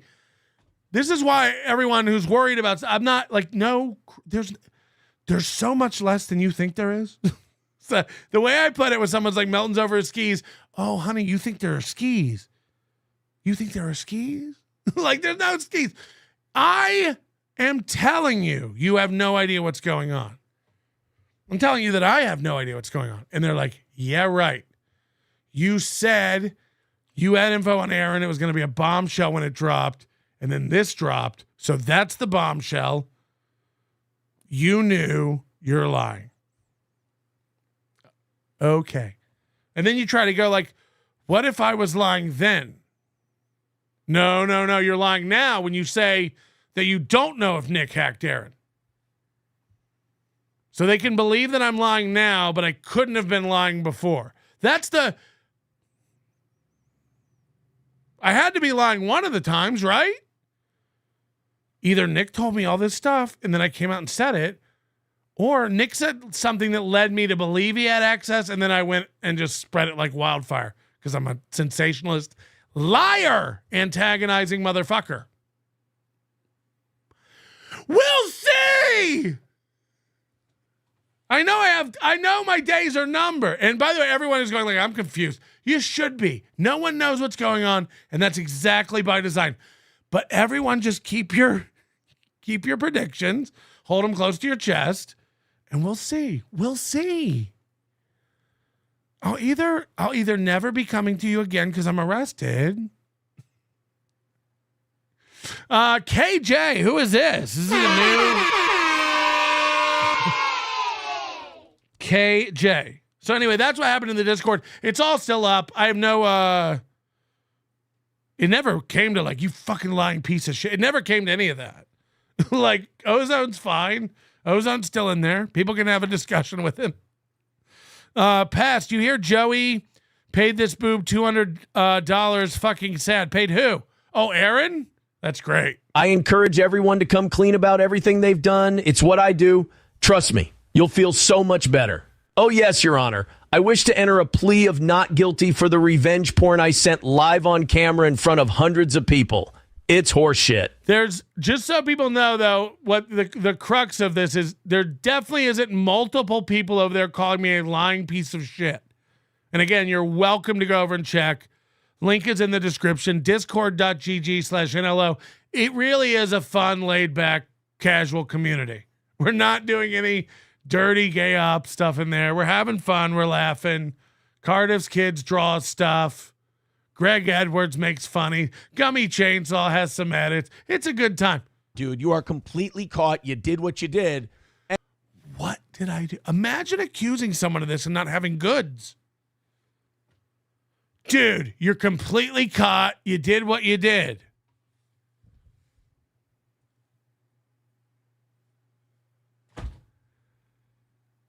Do the police know? Do the police know I'm completely caught? And he's trying to gaslight the shit out of them. It is so. And if I was gaslighting it, I'd go delete the conversation and go, nah. It's up. It's up. Go light your own way. Say it's remarkably dishonest, but I think what it really is he's pissing his pants. You said the secret word. He's pissing his pants. Listen to this. And it's self-preservation. So this is another one that they're all saying now is like, he's clearly like scared. I would tell you, you know what I'm having nerves about? Hackamania. Nailing down a Hackamania venue because I think it's getting too late and we won't be able to do it. That's the only thing on my mind that I'm really like, fuck. It ain't about money. It ain't about prison. Again, do I expect a knock on my door? Sure. Why? You and your nutty wife love legal action, so I'm sure. Will they come? Yes. Will they search my stuff? Probably. Will they haul me in for questioning? Maybe they will. Will I be going to prison? I won't. Sorry. I'm going to have stories. I think is what it is more than anything else. He's scared. And Patrick, there is, I'm again, I hate to be braggadocious with you Onion fans, but I've been one step ahead of you this whole time. I've told you what it is. You don't want to believe me. You get mad and you cope at me. I've been one step ahead of you this whole time. I knew before you even put the divorce calendar clock up that I was leaving my wife. Oh, I was one step ahead of you the whole time. I actually had my own divorce clock. Loser. I think is what it is more than anything else. He's scared. And Patrick, there is, I hate to be braggadocious with you Onion fans, but I've been one step ahead of you this whole time. I've told you what it is. You don't want to believe me. You get mad and you cope at me. You're probably going to do it again after I tell you this. I've told you for a long time that there is a scared little boy at the core of who Patrick Melton is. Shut He up. never got to grow up. Shut up. That was fucking wild. That was weird. All right, what was the last thing I said? I don't even know. Sorry about that. We everything just dropped. Everything just dropped. Anyway, we should be back. Apologies. I don't even know what I was in the middle of saying. I just saw it was dropped. So we'll get it back.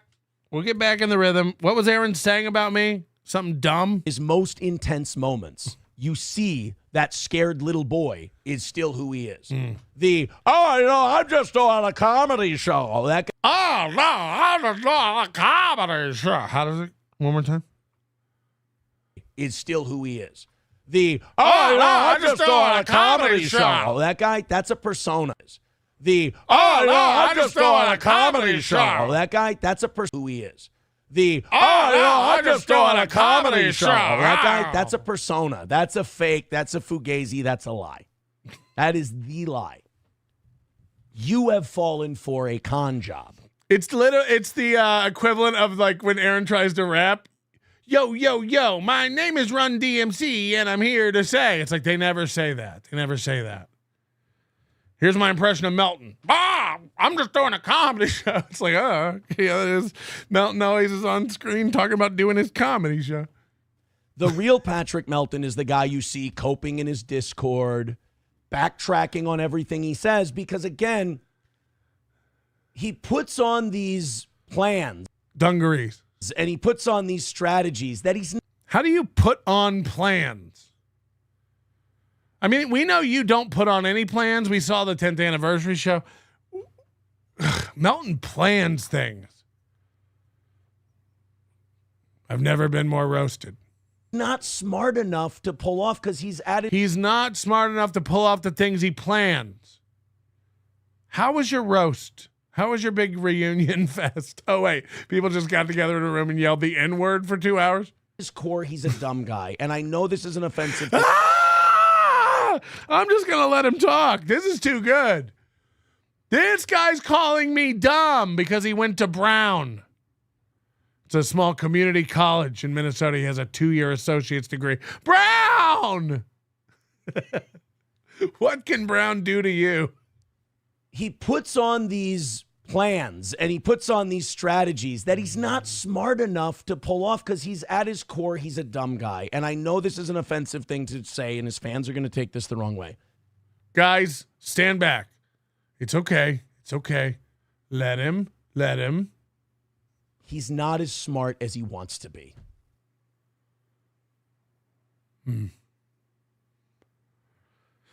Fuck. That's his fatal flaw. And then when he gets called out on the carpet, he's a coward. I have tile. I don't have carpet. I'm not poor.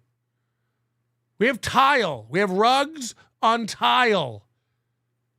We're not in Minnesota. We're not just beiging it up. Okay?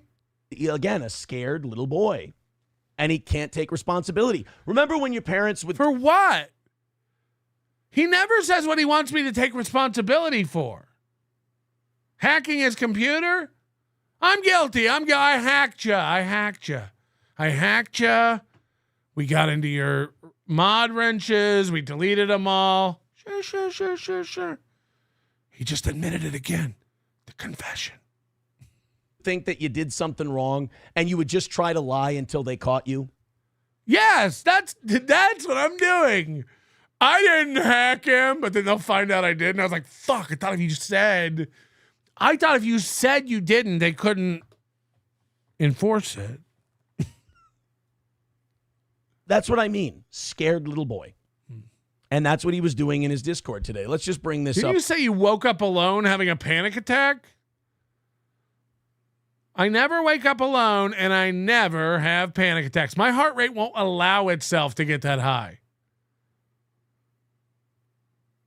I'm a scared, lonely little boy, but you're analyzing everything in your career and trying to figure out how to fix it.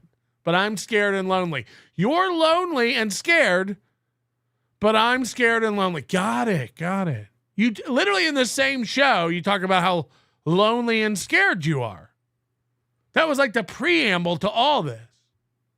Up real quick. This is from Breaking Baldo News. This guy does a good job. He does a really good job. It's definitely not Ashton. Patrick got into an extensive day-long argument today with users. Day-long argument. I can't wait for the timestamps to back this up. First of all, they're so slow. This was Monday night is when this occurred. This argument. This is Aaron on Tuesday night saying, wow, he was arguing all day. I wasn't. You're off again. No one's arguing all day on Discord. Also, I think I type a lot faster with my thumbs than other people do. Like, I respond in paragraphs faster than people can write, like, okay, see you then. So people assume that I'm like spending hours writing screeds. Ozone on the Nobody Loves Onions Discord channel as he desperately attempts to shake off allegations that he conspired to commit several felonies with Rekieta Law. Oh, you think when you're on Twitter and say that I did something that's an allegation? Oh, okay. Got it. Fatty Melt sure seems rattled about just jokes. Well, I can't. This sounds bad. This sounds fucked up. Let's get into it and see what was said. And he is rattled, but he can't admit he's rattled. Like, in a way, I don't feel bad for Patrick, but in a way, I kind of look down my nose at him in kind of sadness and pity. I don't feel bad for him, but I look down on him in sadness and pity. But I'm dumb. Got it? Because he'll never find the peace of admitting he did wrong and changing. He will ride this flaming pile of wreckage into the ground because he cannot. It's called Nobody Likes Onions. Not take a backward step and admit, not as smart as I thought. I got a lot of fucking mental problems. I do a lot of dumb shit. I don't think things through. 3 of those are the same things. Melton won't step back and go, I'm not as smart as I thought. Okay, that's one thing. I do a lot of dumb shit. Okay, that's 2 things. I don't think things through. Well, that's just the first one again, not smart. I don't really think about stuff. Oh, wait, that's just the first one again. I mean, okay, go on. Basically, this Aaron guy didn't give me the reactions I wanted, so I kept pushing further and further and further. Now, I've been telling you guys for a long time, I know guys like Patrick. I mean, everyone in your life has left you, including your wife and business partner. React to what? What's the reaction you think I wanted that I didn't get? No, I'm just curious. Because, like, literally what's happened to your life is if you take a shovel into like beautiful grass and just get a shovelful, like a surface skim of just the top soil with the grass, and then turn that grass over into the ground and replace it perfectly in the hole. Like you're replacing a divot in golf, but upside down so that none of the grass can see the sun and it dies. That's what you've done to your life this year. It's been flipped upside down and now it's dying. The show, your interpersonal relationships, your friendships, your relationship with your family, whatever that may entail. What reaction did we not get that we were all hoping for? You to lose a tooth? We literally watched you put in a mouth guard and pace around the gym you pretend to not work at. Going, check the door. Is he here yet? Like, yeah. We didn't get the reaction. We didn't get it. Let's go again. We didn't get it. They're a dime a dozen. You just let them go and they'll burn themselves up, and that's what he's done. He doesn't know. This is going to be bad. This is going to be bad when he goes through these messages and shows them and reveals me turning on my own people and people calling me out for my bullshit. Wait till he goes through these messages. Know that about himself, though. I know this guy better than he does. And now he's in that burning himself up stage. In many ways. I asked for it. You know, it's really on me because I said he never shows it. He never shows proof. And here he is about to prove with these screenshots that I'm arguing and everyone's calling me a lying piece of shit in my own Discord. This is going to be bad. He and Nick are made for each other because they're the same kind of, they got those narcissistic tendencies with the gaslighting and all that. You hear that, Nick? We were made for each other. How about you send me that fridge and we mash our dicks together? We'll meet somewhere on the Mississippi. We'll mash our dicks together. We'll go up in the arch. Patrick is now in that phase where he would rather burn himself down than take a backward step. Because to actually look himself in the mirror and get to know that scared little kid that he really is and admit that he's got a lot to learn, he's not a very smart guy, and he really fucked himself over. Hey, another win for the two. Look, some people got to learn the hard way. So please don't show this. Please don't show everybody turning on me in the Discord. This is fucked up that they have screenshots of this from our private Discord. He was in his Discord all day today arguing with some guy, trying to gaslight this Ozone. God, this is going to be bad when he shows it. And I'll give credit to this Ozone guy. He's way too fucking smart for that bullshit. I don't know if Patrick, like, bullies and gaslights and, like, verbal. That is what happened. Everyone was calling Ozone super smart and telling me that I was gaslighting them. Everyone was taking Ozone's side, saying Ozone's level-headed, Ozone's smart, Ozone's never done this before. Why won't you answer Ozone? He abuses or whatever the women he's with or the people he's with. Now I abuse the women I'm with. You hear this? Now I abuse the women I'm with. There are a lot of women in the chat room who I've hung around, both in group environments, solo environments. How do I treat you, ladies? How do I treat the women? Bullshit. I don't know if Patrick, like, bullies and gaslights and, like, verbally abuses or whatever the women he's with or the people he's with, but it seems like he's used to. Michaela said you do abuses. Shut up, you skank. You cheat on your husband. Allegedly. Gaslighting people, and they're not very intelligent, so it works. And he just kind of rolls over them that way. That's true. That's true. Because he really doesn't have a plan B once that doesn't work. Like this Ozone guy kept stinging him, had him dead to rights. God, when he shows it, it's going to be bad. When he shows this Ozone guy stinging me, dead to rights. Dead to rights. Ooh. Other people had him dead to rights. Even his own. God, multiple people had me fucking pinned in my own Discord. This is going to be embarrassing when these screenshots leak. People, they're like, dude, you call everyone else out for lying. You say fair enough. Again, I've asked you to do it. I asked for this, and now you're going to show everybody. Fuck.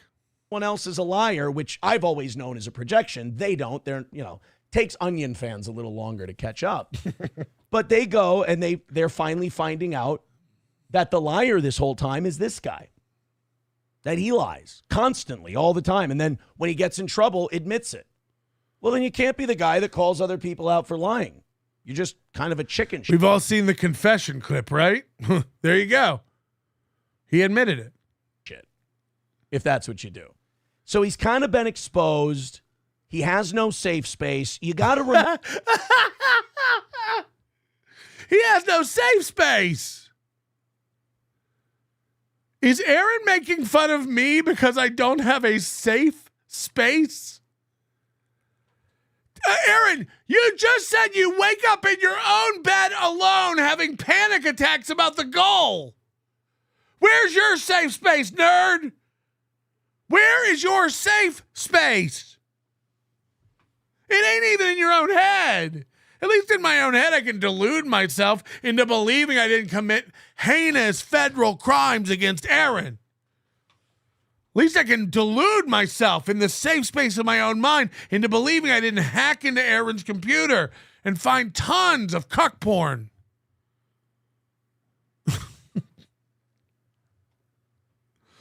Or am I not supposed to say that? I got to get one of those lawyers. Member, Patrick's Discord. The police said it's going really well. I'm still on their radar. Usually the place he goes.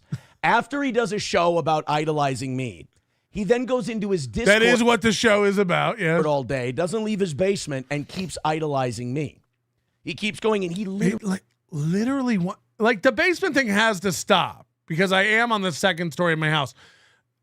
You're literally in a basement. And you said that you and Slampiece go down there to watch TV.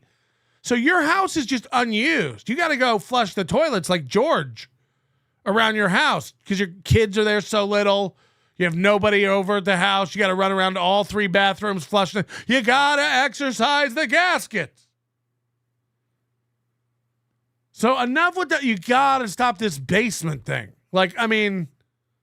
Basements are awesome. First of all, they're just other room. Basement is just a room. A basement is just a room in a house. What does it matter? I'm actually in a spare bedroom. That's actually even sadder. This is a bedroom. This is just a bedroom in my house. That actually sounds dumber. You're in one of your spare bedrooms. You've converted into a studio. I am. Dude, this guy literally writes fan fiction about me. I do. And about SP and our life together. I do. Which is kind of sad if you think about it. And we think it's funny. We think it's a hoot. Don't worry about it. First of all, you're reading it. How bad can it be? My musings make it all the way to your brain, so they must be great. People pick up my writings. I hear tell of them in other towns and cities. You look at it through the guise of that wounded child that he really is. He's living vicariously through us. Did you say look at it through the guise? Like GUISE? Which is kind of sad if you think about it, because when you look at it through the guise of that wounded child that he really is, he's living vicariously through us. He wants to create our life.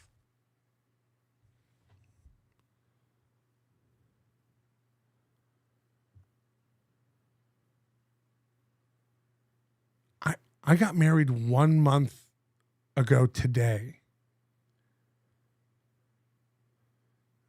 I'm either ahead or really behind, depending on how you look at it with your life. It's my first marriage, by the way. My first marriage. But I'm watching you and SP eat gas station food and watch YouTube together and wishing that was us.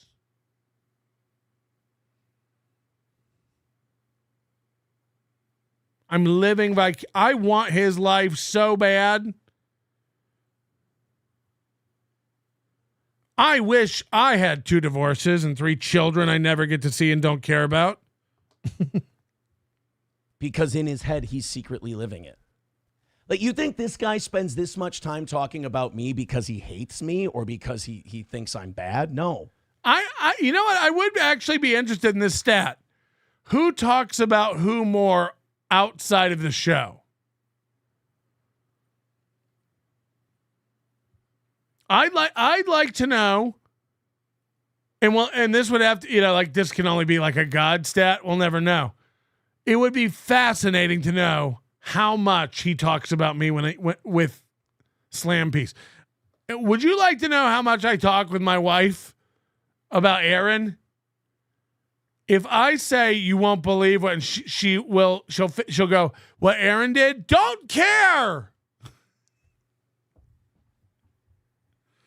We have never been eating and snacking on food and watching Aaron and giggling together. That's never happened. Matt told us he walked into your house and you were all gathered around watching an LO laughing. You told us you and SP sit back and watch all these shows laughing. I'd love to know. This guy's living vicariously through me. Yes. If only I could acquire the Post Malone Weird Al ticket purchases that you have and get myself a women's jersey. And because again, there's that unhappy child inside of him dying to get out. Hold on, I thought I was the one inside of the children. You got to make up your mind, man. This is never going to fly unless you get your story straight. And he doesn't know how. There's a child inside of me, but also I have a problem.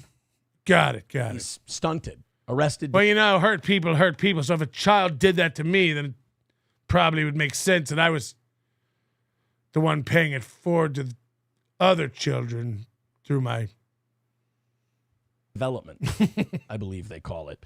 So that was Patrick's Day today, and I'm sure they're going to be. Are you going to?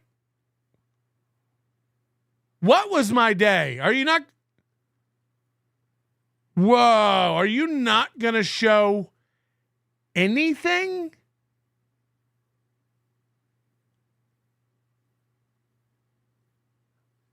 Didn't he just say, is that clip next? And then he goes, no, it's not. God dang it. And then he proceeded to do this segment anyway. And then he pulled up the tweet that had the screenshots of me getting owned on Twitter, on Discord by my own fans, including the very famous Ozone. And now he just goes, well, that was Patrick's Day. Wasn't that embarrassing? Where are the clips? You're not going to show it? You're going to tell everybody all this happened and it was embarrassing and I was seething and coping, and you're not going to show it? Uncomfortable days ahead, and he's going to have to figure out how to deal with it. But not my pig, not my farm. Now, I'm going to back off of Patrick now because his fans are very sensitive and they get mad at me. And I don't want to make their fucking heads explode tonight, but your boy's having a tough time. You might want to, if you're a Patrick fan today and you hate Steel Toe, you might want to log off of this show and go check on your boy because he hasn't been doing well. John T with $5 says, my favorite thing is when he's doing his fake aggro in charge guy. He does this like skater, like shaka. He's always like, you might want to go check on your boy. You might want to get over there and check on your boy because he ain't doing too good on your boy. Like, can I just see that before I go? Tonight, but your boy's having a tough time. You might want to, if you're a Patrick fan today and you hate Steel Toe, you might want to log off of this show and go check on your boy because he hasn't been doing well. If one motherfucker checks on me, I swear to God, I'll kill you. I'm fine.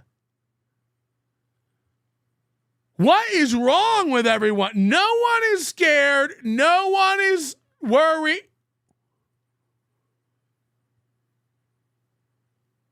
Again, I know how much child porn I have. I know exactly how much child porn I have. 0.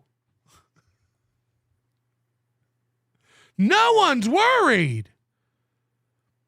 No one's worried. What is going on? One more chance who is, I won't out her. I'm almost unemployed. I'll co-produce you fun. I got to tell you, look, this is Jill Jenkins. What's her name? Jill Carlson. You might remember her from the Kill Tony where she absolutely ate shit. And then Tony Hinchcliffe went and did his Madison Square Garden set at that Trump rally. And then she had to go post about how embarrassing it was that Tony ate shit. It's like, he didn't. You're just a woke idiot. It was fine. It wasn't a comedy show. He did fine for what it was. You fucking idiots. Wake the fuck up. Hey, Jill Carlson, your Facebook is so you gotta stop, honey. You gotta stop. You gotta get a job. You gotta stop.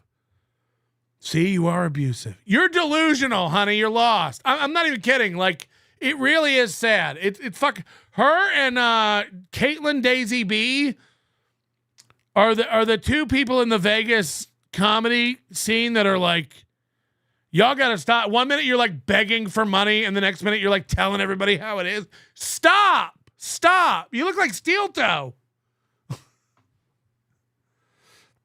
It's pathetic. You guys want to send me some money for my birthday? As you know, I left town and owned my family hard. Anyway, I'm almost out of money again. Stop. You gotta stop. You're gallivanting the country and pretending you're a headlining comic and you're out of money non-stop. Stop. Everyone's got to. It's pathetic. Caitlin Daisy B's like, anybody want to buy a spare PlayStation controller? I need to feed the babies. And then the next night she's like, we're having an open mic down at the Backstop Comedy Lounge, 2-for-1 PBR. What? Yesterday your baby was starving. Today it's PBR City at the open mic? Got it. These women gotta stop. They're rough. Keel, is Aaron just going to do shit? Is Aaron still going to do the shit show next year? Any predictions for the toe in 2025? Well, he thinks he's going to the big show. He thinks he's getting radio. But we'll see. Josh Denny, big if true. Like Aaron, I will not engage in smaller shows like yours. You ruined my relationship because you have SSA for me.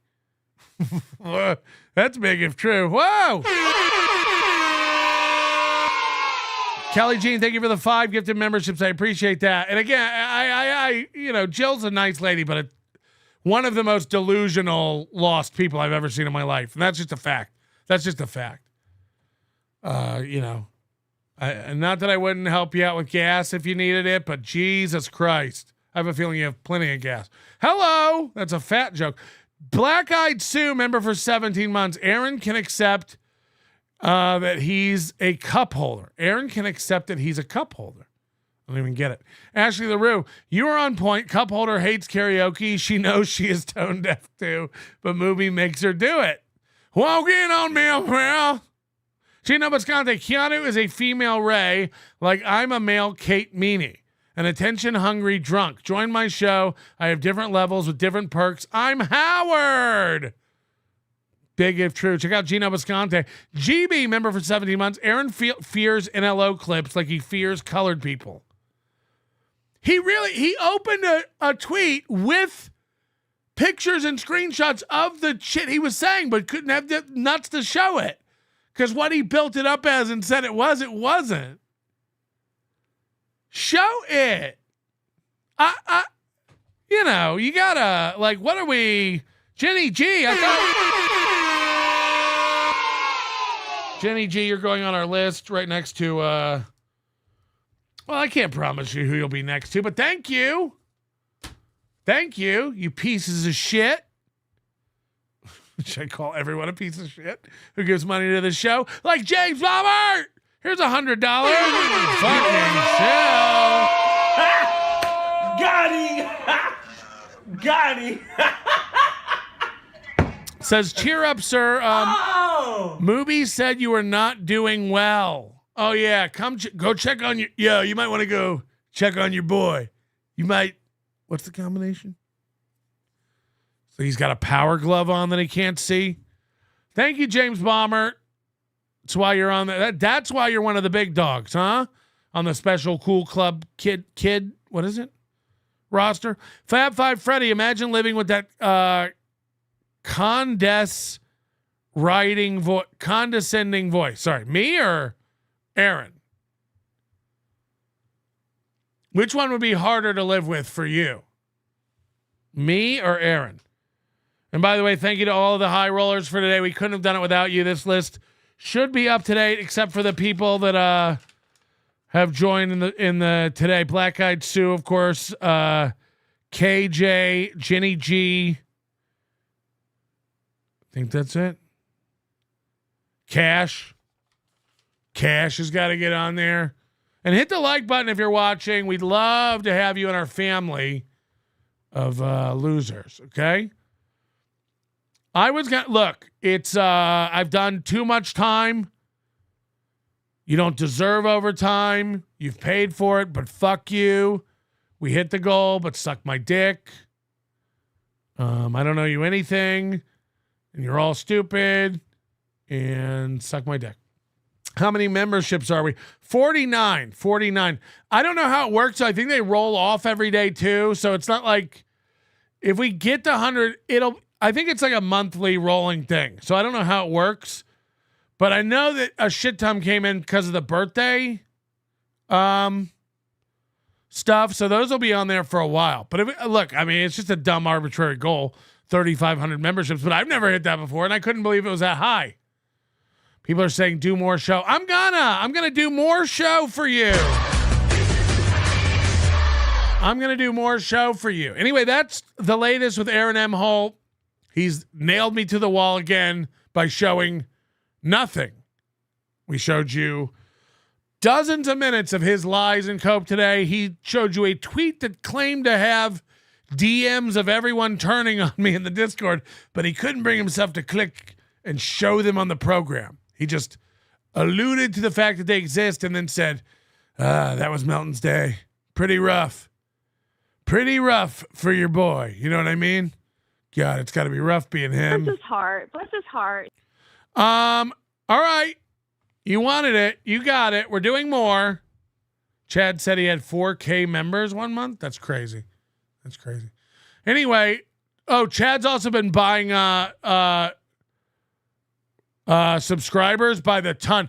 Chad bought a ton of subscribers last year. You can go on his Social Blade and see. Maybe we'll do this tomorrow. Chad brought a shit ton of subscribers for YouTube last year, like 2,000. It brought him from like 2,000 to 4,000.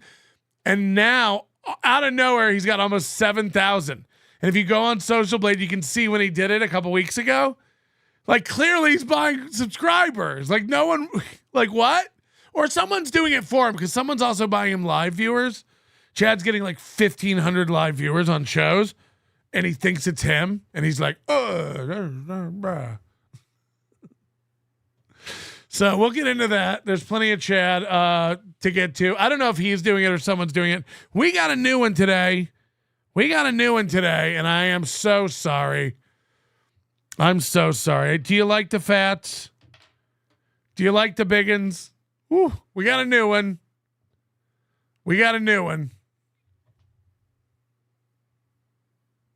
Hey, babe. Meet J Bay. She has 55,000 subscribers. And she's kind of a big deal in the literal sense. Here she is. I think she's quit, by the way. I think she's given up on YouTube, but there's a treasure trove. Oh, boy. Hey there, all you fabulous babes. Welcome back to my channel. It's your girl, Jay, and I'm so excited to be back with a new video. What do we notice right away? Confidence. Big confidence. She's owning it. She runs shit. She's got the skills. She gonna be telling you how it is. Now, she's sitting on a king-size bed. It is crushed. But imagine you're like, I mean, she takes up a lot of this king-size bed. Today's video is super special because it's been sponsored by Big Fig Mattress. So, Big Fig Mattress. Get ready for a wild and whimsical journey as I spill the tea on my partner and I's experience as a plus-size couple with Big Fig Mattress, and the only mattress made specifically for plus-size people. Her and her partner are going to tell you how it is using the Big Fig Mattress. The only mattress made for... So picture her like laying down on that bed and getting pounded out. Like, where's the guy go? Like... So grab your favorite drink, a snack, and get cozy, and let's dive right into this video.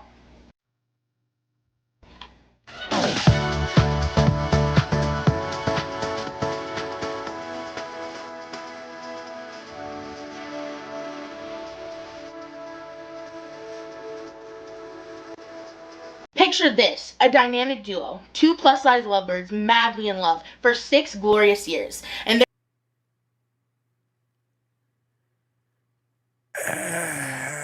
there was just one tiny problem. Our mattress. Yup, you heard it right, folks. In just 6 years, we went through not 1, not 2, but 4 mattresses. You can call me Nannerpuss. How many? In just 6 years, we went through not 1, not 2, but 4 mattresses. 4 mattresses in 6 years. A new mattress every 18 months. A new mattress every 18 months. Can you believe that? It was like we were hosting a reality television show in our bedroom, trying to find the best mattress for us as a plus-size couple. But I'd love to see some of that footage that hit the cutting room floor. Each mattress we tried was like a whole new adventure in comfort, or lack thereof. So she clearly like writes these before, and then she's like reading it, but she doesn't have the personality to read it. She's going like, and every one of those mattresses provided a different level of comfort or lack thereof. She's like reading it too fast because she's like nervous on cam. Let's be real. As plus-size individuals, finding a mattress that's not only comfortable, but can withstand our fabulous weight can be... Sorry, what? Individuals, finding a mattress that's not only comfortable, but can withstand our fabulous... This shirt is like see-through. I can almost see her skin. Ugh. That ring is never coming off. Holy shit. You ever see like when somebody ties a ribbon around a tree and then the tree grows around the ribbon? Hello? That's deep. That's deep.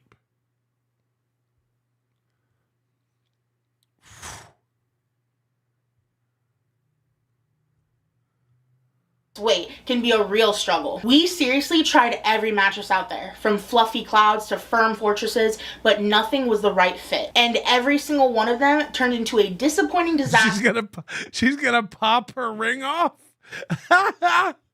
Within months. I mean, seriously, our poor mattress graveyard was growing faster than our love. But so they weren't even throwing away the mattresses, they're just piling them up.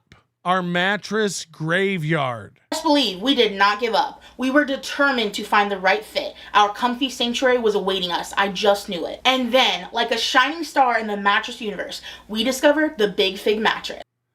Now, what she's sitting on is this Big Fig mattress. But, I mean, we're supposed to believe this thing is the best support for her. I mean, she's sagging it. And by the way, put some pants on. We need to see this.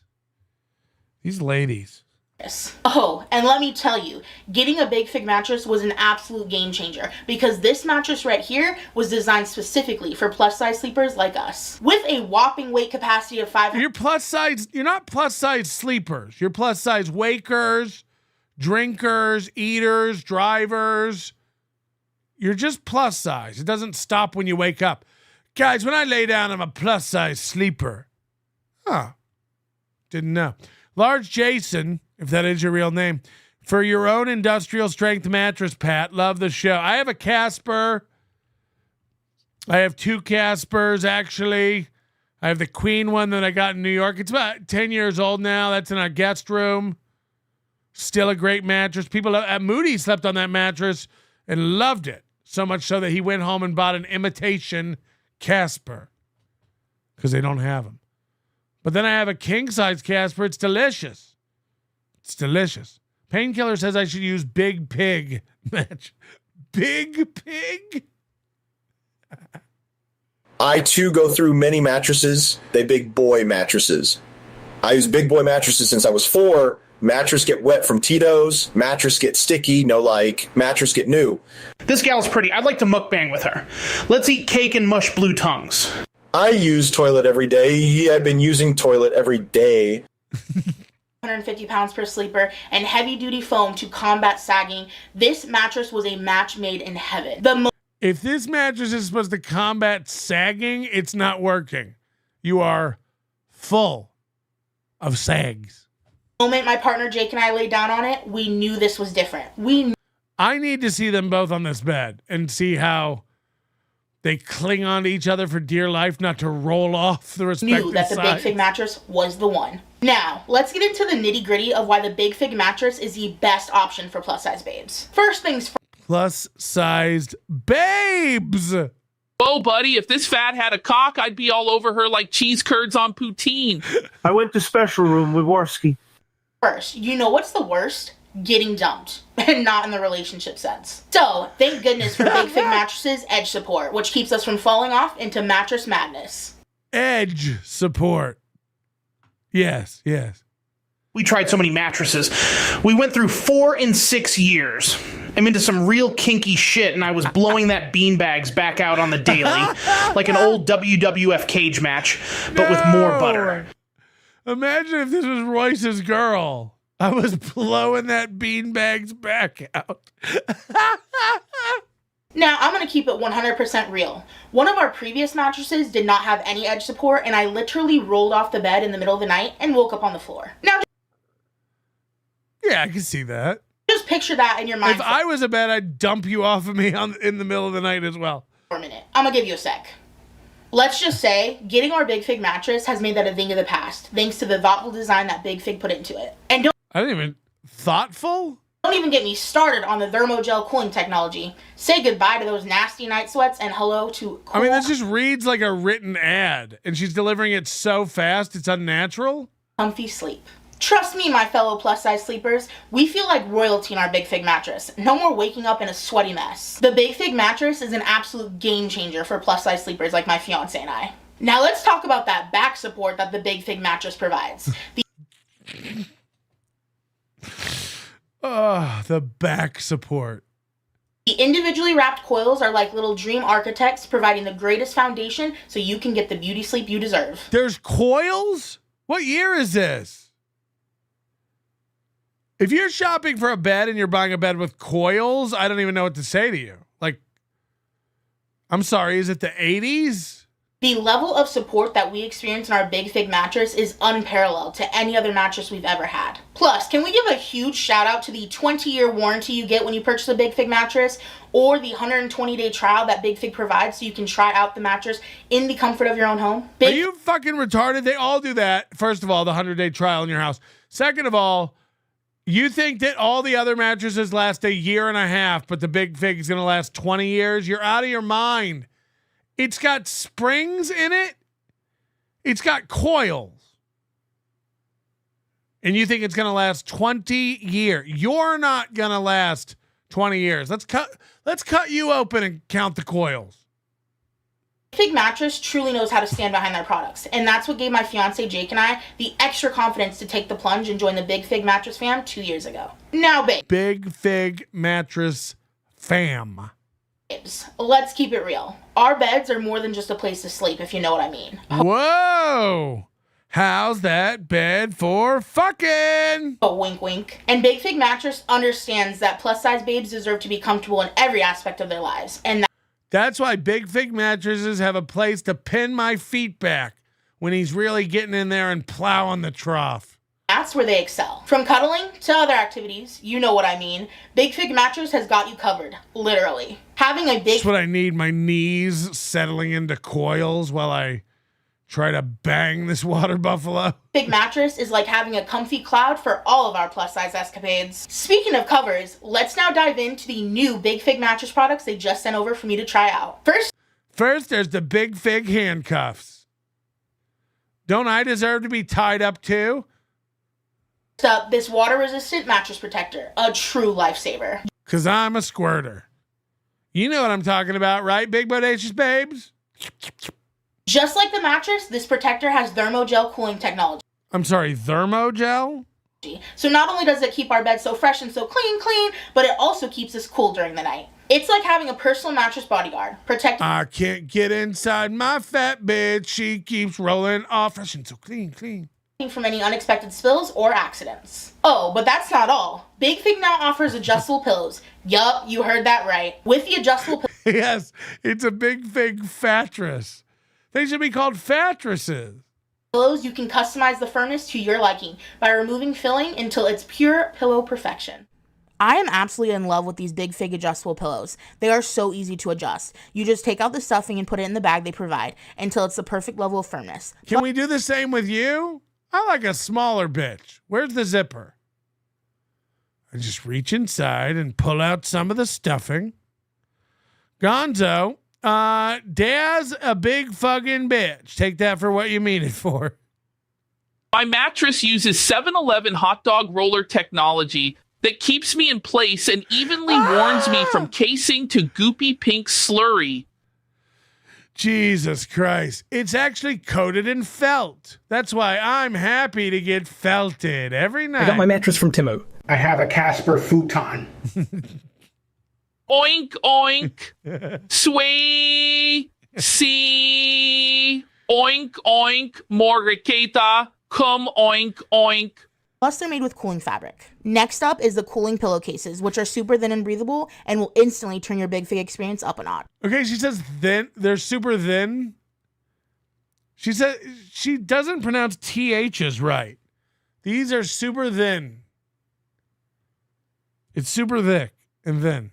Next up is the cooling pillowcases, which are super thin and breathable and super thin. They're super thin and breathable. Will instantly turn your Big Fig experience up a notch. Plus, the cooling fabric on the adjustable pillows keeps you from overheating at night. You know what keeps that undercarriage from overheating? Jesus Christ. I feel like I can see the stench lines wafting up out of that crizzage. Oh, it sucks waking up all sweaty and gross. Oh, God. Can you imagine? You know her husband's as big as her, and they're just in this bed together. It looks like a bunk bed at camp. Finally feel like we found the perfect pillows for our queen and king size dreams. And now let's talk about my new ultimate fave. Somebody wants to know if she has an OnlyFat. Big Fig mattress body pillow. And it's adjustable. It is the widest body pillow I've ever seen. Or Yeah. They make it to match the owner. They send you a body pillow that's your exact measurement. So it is absolutely perfect for plus size sleepers, especially if you sleep on your side. With spine, hip, and leg alignment in mind, this body pillow brings the ultimate support and comfort. Spine, hip, and leg alignment. I feel like all those things on her are in different area codes. How would you even begin to align them? It is seriously like cuddling with a fluffy cloud that hugs and holds and supports your body in every way. And I seriously cannot get over it.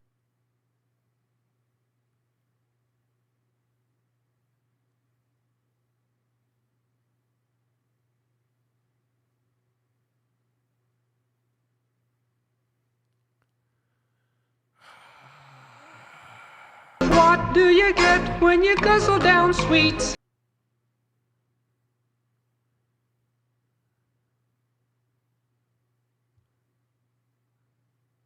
I wasn't ready for that. For how comfortable this body pillow is. And